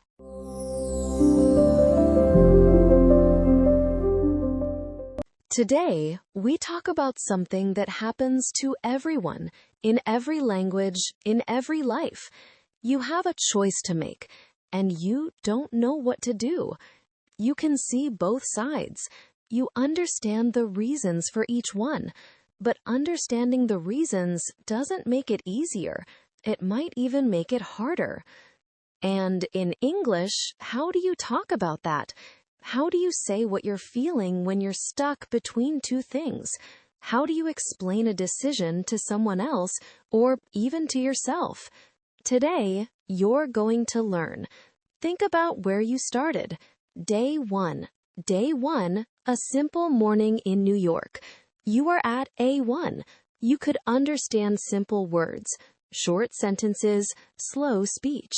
Now it's day 22, phase 3, B1 intermediate. You are listening to a story told at natural speed about complex emotions, about inner conflict, about making a real decision. And you understand it. That is not luck. That is 22 days of showing up. That is what listening fluency feels like when it begins to arrive.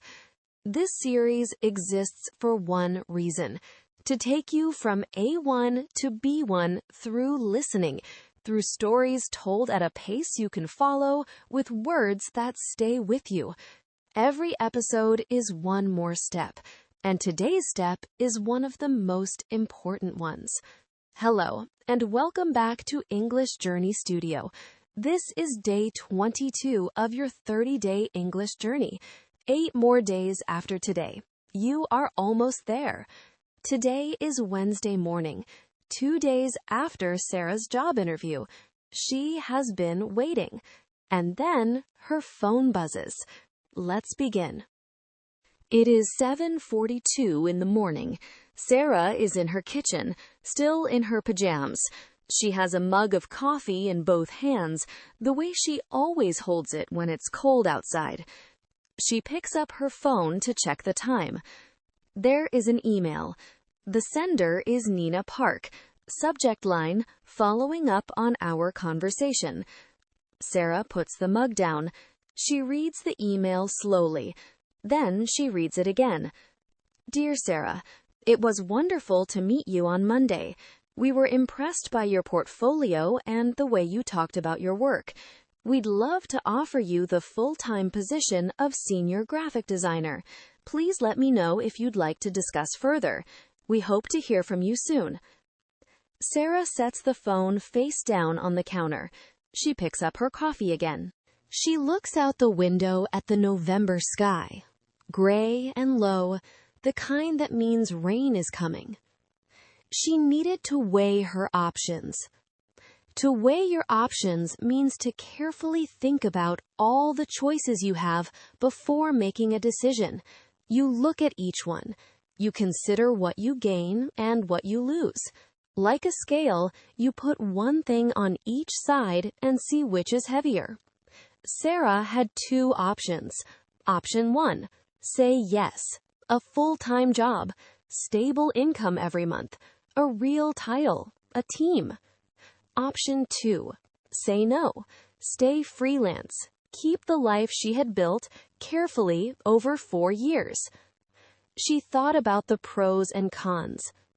The pros and cons of something are the advantages and disadvantages, the good things and the bad things about a choice. What are the pros and cons is one of the most useful questions in English when you are trying to decide something. She poured more coffee. She didn't drink it. She just stood there, in the quiet kitchen, with the gray sky outside and the email still waiting on her phone. An hour later, Sarah was dressed and heading out for a walk. She needed air. She needed to move. She pulled open her apartment door and almost walked directly into Priya. Priya was standing in the hallway with a large tote bag over one shoulder and a thermos in her hand. She was wearing an orange scarf, the bright kind she always chose even in November.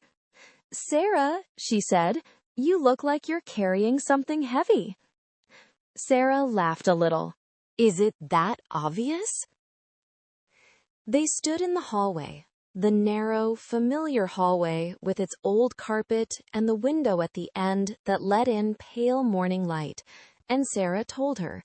The interview, the email, Nina's offer. Priya listened without interrupting. That was one of the things Sarah liked about her. "So, what does your gut say?" Priya asked when Sarah finished.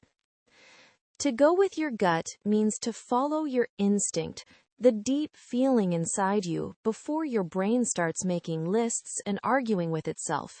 Your gut is not logic. It is something older than logic. And sometimes it knows things your brain hasn't figured out yet. "My gut says," Sarah started. Then she stopped. "I don't know. I keep going back and forth." "You're second-guessing yourself," Priya said. To second-guess yourself means to doubt a decision you've already started to make, to keep questioning it, keep going back, keep wondering if you're wrong. It's when your mind won't stay still, when every answer immediately produces a new question. "Yes," Sarah said, "exactly that." Priya shifted the bag on her shoulder. "Go for your walk," she said. "Sometimes the answer comes when you stop trying to find it." She headed toward the stairs. Then she turned back. "But Sarah, whatever you decide, make sure it's what you want. Not what sounds impressive. Not what someone else would choose. What you want." The stairwell door closed behind her. Sarah stood alone in the hallway for a moment. Then she walked toward the elevator. Prospect Park in November.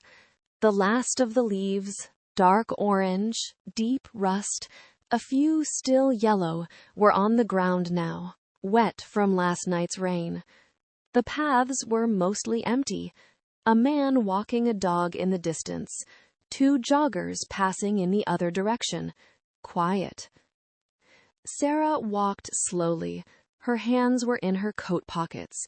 Her breath was faint white in the cold air. She needed to think it through. To think something through means to consider every part of a decision carefully, to not rush, to follow each thought to its end before moving to the next one. You think it through, all the way through, from the beginning to the end. She thought about the job. Full-time meant structure, a desk, a schedule, meetings on Tuesday mornings, projects assigned to her, not chosen by her, income that arrived every 2 weeks, reliable as the subway, mostly. She thought about what she had now. Freelance meant choosing her own clients, saying yes to the work that excited her and no to the work that didn't. It meant some months were harder. It meant the uncertainty was real. But it also meant, and she had to be honest with herself here, it meant she woke up every morning and the day was hers. She stopped on the path. A gust of wind moved through the bare trees above her, a low sound, like something being decided. She thought about why she had come to Brooklyn in the first place. 23 years old, a portfolio with 12 pieces in it, a sublease in a third-floor apartment that she could barely afford. She had not come here for a desk in someone else's office. She had come here to build something of her own. She had been building it slowly for 4 years. She knew this was a turning point. A turning point is a moment when something important changes, when the direction of a story or a life shifts. It doesn't always feel dramatic. Sometimes a turning point looks like a woman standing alone on a path in a park, her hands in her pockets, the leaves wet at her feet. She started walking again. By the time Sarah got home, it was past noon. She made a bowl of soup, the simple kind, just broth and noodles, and sat at her desk while she ate it. She opened her laptop. She looked at Nina's email again. Then she opened a new message. She had made up her mind. To make up your mind means to finally decide, to stop going back and forth and land on one answer. You have been weighing and second-guessing and thinking it through. And then, at some point, something settles. You know. Sarah knew. It wasn't that the job wasn't good. It was. Nina was sharp, the studio was serious, the offer was fair. But as she had walked through Prospect Park, past the bare trees, past the joggers, past the parts of Brooklyn she had learned by heart, she had kept asking herself one question: does this fit? And the honest answer was, not quite. She thought about the clients she had worked with this year: a small restaurant in Cobble Hill, an independent bookstore in Park Slope, a clothing brand run by two sisters from Queens. Projects she had found herself, problems she had solved in her own way, on her own timeline. She thought about what it felt like on a Thursday afternoon when a client said, "This is exactly what we were looking for," and she knew she had gotten there because she had been free to try things, to fail quietly, to start again. A full-time role, she realized, would take that away. Not cruelly, just quietly, slowly, the way winter takes the light. She loved the freedom of freelance not as something careless, but as something she had chosen deliberately. She had earned it, and she had learned, in 4 years of Brooklyn winters and uncertain months and late nights with a client's project open on this same desk, that the work felt most like hers when the choices were hers too. To be a good fit means to match well, to suit a role, a place, a life. The job was good, but it was not a good fit. Not for her. Not right now. She began to type. Dear Nina, Thank you so much for your offer. I'm genuinely honored. After careful thought, I've decided to continue with my freelance work for now. It's the path that feels right for where I am. I have great respect for what you're building, and I hope our paths cross again. She read it once. Then she committed to the decision. She pressed send. To commit to a decision means to choose it fully and stop looking back. You don't leave the door open. You don't keep one foot on each side. You make the choice and you trust it. Sarah closed the laptop. Outside, the November sky had cleared a little, a pale gray that was almost white, almost light. She sat at her desk and looked at it for a moment. She felt, very simply, like herself. Today, Sarah received an offer that many people would have said yes to immediately, and she said no, not because the opportunity wasn't real, but because she understood what she wanted more clearly than ever. That kind of clarity is earned. It doesn't come from logic alone. It comes from knowing yourself. Let's review today's vocabulary. Weigh your options. To carefully think about all the choices you have before deciding. She needed to weigh her options before responding to the offer. Pros and cons. The advantages and disadvantages of something. She thought about the pros and cons of taking the job. Go with your gut. To follow your instinct or inner feeling, not just logic. Priya told her to go with her gut. Second-guess yourself. To doubt a decision you've already started to make. To keep going back and forth. She kept second-guessing herself all morning. Think it through. To consider all parts of a decision carefully without rushing. She went for a walk to think it through. A turning point. An important moment when something changes significantly. Standing in the park, she knew it was a turning point. Make up your mind. To finally decide, after going back and forth. By the time she got home, she had made up her mind. A good fit. To match well with a role or situation. The job was good, but it wasn't a good fit for her right now. Commit to a decision. To choose fully and stop looking back. She pressed send. She committed to the decision. Go back and forth. To keep changing between two options without deciding. She went back and forth all morning before finally choosing. If you finished today's episode, type Day 22 done in the comments. We are at Day 22 of 30.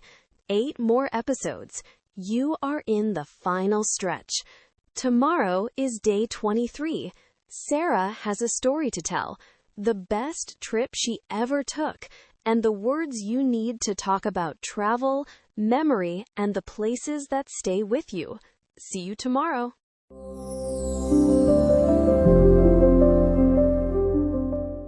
Have you ever been somewhere for the first time and felt immediately that you already knew this place?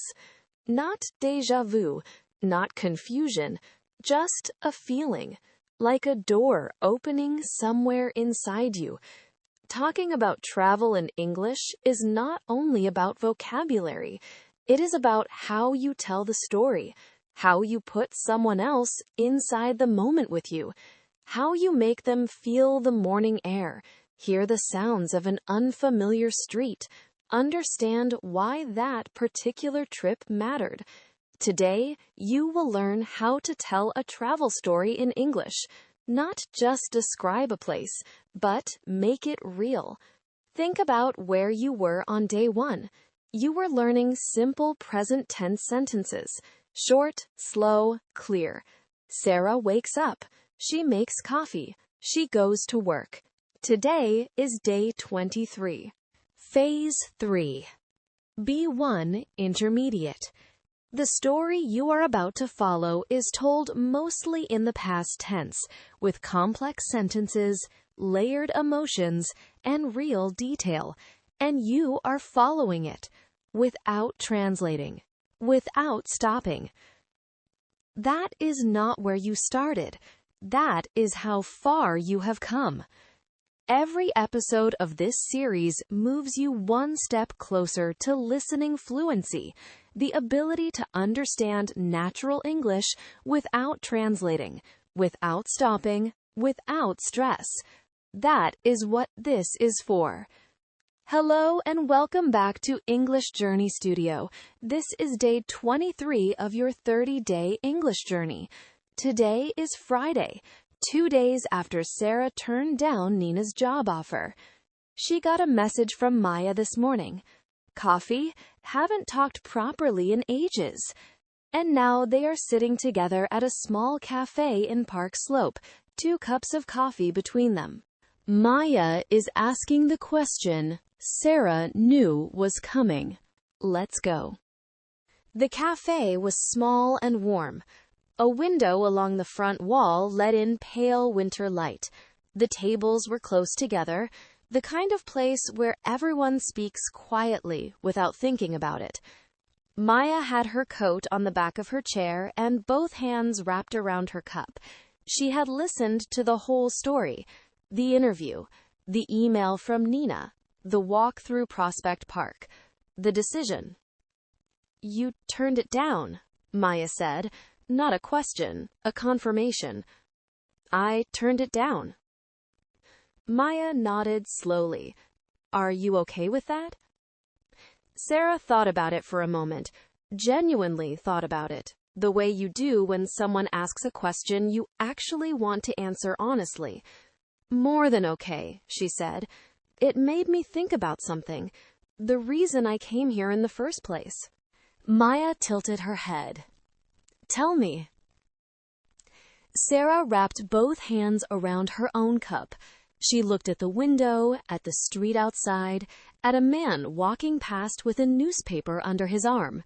Then she looked back at Maya. "Have I ever told you about my first trip to New York?" Maya shook her head. "Then let me tell you," Sarah smiled. "It's a short story, but it's the best trip I ever took." She set off on a Tuesday morning in late August. To set off means to begin a journey, to leave a place and start going somewhere. Sarah set off from Columbus, Ohio, on a Greyhound bus. 1 bag, a sketchbook, enough money for 3 days if she was careful. She was 22 years old. She had just finished university. She had no job, no apartment, no real plan for what came next. She also had no itinerary. An itinerary is a detailed schedule or plan for a trip. It lists the places you will visit, the times you will arrive, the hotels where you will sleep. Sarah had none of that. She had a bus ticket, a hostel address written on a piece of paper, and 11 hours to think. The bus pulled into Port Authority at 7 in the evening. Sarah had never seen anything like it.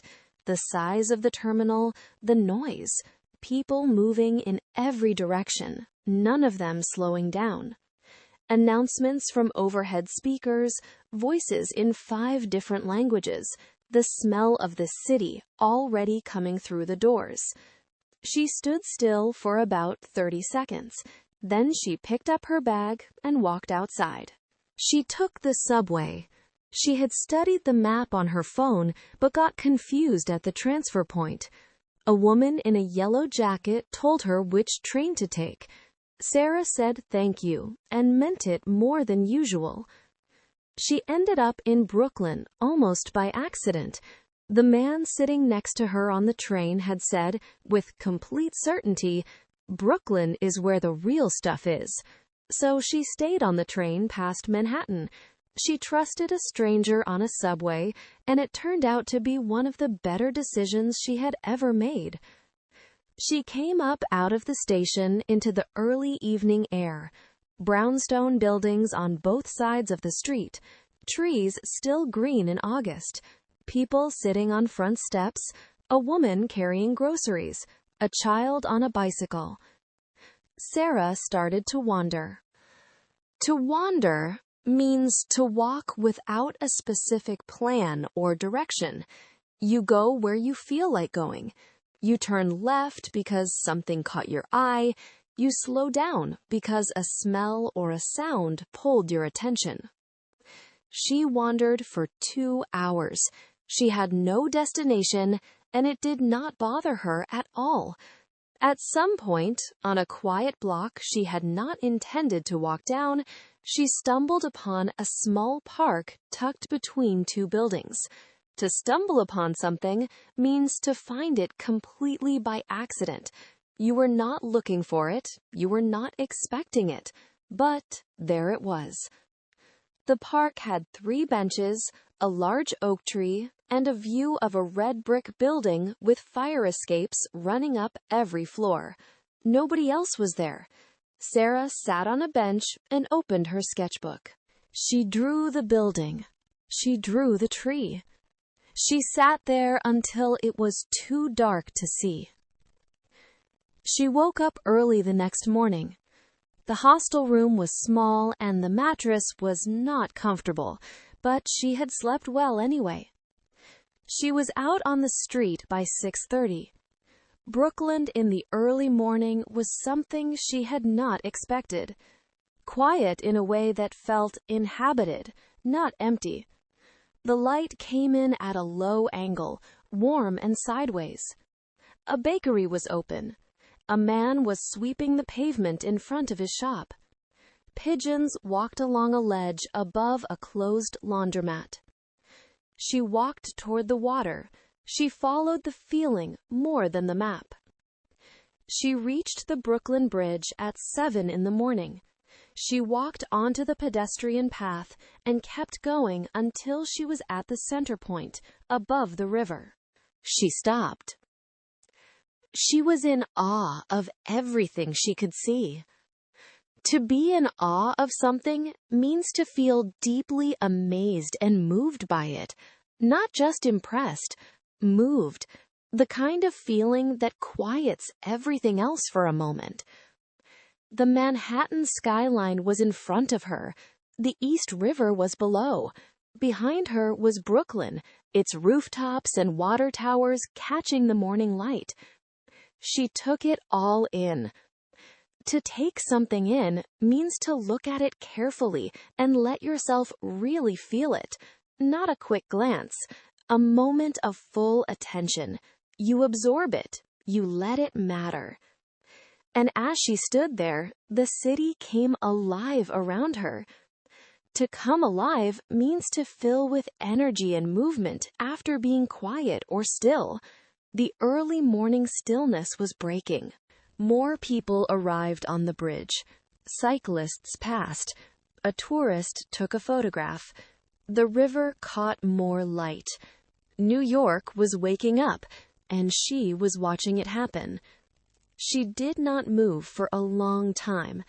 And then, very quietly, she thought something she had not planned to think.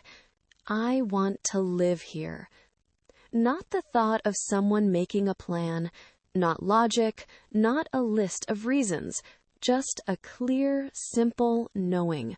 The way you sometimes recognize a piece of music before you can name it. She turned and walked back to Brooklyn. She made the most of every hour that day. To make the most of something means to use it as fully as possible, to not let any of it go to waste. She visited every street she wanted to see, ate at a diner where the coffee came in a thick ceramic mug, sat by the water at sunset, and filled 6 pages of her sketchbook. She did all of it deliberately, the way you do things when you feel, somewhere, that this is important. Maya had been listening without moving. Her coffee had gone a little cold. And then? She asked. And then I went home, Sarah said, got back on the bus, sat in my bedroom in Ohio, and started researching apartments in Brooklyn. Maya laughed. Just like that. Just like that. That trip had taken her off the beaten path. Off the beaten path means away from the well-known places, the tourist routes, the things everyone goes to see. Sarah had found the park by accident, walked streets she had not read about anywhere, eaten at places with no reviews, and that was exactly what had made it real. That trip had left a lasting impression on her. A lasting impression is a feeling or memory that stays with you for a long time. It does not fade. It shapes how you see things long after the trip is over. Sarah's first trip to New York had lasted 3 days. It had lasted, in another sense, 4 years. It was still lasting, right now, in this cafe, in this conversation, in the decision she had made on Wednesday. That's why you turned it down, Maya said, quietly. I came here because I wanted to build something of my own, Sarah said. A full-time position at someone else's studio is a good thing. It just wasn't my thing. Not right now. Maya nodded. She picked up her cup, realized it was cold, and put it back down. Then she smiled. You know what? She said. I think you should go on another trip. Sarah raised an eyebrow. Not to decide anything, Maya said. Just because you clearly need to get on a bus with no plan and see what happens. Sarah laughed, a real laugh, the kind that surprised her a little. Outside the cafe window, the winter street was bright and cold.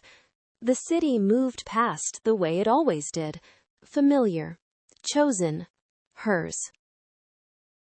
Today, Sarah told Maya about the best trip she ever took. Not the most expensive, not the most carefully planned, the one that left a lasting impression, the one that changed what she did next. The best trips are often like that. Let's review today's vocabulary. Set off, to begin a journey, to leave and start going somewhere. She set off on a Tuesday morning with one bag and a sketchbook. Itinerary, a detailed plan or schedule for a trip. She had no itinerary, no hotels booked, no schedule, no plan. Wander, to walk without a fixed plan or direction. She wandered through Brooklyn for 2 hours, going wherever she felt like. Stumble upon, to find something by accident without looking for it. She stumbled upon a small park tucked between 2 buildings. Be in awe of, to feel deeply amazed and moved by something. She was in awe of everything she could see from the bridge. Take in, to look at something carefully and absorb it fully. She took in the skyline, the river, the morning light. Come alive, to fill with energy and movement after being quiet. The city came alive around her as the morning began. Make the most of, to use something as fully as possible, to not waste any of it. She made the most of every hour of that last day. Off the beaten path, away from tourist spots, in less known places. She stayed off the beaten path and found the real city. A lasting impression, a memory or feeling that stays with you for a long time. That trip left a lasting impression on her. She still feels it today. If you finish today's episode, type Day 23 done in the comments. We are at Day 23 of 30. 7 more episodes. You are almost at the end of this journey. Tomorrow is Day 24. Sarah is going to share her opinion about something everyone has a view on. In my opinion, social media is You'll find out what she thinks, and you'll learn how to express your own opinions clearly and confidently in English. See you tomorrow.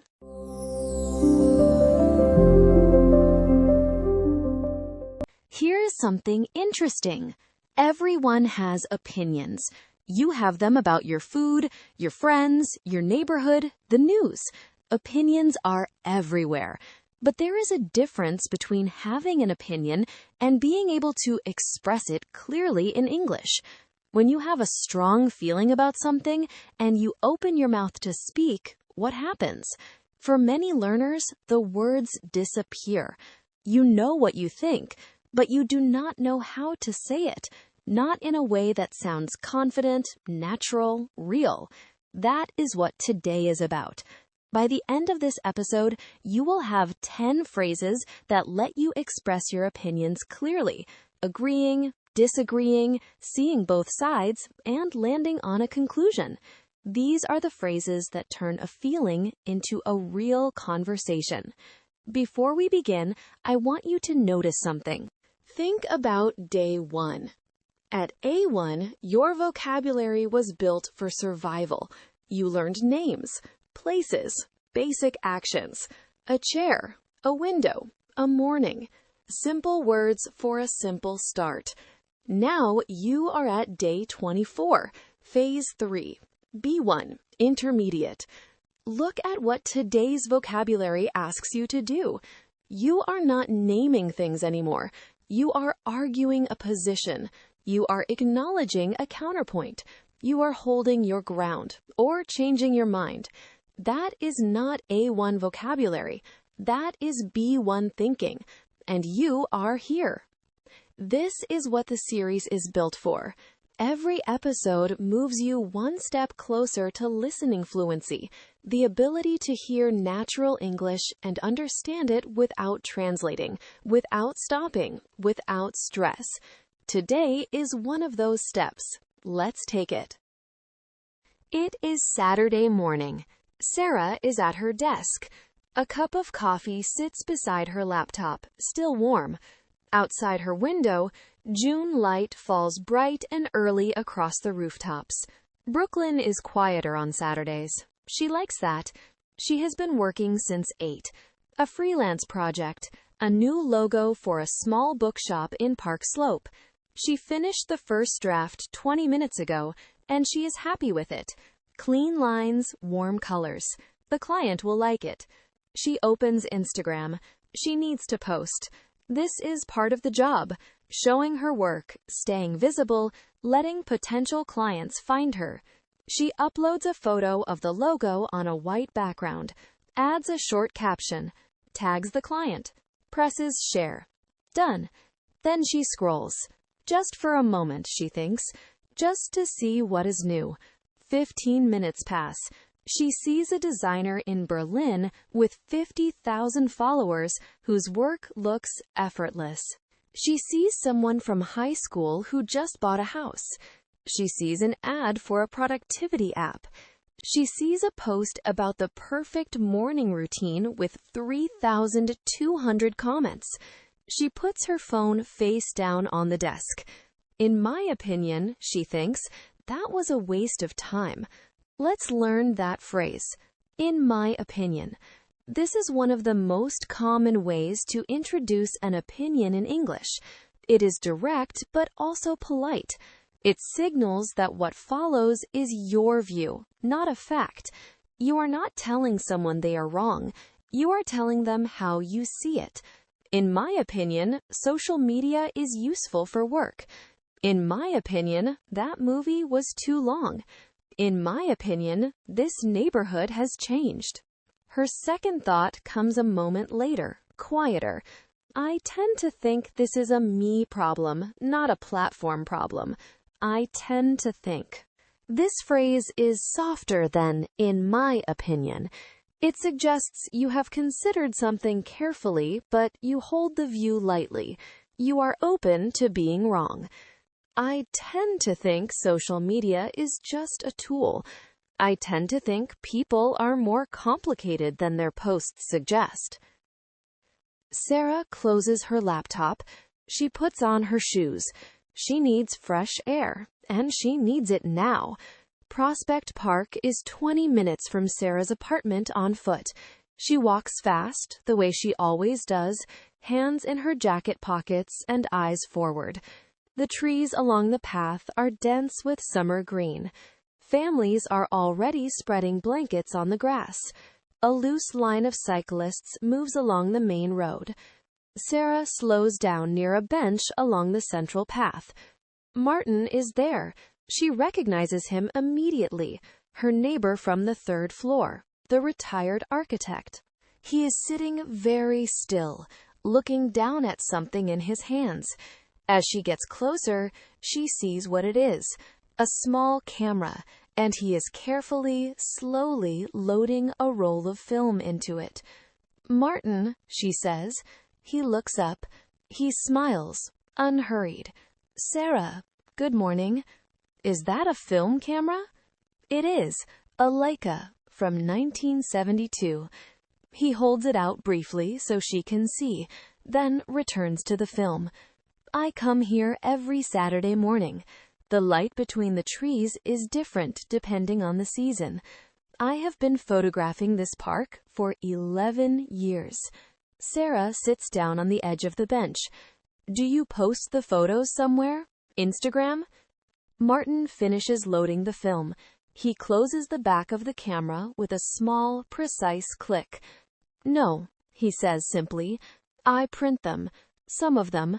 The ones that deserve it." To be honest, Sarah did not expect that answer. To be honest, this phrase introduces a view that is direct, perhaps more candid than what you said before. It often signals that you are about to say something you genuinely believe, even if it is slightly uncomfortable.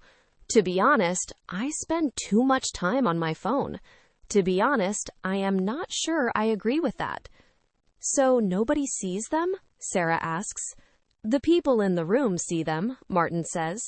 He picks up a small manila envelope from the bench beside him and opens it.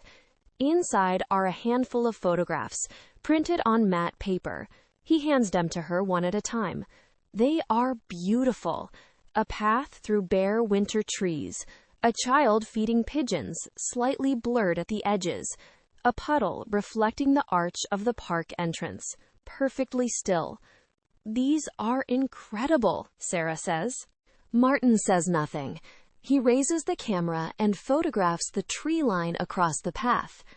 "Can I ask you something?" Sarah says, still holding the photographs. "Do you think social media is bad? Like, genuinely?" Martin lowers the camera. He considers this. "I would argue that it changes the way people see things," he says. "Not always for the better. When I was posting on Instagram a few years ago now, I noticed I started taking photographs for other people, for the response, not for myself. That changed what I chose to photograph. It changed what I even noticed." I would argue that this phrase is used when you want to make a stronger point, more confident than "in my opinion." It implies you have reasons, and you are prepared to defend them. I would argue that good design requires patience. I would argue that the platform changed the work. I get that, Sarah says, and you make a valid point. But for me, Instagram is the reason I have clients. I have gotten 2 projects this year just from people finding my page. Without it, I do not know how they would have found me. Make a valid point. This phrase is used when you acknowledge that someone else's argument is strong, even if you do not fully agree with their conclusion. It is a sign of intellectual honesty, and it makes disagreements more respectful. You make a valid point about the timeline. She made a valid point I had not considered. Martin nods. That is a real consideration, especially for someone building something independently. He pauses. On the other hand, I wonder what you lose. Attention, maybe. The ability to sit with a piece of work before showing it to the world. On the other hand, this phrase introduces the opposing view. You have just said one thing, and now you are acknowledging another side. It is essential in any balanced discussion. On the other hand, working alone can be isolating. On the other hand, moving quickly sometimes works out fine. Sarah is quiet for a moment. I'm not convinced that I lose attention, she says slowly. I think I lose time. Those are different things. I'm not convinced that. This is a polite way to disagree. You are not saying the other person is wrong. You are saying their argument has not persuaded you yet. It leaves room for the conversation to continue. I'm not convinced that more data leads to better decisions. I'm not convinced that this is the right approach. That is a good distinction, Martin says quietly. Sarah looks down at the photographs still in her hands. I can see both sides, she says, more to herself than to him. I genuinely can. It helps my work, and it also pulls me away from my own thinking in ways I do not always choose. I can see both sides. This phrase shows that you understand the complexity of an issue. You are not taking a simple position. You are acknowledging that both views have merit, and that is a sign of careful, honest thinking. I can see both sides of the argument about remote work. I can see both sides, but I think one is more practical for me. She hands the photographs back to Martin carefully, one at a time. He slides them into the envelope without looking at them. He already knows what is inside. Sarah walks home slowly. The trees cast long shadows across the path. She passes the spot near the park entrance where she walked alone last Wednesday, weighing a different kind of decision.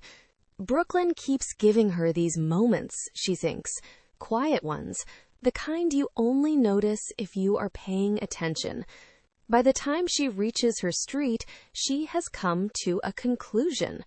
Come to a conclusion. This phrase marks the end of a thinking process. You have weighed different views, considered the evidence, and arrived somewhere. It is the natural end of any good opinion discussion. After thinking it over, I came to a conclusion. We talked for an hour before we came to a conclusion. Sarah's conclusion is not dramatic. It is honest. It depends on two of the most useful words in any opinion conversation. Almost nothing is simply good or simply bad. Context matters. Purpose matters. It depends on how you use something, why you use it, and what you are willing to give up. It depends on the situation. It depends on what you want from it. It depends on who you are and what you need. Sarah sits back at her desk. She opens Instagram. She finds a photograph she took last week, the bookshop she is designing for, early morning light through the window, a stack of old books on the counter. She uploads it, writes a short caption, tags the location, presses share. Then she closes the app. No scrolling, no comparison. Just the work, shown clearly and then done. In my opinion, she thinks, that is the version of this that works for me. Today, Sarah walked to Prospect Park and found Martin on a bench, loading a film camera, photographing the same park for the 11th year in a row. They disagreed. Neither one fully convinced the other. But that is what a good opinion discussion looks like. Not a winner and a loser. Two people thinking clearly and leaving with more to consider. Let's review today's vocabulary. In my opinion, your direct view, stated with openness. I tend to think, a softer, more tentative opinion. To be honest, signaling a candid, genuine view. I would argue that, a stronger, more formal position. Make a valid point, acknowledging that someone else is right about something. On the other hand, introducing the opposing view. I'm not convinced that. Polite, thoughtful disagreement. I can see both sides, showing you understand the complexity. It depends on.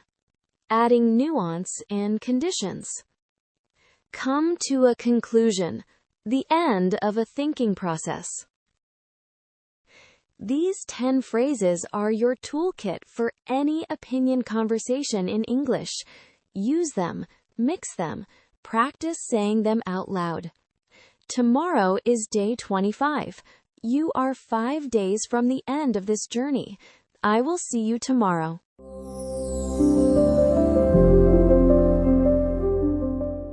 Imagine this. You are in the middle of the most important project of the month. You are almost finished. 1 more hour, maybe less. And then your screen goes black. No warning, no error message, just black. If that has never happened to you, it will. And when it does, you will need 2 things: the ability to fix the problem or find help, and the English to explain what went wrong. Today, you get both. Problems happen. In English, in life, every day. A plan falls apart. A machine stops working. Something you counted on is suddenly gone. The question is not whether you will face problems. The question is whether you know how to respond to them calmly, clearly, in English. By the end of this episode, you will have 10 phrases for exactly that: describing a problem, troubleshooting, asking for help, and finding a way through. Before we begin, I want you to notice something about today. Think back to the first week of this series. At A1, you needed time with every sentence. You paused, you replayed, you translated word by word, then tried to hold the meaning together. That was real work, and it was the right work for day 1. Now you are at day 25, 5 days from the end of this journey.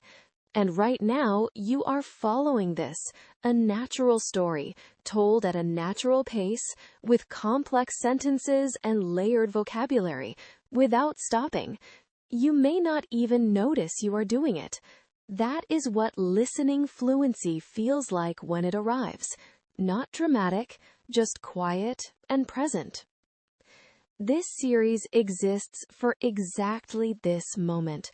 30 days of listening, 1 story at a time, from A1 to B1.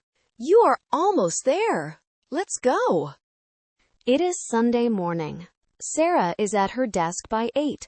The apartment is quiet. Outside, Brooklyn is slow, the way it only gets on Sundays. Fewer cars, fewer voices. The particular stillness of a city that has decided, collectively, to take its time. She does not have that luxury today. The bookshop logo, the project she posted about on Instagram yesterday, needs to be delivered tomorrow morning. She is in the final stage. Colors adjusted, spacing refined, 3 variations ready for the client to choose from. 1 more hour of focused work and she will be done. She opens the file. She begins. 40 minutes later, the screen freezes. Not a crash, not an error, just stillness. The cursor stops moving. The program stops responding. Sarah waits because sometimes these things resolve themselves. She waits another 30 seconds. Then the screen goes black. She stares at it. The laptop is plugged in. The charger light is green. She presses the power button. Nothing. She presses it again, holds it for 3 seconds. Nothing. She unplugs the charger, waits, plugs it back in. Still nothing. Her laptop has broken down. Broken down. This phrase means something stopped working, usually suddenly and completely. We use it for machines, cars, laptops, appliances, and sometimes for systems or plans. The printer broke down right before the meeting. His car broke down on the highway. The whole system broke down under pressure. Sarah sits very still. Then she picks up her phone. She searches. MacBook screen black, won't turn on. She finds a list of steps. Force restart by holding the power button for 10 seconds. She tries it. Nothing. Reset the SMC. She finds the instructions, follows them carefully. She holds 4 keys at the same time and counts to 7. She releases. She presses power. Nothing. She is trying to figure out what is wrong, working through each possibility one at a time, systematically. Figure out. This means to understand something by thinking about it carefully, or to find a solution by working through a problem step by step. I need to figure out why this keeps happening. She figured out the answer on her own. Can you help me figure out what went wrong? She tries 4 more steps from the list. After each one, she presses the power button and waits. After each one, the screen stays black. She is running out of options. Run out of. This means to have no more of something. Time, energy, money, options, patience. We ran out of coffee this morning. I'm running out of time before the deadline. She had run out of ideas for how to fix it. She puts the phone down. She knows now that this is not something she can fix herself. Whatever is wrong is inside the machine. Hardware, not software. She will need to take it somewhere. A repair shop, probably tomorrow. But tomorrow is too late. She opens the Notes app on her phone and writes a list of everything she remembers about the file. Colors, dimensions, which font, which variation the client seemed to prefer in the last email. She is trying to troubleshoot from memory, and it is not going well. Troubleshoot. This means to identify and solve problems, especially with a machine or a system. You troubleshoot by testing one thing at a time until you find what is causing the problem. The technician spent an hour troubleshooting the network. She troubleshot the issue by checking each cable separately. Then she remembers something. The file is on her laptop. But is any version of it on Google Drive? She opens Drive. She searches for the project folder. There is a version there. It is from last Tuesday, 4 days ago, before the final adjustments. Not the finished version, but something, a foundation. She gets to the bottom of the situation finally. The laptop is broken, the latest file is gone, but the project is not completely lost. That is the difference between a crisis and a problem. Get to the bottom of. This means to find the real cause of a problem, the root of it, the actual explanation underneath everything else. It took the team a week to get to the bottom of the issue. She wanted to get to the bottom of why the file had disappeared. She checks the time. It is 11:14 in the morning. The deadline is 9 tomorrow. She has today. She also does not have a working computer. Sarah stands in the hallway outside apartment 3B. She has spent 10 minutes sitting at her desk, looking at the black screen, thinking through her options. She could go to a cafe and ask to use someone's computer for an hour, which feels too uncertain. She could call a tech repair shop and ask if they do same-day service on a Sunday, which seems unlikely. She could try to rebuild the entire logo on her phone using an app, which is not a real option. Or she could knock on Priya's door. This is a last resort, not because Priya would mind, but because Sarah hates asking. She has always preferred to solve things herself first, fully, before admitting that she cannot. A last resort. A last resort is the final option you try when everything else has failed. You use it when there are no better choices left. Calling a taxi at that hour was a last resort. As a last resort, she decided to ask for help. She knocks. Priya opens the door in a yellow sweater, hair up, a cup of tea in her hand. She looks at Sarah's face and says immediately, "What happened?" Sarah explains. Laptop, black screen, deadline, Tuesday's version on drive, 9 tomorrow morning. Priya does not hesitate. I have my old MacBook Air, 2019. It's slow, but it works. She disappears inside for 30 seconds and comes back with a silver laptop, slightly scratched at the corner, a small sticker of a sun on the lid. Take it as long as you need. Sarah looks at her. Are you sure? Go, Priya says, waving her hand towards Sarah's door. I'll bring you tea in an hour. Back at her desk, Sarah opens the borrowed laptop, logs into her Google account, opens Drive. The Tuesday file loads slowly. Priya was right about the slow part, but it loads. She can make do with this. It is not ideal, but she can work with what she has. Make do with. This means to manage with something that is not perfect or not what you wanted, because it is what you have available. We didn't have the right equipment, so we made do with what we had. She made do with the old version of the file and updated it from memory. Priya knocks at 12:30 with 2 cups of tea and sits on the edge of the couch while Sarah works. She does not talk much, which Sarah appreciates. She just sits there, drinking her tea, occasionally checking her phone, present in the way that only good friends know how to be, close enough to help, quiet enough to let you focus. Sarah works from memory. She rebuilds the final color adjustments, recreates the spacing, reconstructs the third variation she had almost finished. It takes longer than it would have on her own machine, with her own files. The software on Priya's laptop is an older version. A few tools are in different places. But she has done this work before. She knows what the logo is supposed to look like. She trusts her eye.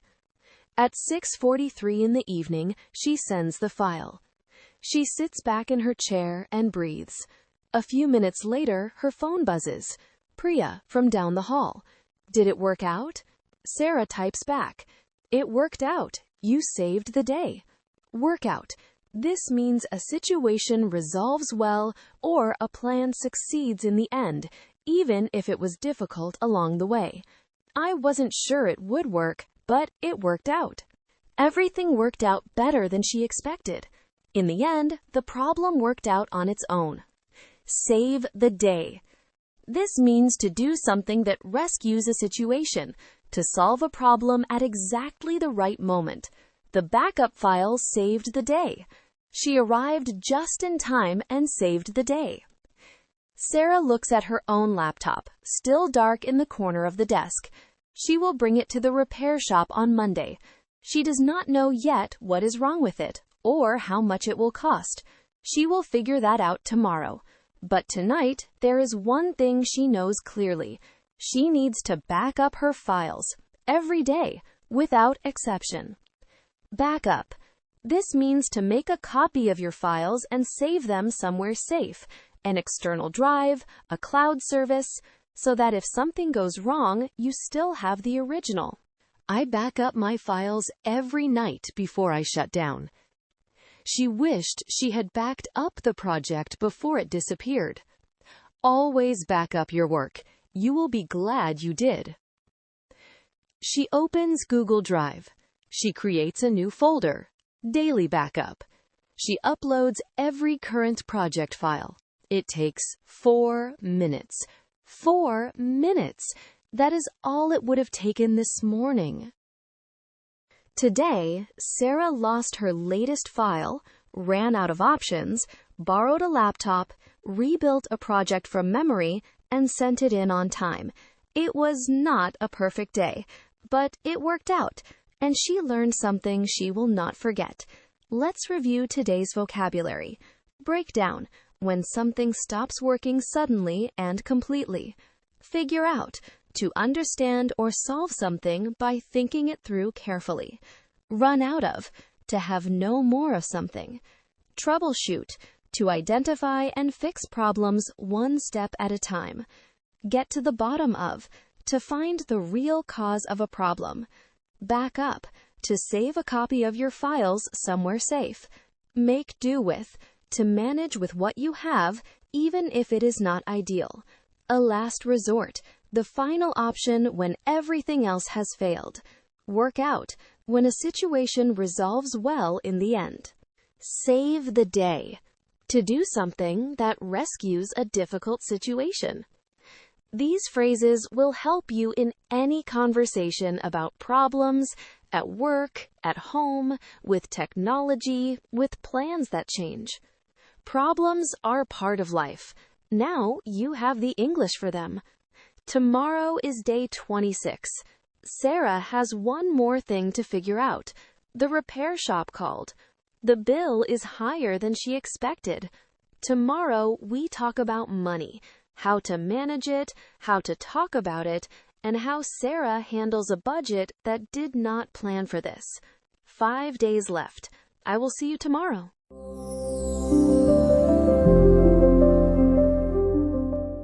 Her phone screen. A number. $340. She reads it twice. Money is one of those topics that people avoid in conversation, in any language. It feels private, sometimes embarrassing, sometimes complicated. But here is the truth.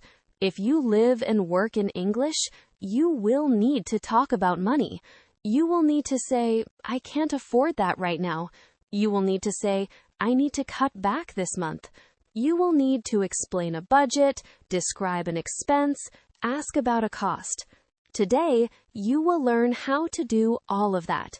10 phrases for talking about money clearly, honestly, and without stress. Before we begin, I want to point out something about where you are right now. Think about the vocabulary of the first week. Chair, morning, number, cost. These are words for things you can see and touch, things you can point to. Today's vocabulary is different. Budget, income, set aside, live within your means. These are not objects. They are concepts, ideas about how money moves, how decisions get made, how a person plans for the future. Understanding abstract language in a second language is one of the final steps toward real fluency. At A1, this was out of reach. At day 26, you are doing it without effort. That is a significant distance to have traveled. This series has always been about one thing, taking you from A1 to B1 through listening, through real stories, real language, real pace. You are 4 days from the finish line. Let's keep going. It is Monday morning. Sarah is at her desk, Priya's laptop again, because her own is still at the repair shop on Atlantic Avenue.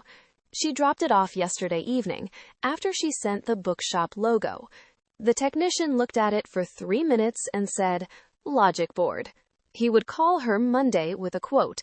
The call comes at 9:17 in the morning. It is not a call, it is a text message. 3 sentences. The last one, repair cost $340. Let us know how you'd like to proceed. Sarah puts the phone down on the desk. She picks it up again and reads it a second time. $340. This is an unexpected expense, not something she planned for, not something that was in her budget for this month. An unexpected expense. This is a cost that you did not plan for and did not see coming. It arrives suddenly and changes your financial picture for that week or month.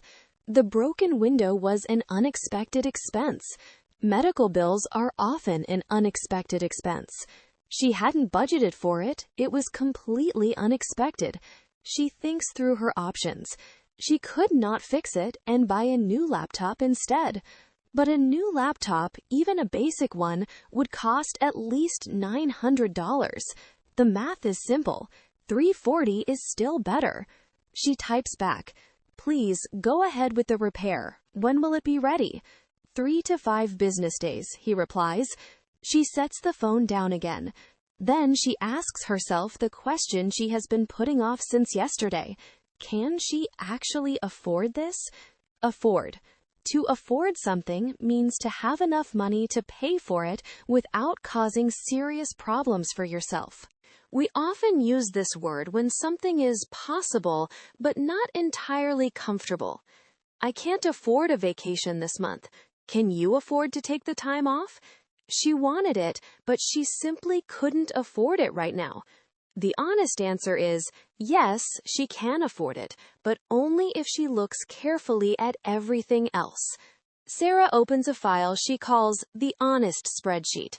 She made it last October, after a month where she could not explain where her money had gone. It is a simple Google sheet, 2 columns, income and expenses, updated every Sunday evening, or supposed to be. She has missed the last 2 Sundays. She spends 20 minutes updating it now. This month's income from freelance work, $2,100. 3 projects, the bookshop logo, a small brand identity for a Williamsburg clothing store, and 1 ongoing retainer client who pays $600 a month regardless of volume. Not her best month, not her worst. Income. Your income is the money you receive regularly, from work, from clients, from any source. For a freelancer, income can vary significantly from month to month. Her income this month was lower than last month. Freelance income is not always predictable. Now the other side of the sheet. Expenses. Rent, $1,100. Utilities, $80. Phone, $45. Adobe Creative Cloud subscription, $55. Spotify, $10. Coffee shops, $60. Eating out for lunch, $120. Delivery and takeout, $85. Miscellaneous, a book, a birthday gift, a new sketchbook, $70. Total expenses, $1,625. That leaves $475. Before the $340 repair, after $135. Expenses. Your expenses are the things you spend money on: rent, food, subscriptions, transport. Regular expenses are ones you pay every month. Unexpected expenses are the ones that arrive without warning. Her monthly expenses came to just over $1,600. She listed every expense carefully before making a decision. Sarah looks at the line items one by one. Most of them are fixed: rent, phone, utilities. She cannot change those this month. But she can see 2 lines that have room: eating out at $120 and delivery at $85. Combined, that is $205 a month on food she did not cook herself. She is going to need to cut back.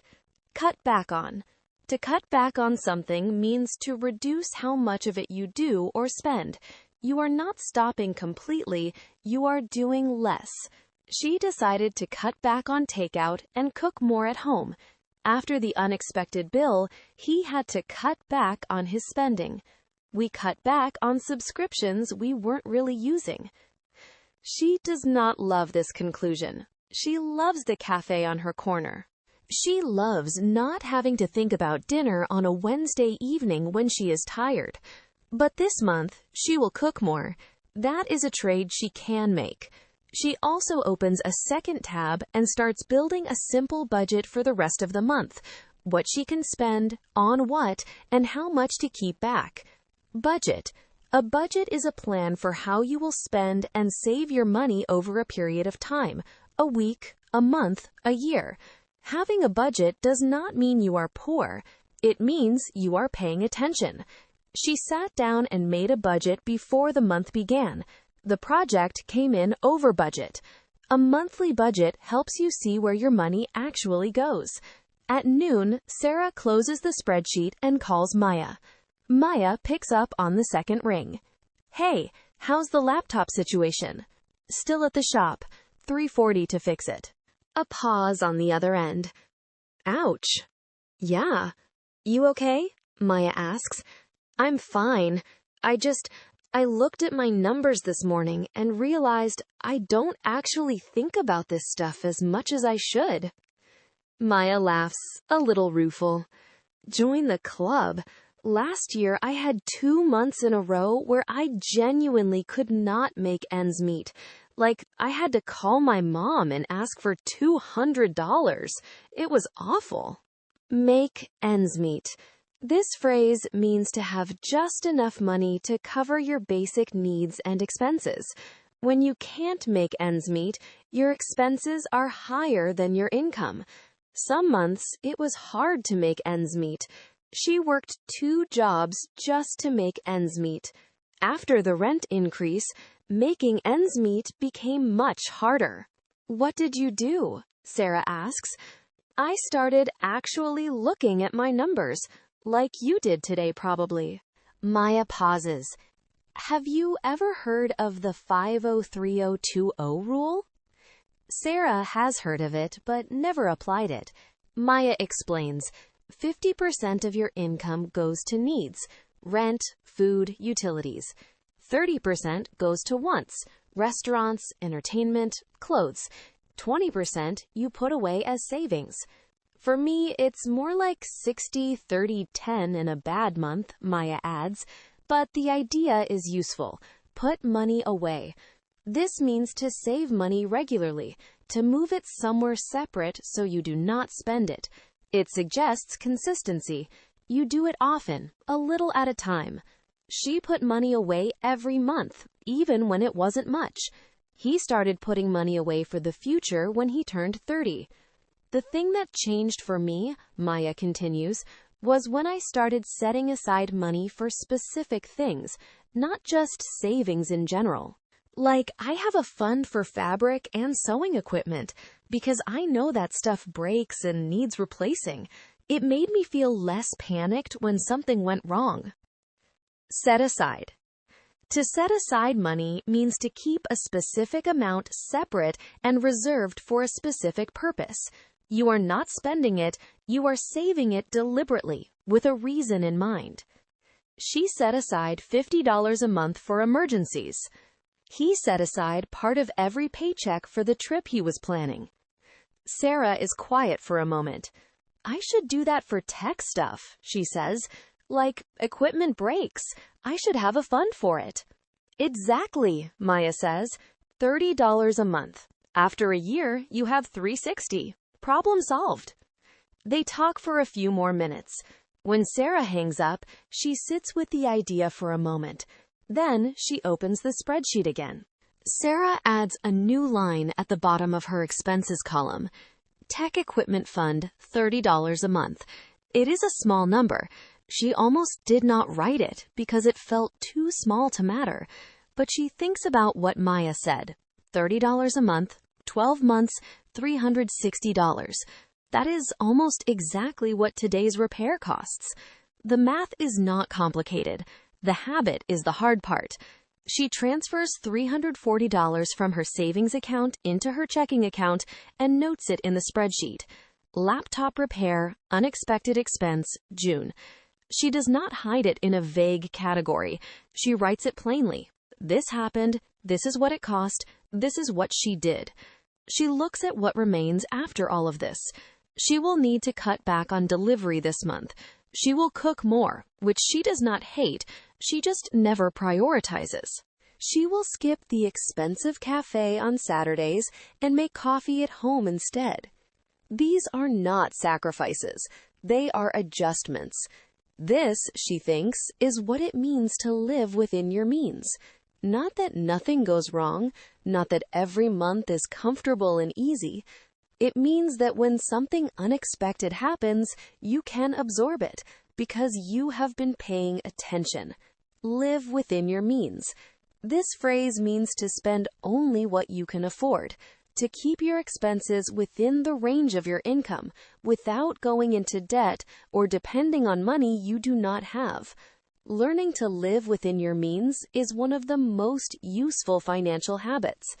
She adjusted her budget so she could live within her means. It's not about being rich, it's about living within your means. She closes the spreadsheet. She closes Priya's laptop.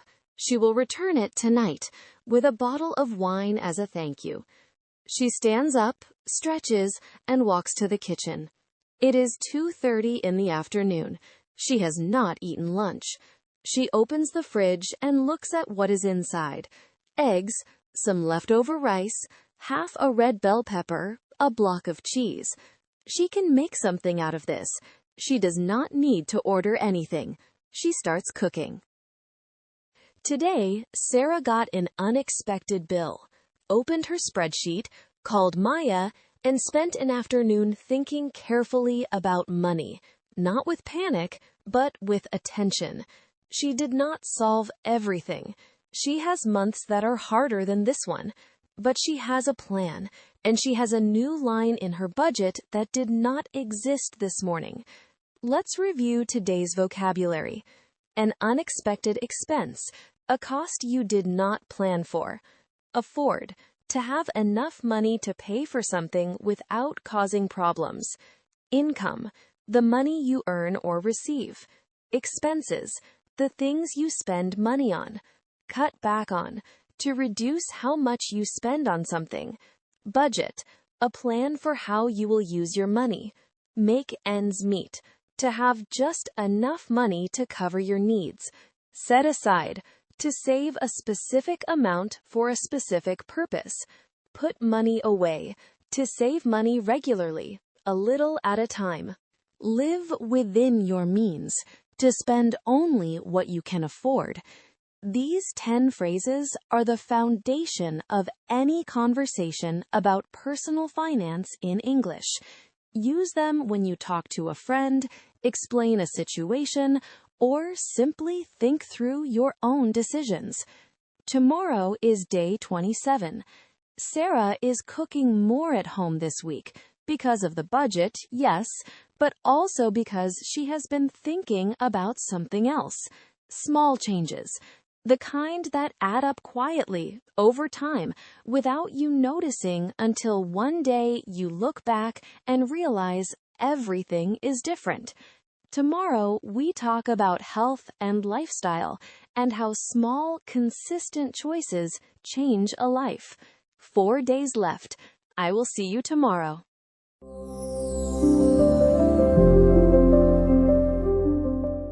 Have you ever made one small change to your routine?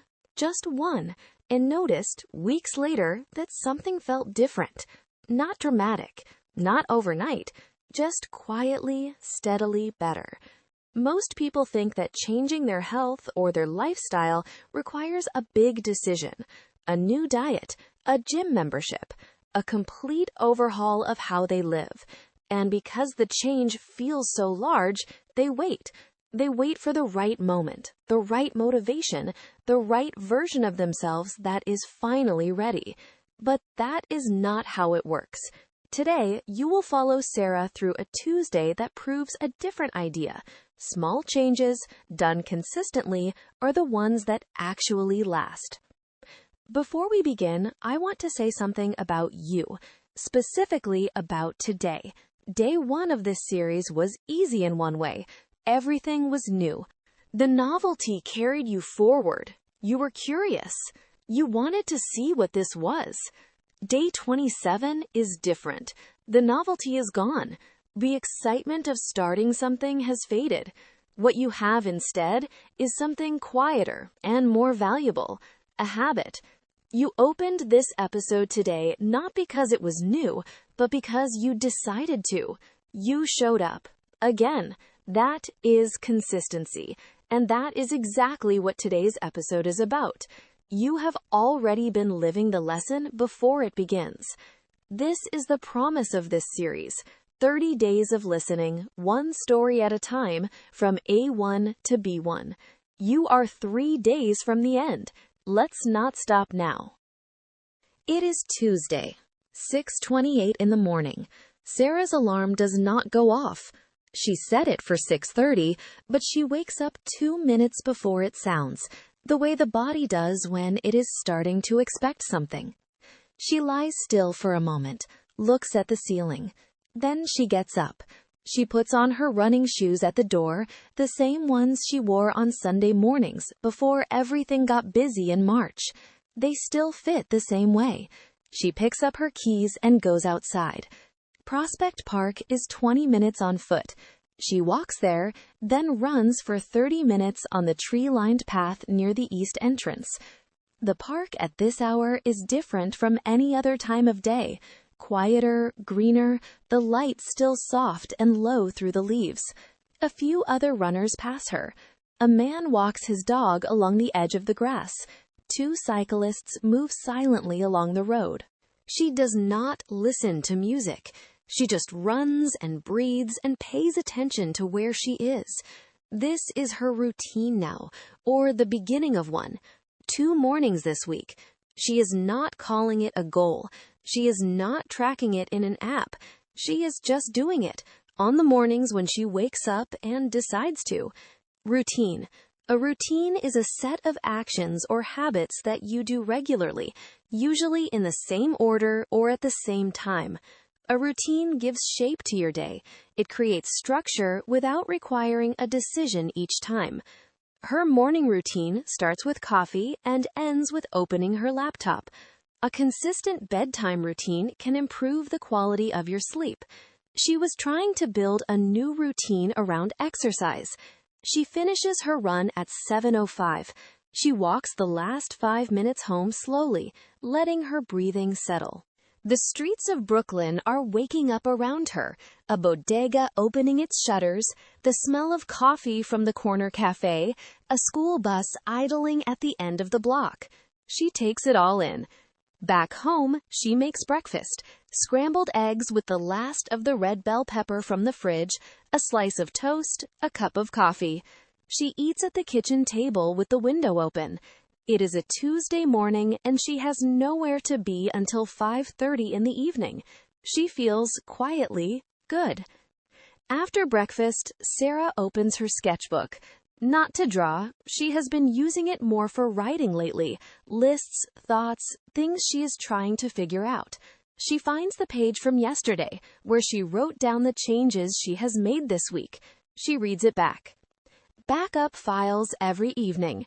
Set aside $30 a month for tech. Cook instead of ordering. Running Tuesday morning. She adds one more line. No phone after 10:30 p.m. Then she looks at the list again. 5 things. None of them difficult. None of them requiring a gym membership or a meal plan or a major life decision. And yet, looking at them together, she can see something taking shape. She thinks about the times she has tried to change too much at once. 2 years ago, she decided to take up running, do yoga 3 times a week, and cut out sugar all in the same month. She lasted 12 days. By day 13, she was so tired and frustrated that she stopped everything. Take up. To take up something means to start a new activity or hobby, to begin doing something regularly that you did not do before.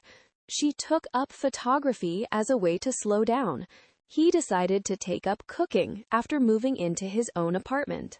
It's never too late to take up a new skill. Cut out.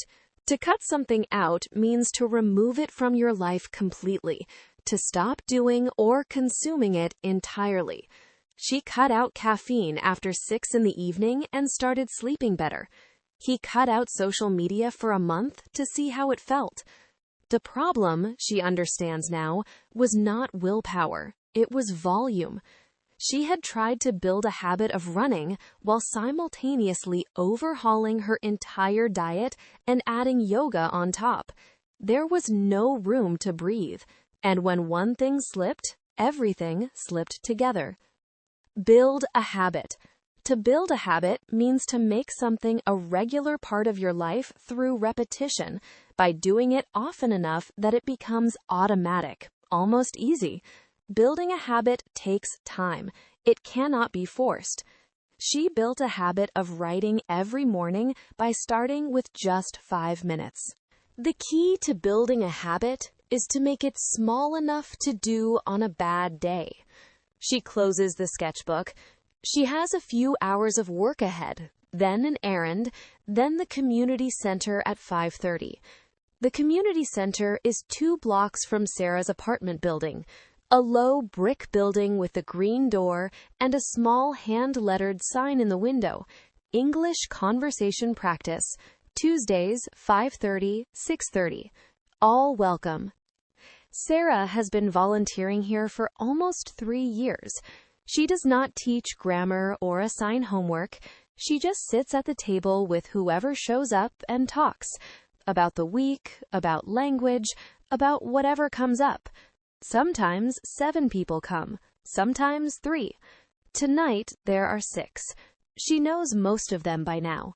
Rosa, who works at a dry cleaner's on 5th Avenue and is saving to bring her daughter from Oaxaca. The Chen brothers, Wei and Liang, who arrived 8 months ago and are still surprised by how cold Brooklyn winters are. Mr. Beaumont, who has lived in the neighborhood for 22 years, but wants, as he says, to speak with more confidence. And 2 newer faces, a woman named Fatima and a young man whose name Sarah has not caught yet, who sits quietly and listens more than he speaks. Sarah pulls up a chair, sets her bag down, and asks the question she always asks to open. What happened this week? Anything good? Anything hard? Anything you are thinking about? Liang says his restaurant changed his schedule again. Rosa says she found a cafe near her building that sells Mexican pastries, and it made her feel, for a moment, less far from home. Mr. Beaumont says his knee has been bothering him, but he has been walking every evening anyway, because he read somewhere that movement helps more than rest. That's actually what I want to talk about tonight, Sarah says. Small changes. Things that seem too small to matter, but they do. She tells them about her week. The running, the cooking, the budget, the early bedtime. She does not make it sound like a success story. She makes it sound like what it is. A few deliberate choices made by someone who got tired of burning out. Burnout. To burn out means to become exhausted, physically, mentally, or emotionally, from doing too much for too long without enough rest or recovery. When you burn out, you cannot continue at the same pace. She burned out after working 7 days a week for 2 months straight. He took a week off because he could feel himself starting to burn out. Burnout is a sign that something in your routine needs to change. She asks them, has anyone made a small change recently? To their health, their sleep, their routine? Rosa says she started walking to work 3 days a week instead of taking the subway. It takes 20 extra minutes. She does not love the cold, but she has been sleeping better. Mr. Beaumont says he cut out the television at night. He watches the news at 7, then turns it off. Before, I was watching until midnight, he says. Now I go to bed at 10. I am a different person in the morning. Fatima says she started making time for a proper lunch break, sitting down, away from her desk, even just for 20 minutes. Before, I eat at the computer, she says. Now I sit at the table. It is a small thing, but I feel better. Make time for. To make time for something means to deliberately set aside time for it, to treat it as a priority, rather than letting it get pushed aside by other things. She made time for a walk every evening, even on busy days. It's easy to say you're too busy. Making time for rest is a decision. Sarah listens to all of them. Then she says, I think the reason small changes work is because you can actually do them. You can go for a 10-minute walk even on a bad day. You can't always go to the gym for an hour. The young man who has been quiet for most of the session looks up. Consistency, he says carefully, trying the word. Is that the word? Yes, Sarah says. That is exactly the word. Consistency. Consistency means doing something regularly, without stopping, showing up for it again and again over time. A small action done with consistency is more powerful than a large action done once. Consistency is more important than intensity when building new habits. She did not see results immediately.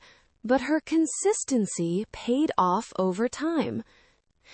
The hour passes quickly. By 6:30, people are gathering their bags and coats.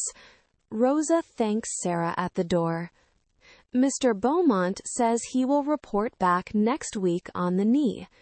The young man pauses on his way out and says carefully, "Thank you. I learned something tonight." Sarah walks home. The walk back is 10 minutes. The June evening is still bright at 6:45. The sky a pale blue over the rooftops. Sarah walks slowly. No headphones, hands in her jacket pockets. She thinks about what Mr. Beaumont said. "I am a different person in the morning."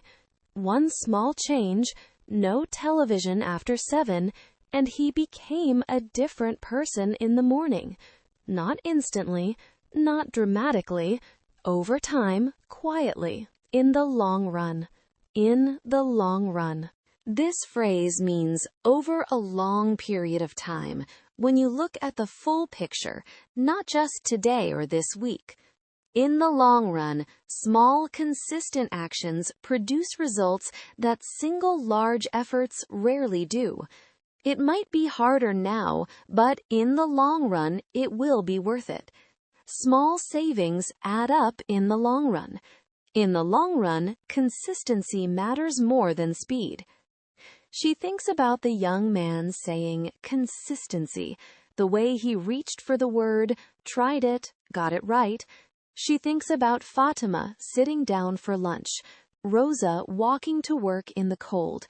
All of them are making a lifestyle change, not a challenge, not a temporary effort, a new way of doing something, chosen deliberately, held on to patiently, a lifestyle change. A lifestyle change is a permanent adjustment to how you live, a shift in habits or behaviors that you intend to keep, not just for a week or a month, but as part of who you are going forward. Quitting smoking is a lifestyle change. She didn't go on a diet. She made a lifestyle change. A lifestyle change takes time to feel normal, but eventually it does. Sarah gets home at 6:55. She heats up leftover rice from the night before, adds a fried egg, eats at the kitchen table. She does not open Instagram. She does not check her email after 8. At 11:10, she gets into bed with a book. She reads for 20 minutes. The words slow down as she gets closer to sleep, and then she's reading the same sentence twice without understanding it, and she knows that is the signal. She puts the book on the nightstand. She turns off the lamp. In the dark, she thinks, this is what it pays off to. Not a dramatic transformation, not a before and after. Just Tuesday night, the lamp off at 11:30, a book on the nightstand, running shoes by the door for tomorrow. Pay off. When something pays off, it produces a good result after a period of effort or patience. The payoff is the reward that comes from doing something consistently over time. All those early mornings finally paid off when she ran her first race. The habit of saving money paid off when the unexpected expense arrived. Consistency pays off, not immediately, but eventually, without fail. She closes her eyes. Today, Sarah ran in the park at sunrise, made breakfast at home, wrote a list of small changes in her sketchbook, and spent an evening at the community center talking about exactly those changes with people who are making their own. Nobody overhauled their life. Everyone just kept going, a little more deliberately than before. Let's review today's vocabulary. Routine, a set of actions you do regularly in the same way. Take up, to start a new activity or hobby. Cut out, to completely remove something from your life. Build a habit, to make something regular through consistent repetition. Burn out, to become exhausted from doing too much for too long. Make time for, to deliberately set aside time for something important. Consistency, doing something regularly without stopping over time. In the long run, over a long period of time, when the full picture becomes clear. A lifestyle change, a permanent shift in how you live. Payoff, when effort produces a good result, often after a long wait. These 10 phrases are for talking about health, habits, and how people grow, slowly, quietly, without announcements. Tomorrow is day 28. Sarah has been spending a lot of time alone this week, running, cooking, thinking. Tomorrow, she thinks about the people who have shown up for her, the friends and relationships that have made her life in Brooklyn what it is, including one who changed everything. 3 days left. I will see you tomorrow.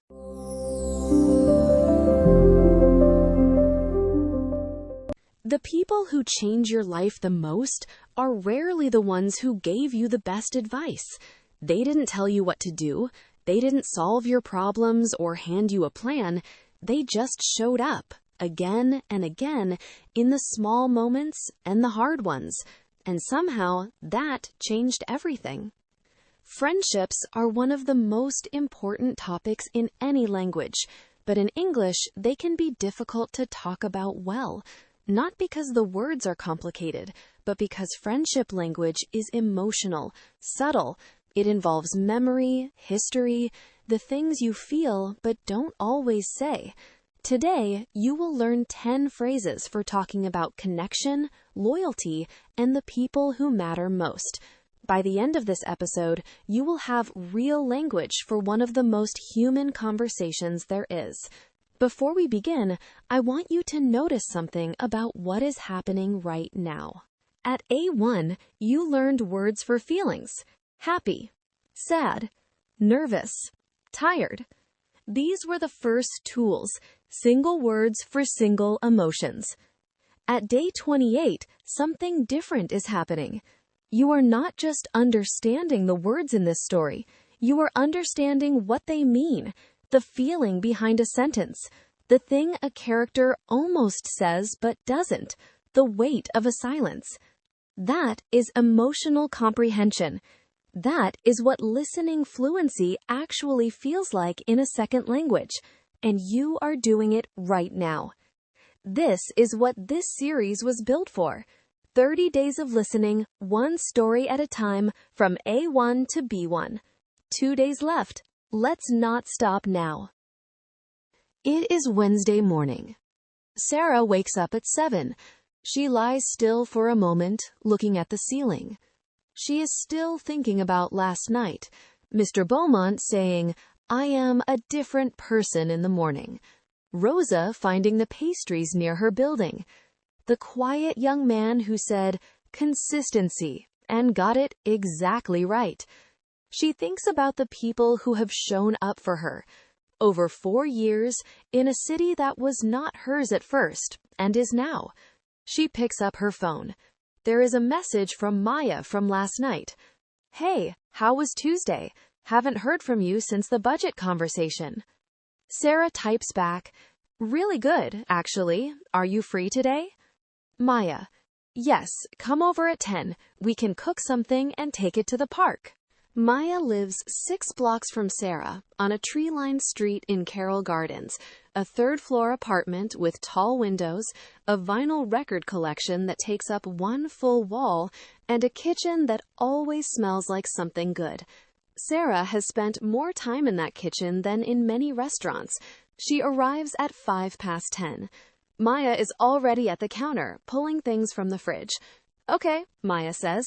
"We have bread, mozzarella, tomatoes, basil, 1 lemon, and what I believe is a mango." That's a very random combination. "That's what I have. We make it work." They have been making things work together for 4 years now. That is not a long time. And also, it is. In a city where people come and go, 4 years with the same person means something. They go back a long way, for Brooklyn standards at least. Go back a long way. This phrase means to have known someone for a long time, to share a history, a set of memories, a connection that was built over years. We go back a long way, before either of us knew what we were doing here. They go back a long way. Same neighborhood, same school, years of small shared moments. For people who go back a long way, no explanation is needed. Sarah takes the mozzarella and starts slicing. Maya squeezes the lemon. Outside the tall window, Carol Gardens is doing what it does on Wednesday mornings, quietly, unhurriedly, belonging only to the people who live there. "Can I tell you something?" Sarah says. "Always," Maya says. "I was thinking this morning about when we met, the Bushwick thing." Maya laughs, a short, warm sound. "The record night. You said something at the end. You said, 'I feel like we have a lot in common.' I remember thinking I felt exactly the same, but I would never have said it first." Have a lot in common. This means to share interests, values, and ways of seeing things, to be similar to someone in ways that actually matter. We have a lot in common. The same taste in music, the same way of moving through a city. When you have a lot in common with someone, conversation doesn't feel like work. "I know," Maya says simply. She is arranging the tomatoes without looking up. "That's why I said it first." The next day, Maya had sent a message. "Hey, it's Maya from last night. Coffee sometime?" Sarah had read it twice and typed back yes before she had time to overthink it. Reach out. To reach out means to contact someone, especially to make the first move, to close the distance between yourself and another person. You reach out when you want something to begin. She reached out the next day, which surprised him. It takes courage to reach out first, but it is almost always worth it. He had wanted to reach out for months before he finally did. Sarah thinks about what Brooklyn had felt like at that point, 3 months in, knowing almost no one. She had been fine. She had walked around, sketched things, found her coffee places, submitted freelance work from her desk. Fine was not the problem. Fine was just lonely in a way she hadn't admitted yet. "You made me feel at home here," Sarah says, "before I actually felt at home." Maya looks up. "What do you mean?" "I mean, the city didn't feel like mine yet, but when I was with you, it did." Make someone feel at home. To make someone feel at home means to make them feel comfortable, welcome, at ease, as though they belong, even in a place that is still unfamiliar. It is one of the most generous things one person can do for another. She made everyone feel at home, even in a room full of strangers. He made her feel at home in the city within the first week. Maya doesn't say anything for a moment. She just nods and picks up the basil.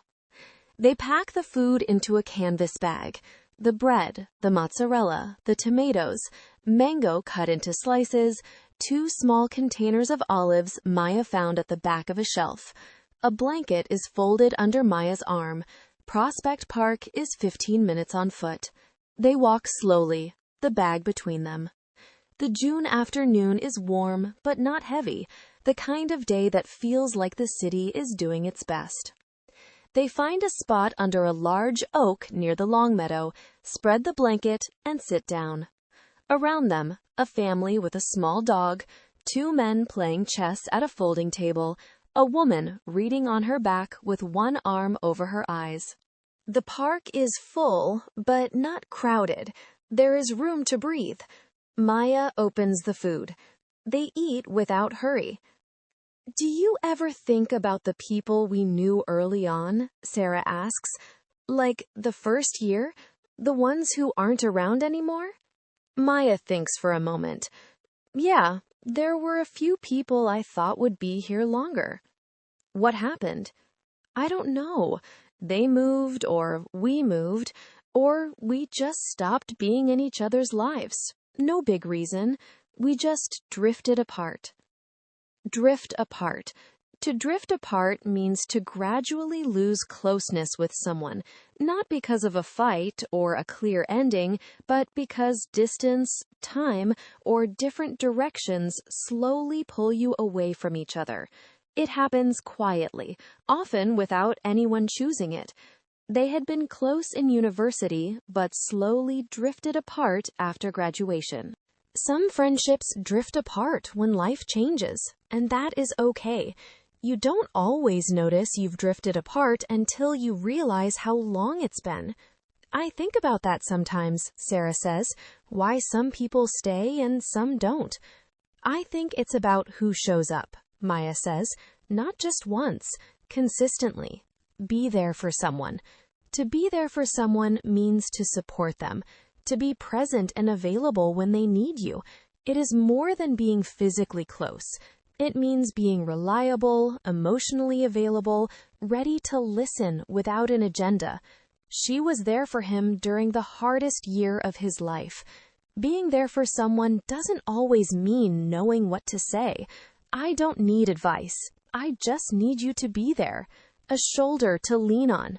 This phrase describes someone you can go to for comfort and support, a person who is steady and reliable when you are struggling. A shoulder to lean on is not someone who fixes things. They are someone who stays. She had always been a shoulder to lean on, never too busy, never impatient. Moving to a new city is easier when you have a shoulder to lean on. A robin lands briefly near the edge of the blanket, looks at them without interest, and flies away. Maya eats a mango slice. Sarah watches the family with the dog. The afternoon passes without either of them tracking it. They talk about nothing and everything, a film Maya has been meaning to watch, a fabric she ordered online that arrived completely wrong, a client of Sarah's who keeps asking for more variations, small things, the kind of conversation that feels like resting. At some point, Sarah says, "You know you bring out the best in me." Maya tilts her head. "How so?" "I don't know exactly. You don't push me or give me speeches. You're steady, and that makes me want to be steadier." Bring out the best in someone. This means to help someone be their best self, not by directing or criticizing, but simply by being the kind of person whose presence makes better things feel possible. You don't force it. You make it feel natural. She brings out the best in everyone she works with. A good friendship brings out the best in both people. "That's the nicest thing you've ever said to me," Maya says, "and you delivered it like you were describing a thermostat." Sarah laughs, the kind that comes quickly and fully before you can control it. Maya always does that. No matter how serious the subject, she always finds the small door back to something lighter. Pick up where you left off. This phrase means to continue something, a conversation, a friendship, from exactly where you stopped, with no awkwardness or adjustment needed, as if no time has passed at all. They hadn't spoken in 3 weeks, but they picked up exactly where they left off. The best friendships can always pick up where they left off. They pack up around 4. The park is quieter now. The families with small children have gone. The chess players are still there. The light through the trees is lower and longer. Sarah rolls the blanket. Maya lifts the canvas bag. They walk back through the park in the direction of Carroll Gardens, talking less now, the comfortable quiet of two people who don't need to fill every space. Sarah thinks, this is what it means to have someone who means the world to you. Not the grand gestures, not the speeches, just this, a Wednesday afternoon, food from a Kansas bag, the right kind of silence. Mean the world to someone. This phrase means to be extraordinarily important to someone, to matter to them in a way that words do not easily reach. When someone means the world to you, their presence in your life is not small, it is foundational. She doesn't say it often, but her daughter means the world to her. You don't always tell the people who mean the world to you that they do. He didn't realize how much she meant to him until she was gone. They say goodbye at the corner of Sarah's block. Same time next week? Maya says. Same time next week, Sarah says. She walks home with an empty canvas bag and a full afternoon.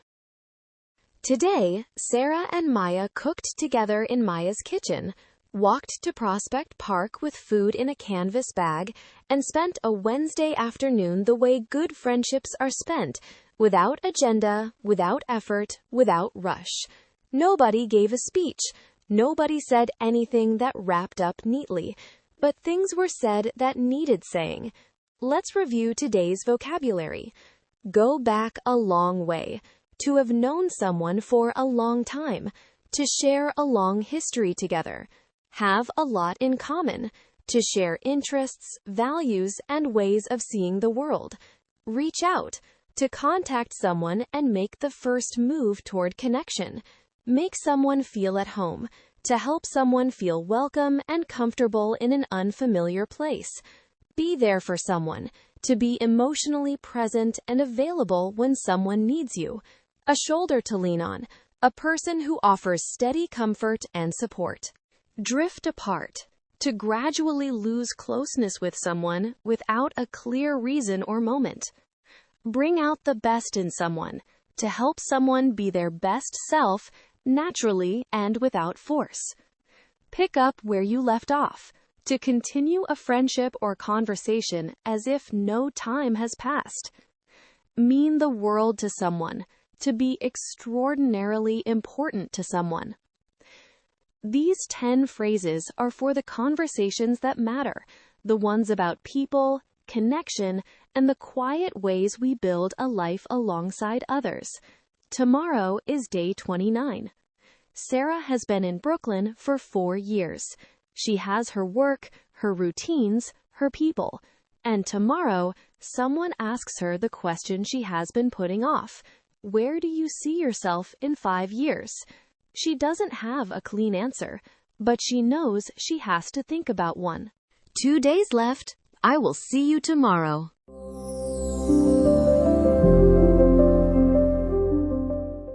Two days from now, this series will be over. Before we get there, before the last episode, we need to talk about the future. About the question that almost everyone has been asked, and almost no one answers honestly the first time. Talking about your future in English is harder than it looks. Not because the vocabulary is difficult, but because it asks you to be two things at the same time. Honest about where you are, and hopeful about where you might go. Today, you will learn 10 phrases that help you do exactly that. Talk about goals, plans, dreams, and the spaces in between. Before we begin, I want to say something about today. You are at day 29. That means you have made a decision to listen, to show up, to keep going 29 times. Most people who start something like this do not reach day 29. They stop at day 5, or day 12, or day 20, when the novelty is gone and the habit isn't quite formed yet. You are here, one episode from the end. That is not nothing. That is almost everything. This is the promise this series made on day 1. 30 days of listening, one story at a time, from A1 to B1. Tomorrow is the last day. Today, let's go. It is Thursday. Sarah is at her desk by 8:30. A new project landed in her inbox on Wednesday evening, a brand identity for a small architecture firm in Dumbo. Clean lines, neutral palette, a founder who writes thoughtful emails, the kind of project she likes. She works for 90 minutes without looking up. Coffee goes cold. She doesn't notice. At 10 o'clock, there is a knock at the door. Priya is standing in the hallway with a canvas tote bag over one shoulder and her keys in her hand. She is heading to the market on Atlantic Avenue. She stops whenever Sarah's door is unlocked. Want anything? I'm okay, Sarah says. Come in for a minute. Priya drops the tote bag inside the door and takes a seat at the kitchen table. Sarah makes 2 cups of tea, the same way she always does, the kettle left on a bit too long, 2 mugs with mismatched patterns. I've been thinking about going back to Mumbai for a few months, Priya says. Maybe February. See my family. Maybe figure out if I still want to be here, you know? Sarah looks at her. Are you thinking about leaving? I don't know. That's why I need to go. Priya wraps both hands around the mug. I've been here 4 years. I love it, but I've never asked myself properly whether this is where I'm going. I've just been going. She looks at Sarah across the table. What about you? Where do you see yourself in 5 years? Where do you see yourself? This is one of the most common questions about the future in English. It asks you to imagine yourself at a future point in time and describe what your life looks like. It is not asking for a perfect plan. It is asking you to think out loud. Where do you see yourself in 10 years? I see myself doing the same kind of work, but with more freedom. It's a hard question. I'm not sure where I see myself yet. Sarah opens her mouth. Nothing comes out. Priya laughs, not unkindly. Take your time. I don't know, Sarah says finally. I'm still figuring out what I want. Figure out what you want. This phrase means to discover, through thinking or experience, what you actually need or desire. It suggests a process, not a sudden realization, but a gradual one. You figure something out by paying attention over time. She spent her 20s figuring out what she wanted from her career. Sometimes you have to try several things before you can figure out what you want. Priya finishes her tea, picks up the tote bag, and says she will be back in an hour.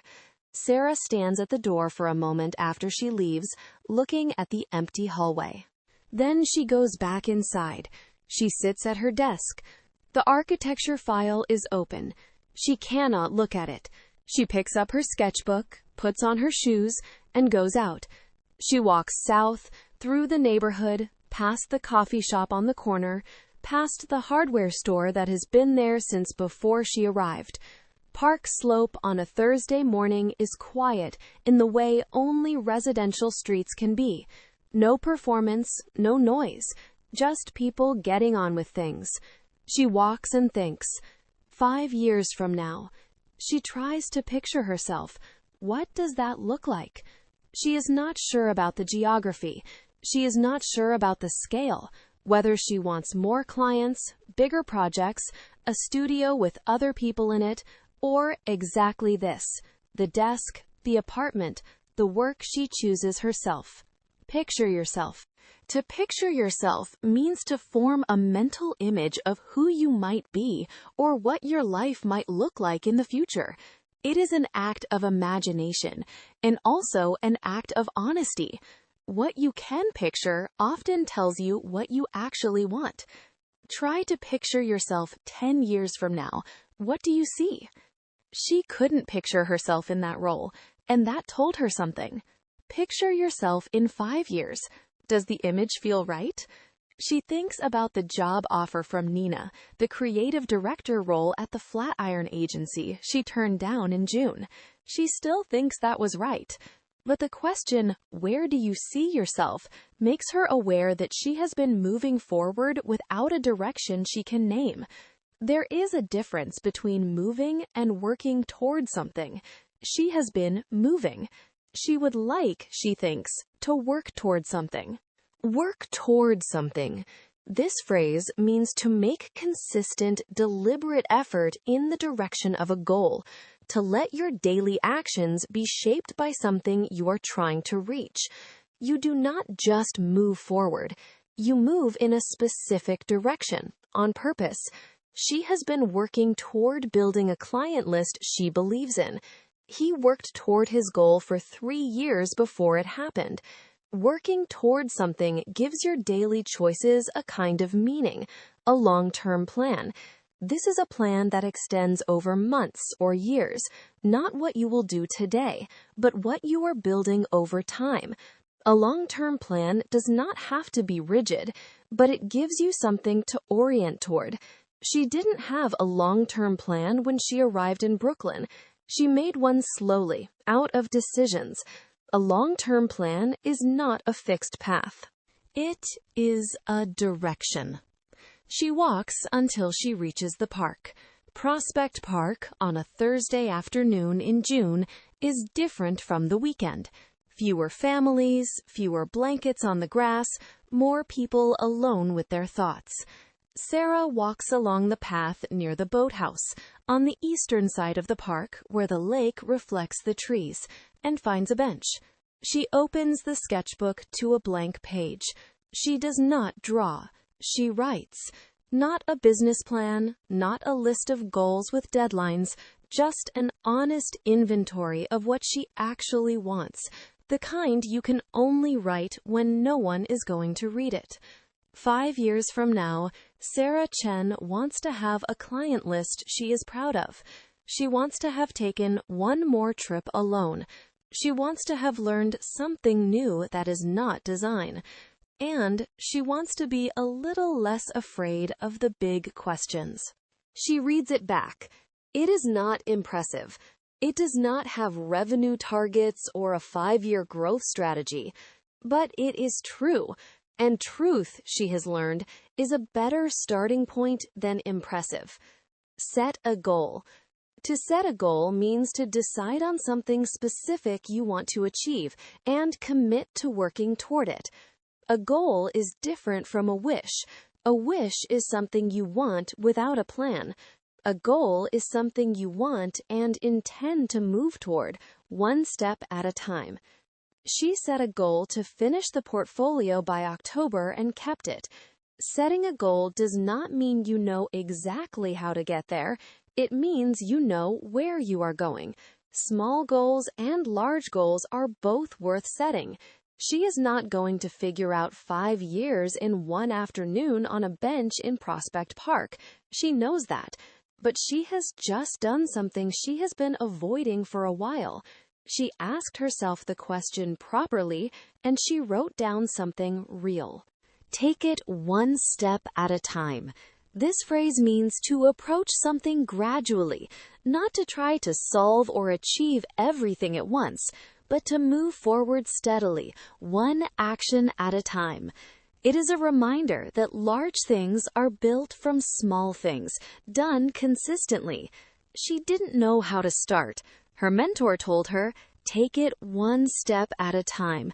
You don't have to have everything figured out. Take it one step at a time.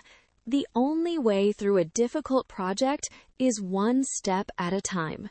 She closes the sketchbook. The lake is still. A heron stands at the far edge of the water, perfectly motionless.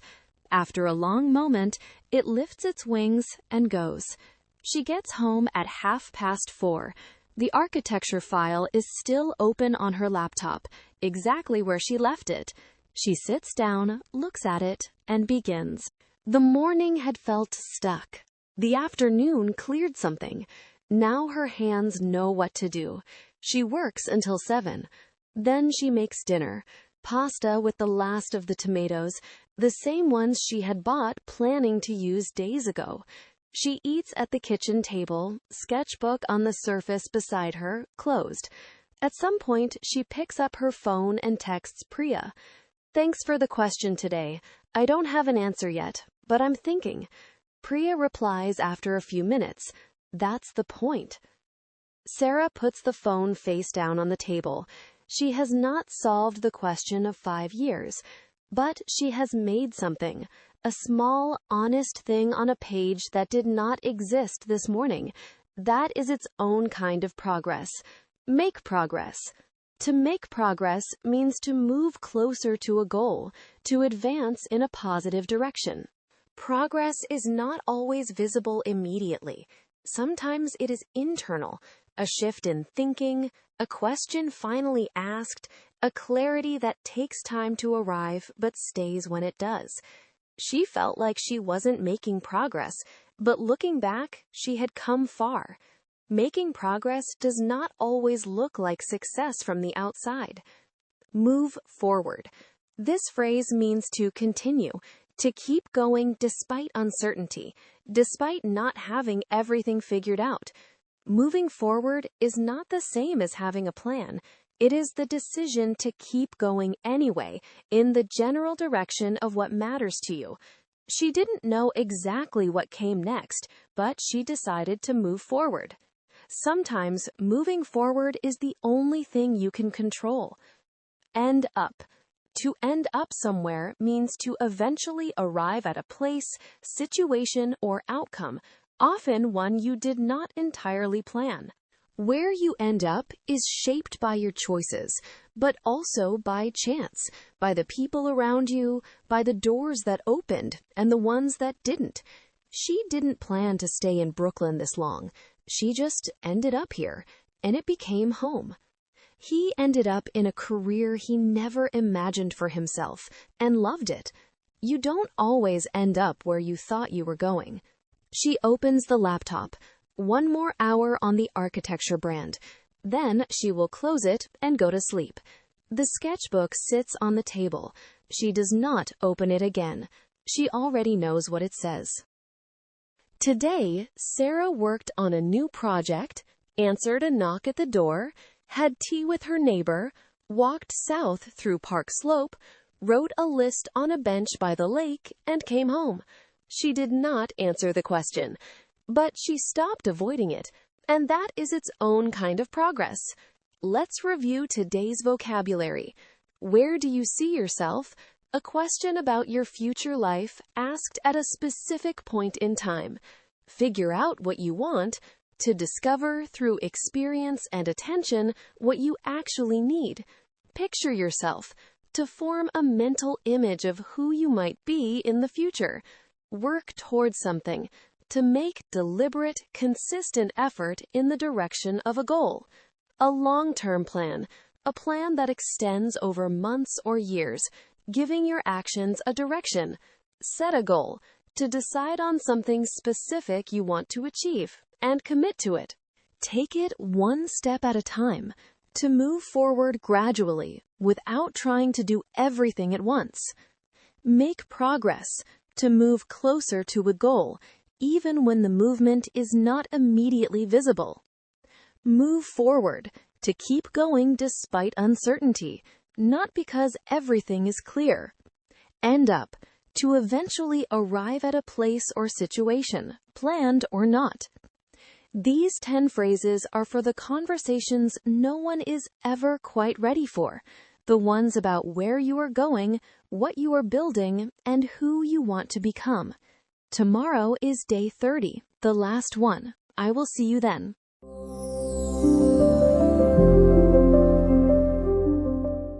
Friday, the last morning of June. Sarah wakes up before her alarm. Again. In English, some of the most important conversations happen in two directions at the same time, looking back at where you have been and looking forward at where you are going. Today, you will hear both. 10 phrases for reflection, recognition, and the quiet courage it takes to begin again. Before we begin, I want you to notice something. On day 1, you pressed play on a story you were not sure you could follow. The words came quickly. The sentences were long. You had to concentrate. Today, you are not concentrating. You are listening. There is a difference. Concentration is effort. Listening is trust. Trust in yourself, trust in the language, trust that your ear knows more than you think. You built that. 30 days, one story at a time, from A1 to B1. This is the last one. Let's not rush it. It is Friday. Sarah wakes at 6. She lies still for a moment, not thinking about anything in particular. Just the ceiling, the light coming through the curtain, the sound of a bus somewhere outside. She does not pick up her phone. She makes coffee slowly. The kettle, the mug, the window. Brooklyn is still quiet at this hour on a Friday, the kind of quiet that belongs to the people who live here, not the ones passing through. She stands at the window with both hands around the mug and looks out. She thinks about the first time she stood at this window, 4 years ago, the week she moved in. She hadn't known anyone yet. The city felt enormous, and she felt very small inside it.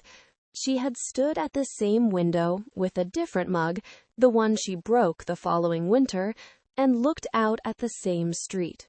It is the same window. She is not the same person. She puts on her shoes and goes out, not to run, just to walk, the way she used to when she first arrived, when walking was how she learned the shape of things. Look back on. To look back on something means to think about a past experience from where you are now, with more knowledge, more distance, more understanding than you had at the time. Looking back on something is not the same as being stuck in the past. It is a way of seeing the distance you have traveled. She looks back on her first year in Brooklyn and barely recognizes herself. Looking back on it now, she understands why she was so afraid. He looks back on that decision differently now, with more patience than regret. Come a long way. This phrase means to have made significant progress from where you started. It does not have to be dramatic.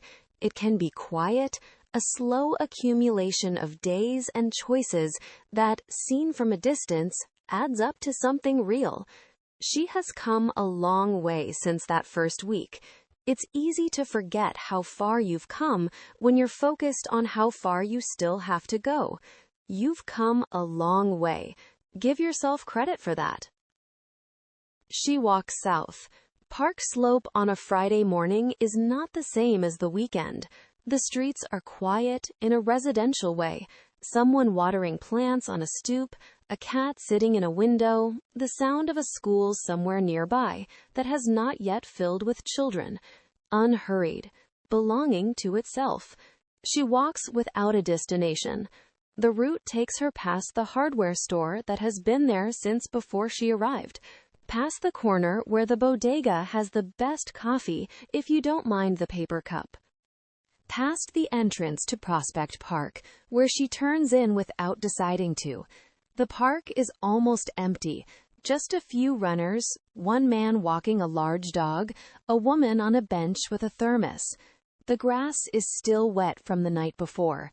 The light comes through the trees in long, uneven columns. She walks slowly and lets her mind settle. Appreciate. To appreciate something means to recognize its value, to see it clearly, to be grateful for it. Often, we appreciate things more clearly in retrospect, when we understand what we had. But sometimes, if we are paying attention, we can appreciate something while it is still here. She appreciated the quietness of the park in a way she never had before. He didn't appreciate how good things were until they changed. Part of growing up is learning to appreciate ordinary things. Take stock of. To take stock of something means to assess it honestly, to stop moving for a moment and look at where you are, what you have, and what still needs attention. It is a way of making the next step more deliberate. She took stock of the year and felt, for the first time, that it had been a good one. It helps, sometimes, to stop and take stock of everything you have built. Before moving forward, he took stock of what he actually had. She thinks about the month that just passed, not reviewing it item by item, but feeling the shape of it. The laptop that broke on a Tuesday night. The budget she had to rework, the community center, Maya's kitchen, and the park on Wednesday. Priya's question, The list in the sketchbook she wrote on a bench by the lake. It had been a full month. Not easy. Full. Let go of. To let go of something means to stop holding on to it. A fear, a habit, an old version of yourself that no longer fits. Letting go is not the same as forgetting. It is a decision, sometimes quiet, sometimes slow, to stop carrying something that is no longer useful. She had let go of the idea that she needed to have everything figured out. Some things you let go of all at once. Others you release slowly, without noticing. Letting go of the past doesn't mean it didn't matter. It means you are ready for what comes next. She finds a bench near the south end of the long meadow and sits down. She opens the sketchbook. She does not write a list. She draws. Just the trees in front of her, the ones at the edge of the meadow, the light coming through them, the shape of the path that curves to the left and disappears. Her hand moves quickly, without thinking too much. A few lines. The feeling of the place more than the exact detail. She hasn't drawn just for herself in a while. Most of her drawing lately has been for clients. Precise, purposeful, answering a brief. This is different.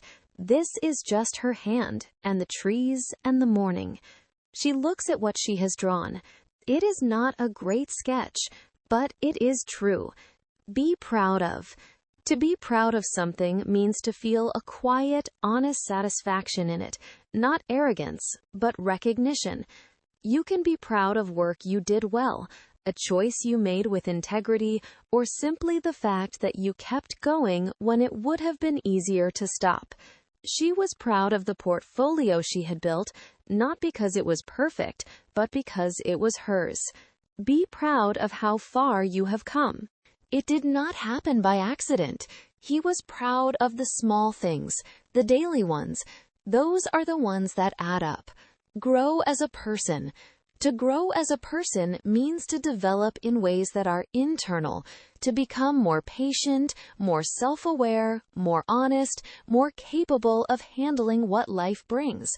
It is not always visible from the outside.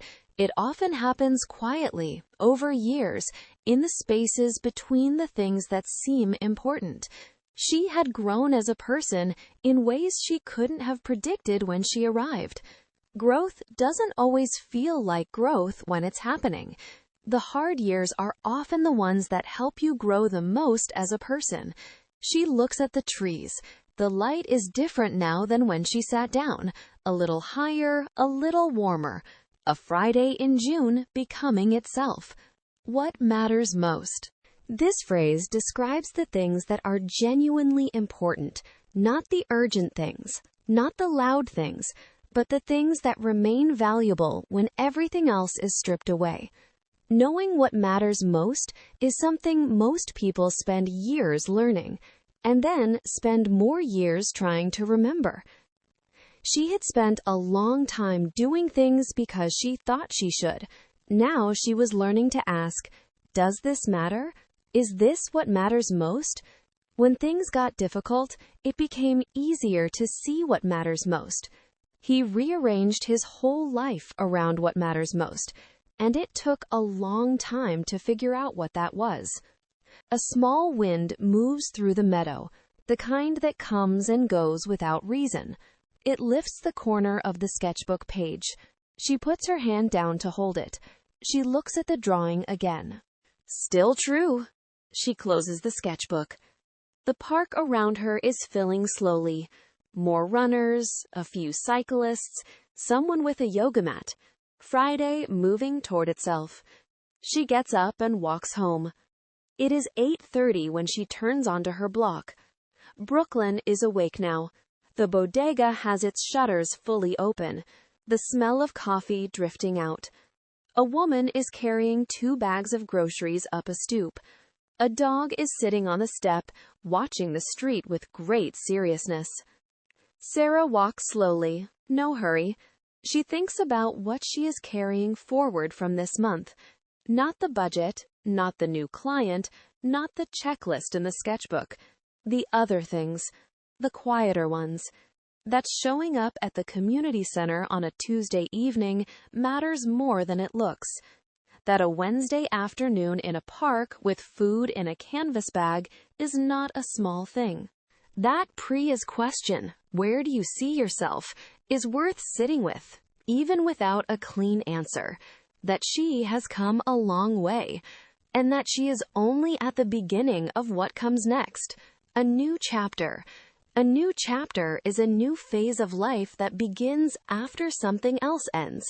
It does not require a dramatic change or a clear plan.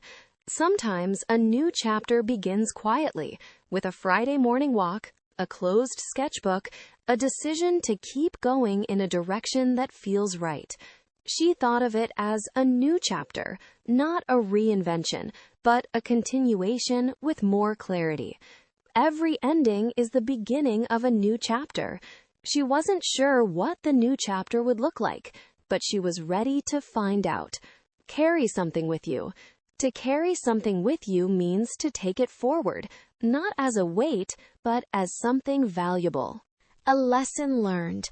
A person who changed you. A version of yourself you want to keep. You carry it not because you are stuck, but because it belongs to who you are now. She carried the memory of that year with her, not to relive it, but because it was part of her. What do you carry with you from the hard times? The best experiences are the ones you carry with you long after they end. She gets home, makes breakfast, eggs, good bread, coffee that is not from a paper cup. She sits at the kitchen table. The sketchbook is beside her, closed. She opens her laptop. The architecture project from Dumbo, almost finished. She works. Today, Sarah woke before her alarm, made coffee slowly, and went for a walk. She walked through Park Slope, into Prospect Park, and sat on a bench near the long meadow. She drew the trees. She walked home. She made breakfast and opened her laptop. A Friday, the last morning of June, a day that asked nothing dramatic of her and gave her something quiet in return. Let's review today's vocabulary. Look back on, to think about a past experience from where you are now with more distance and understanding. Come a long way. To have made real, significant progress from where you started. Appreciate. To recognize the value of something clearly and with gratitude. Take stock of. To stop and assess honestly where you are and what you have built. Let go of. To stop holding on to something that no longer serves you. Be proud of.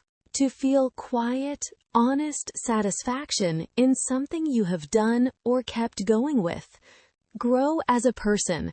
To develop internally, in patience, honesty, and the capacity to face what life brings. What matters most? The things that remain genuinely important when everything else falls away. A new chapter, a new phase of life beginning, quietly, after something else ends. Carry something with you, to take something forward, a lesson, a memory, a part of who you have become.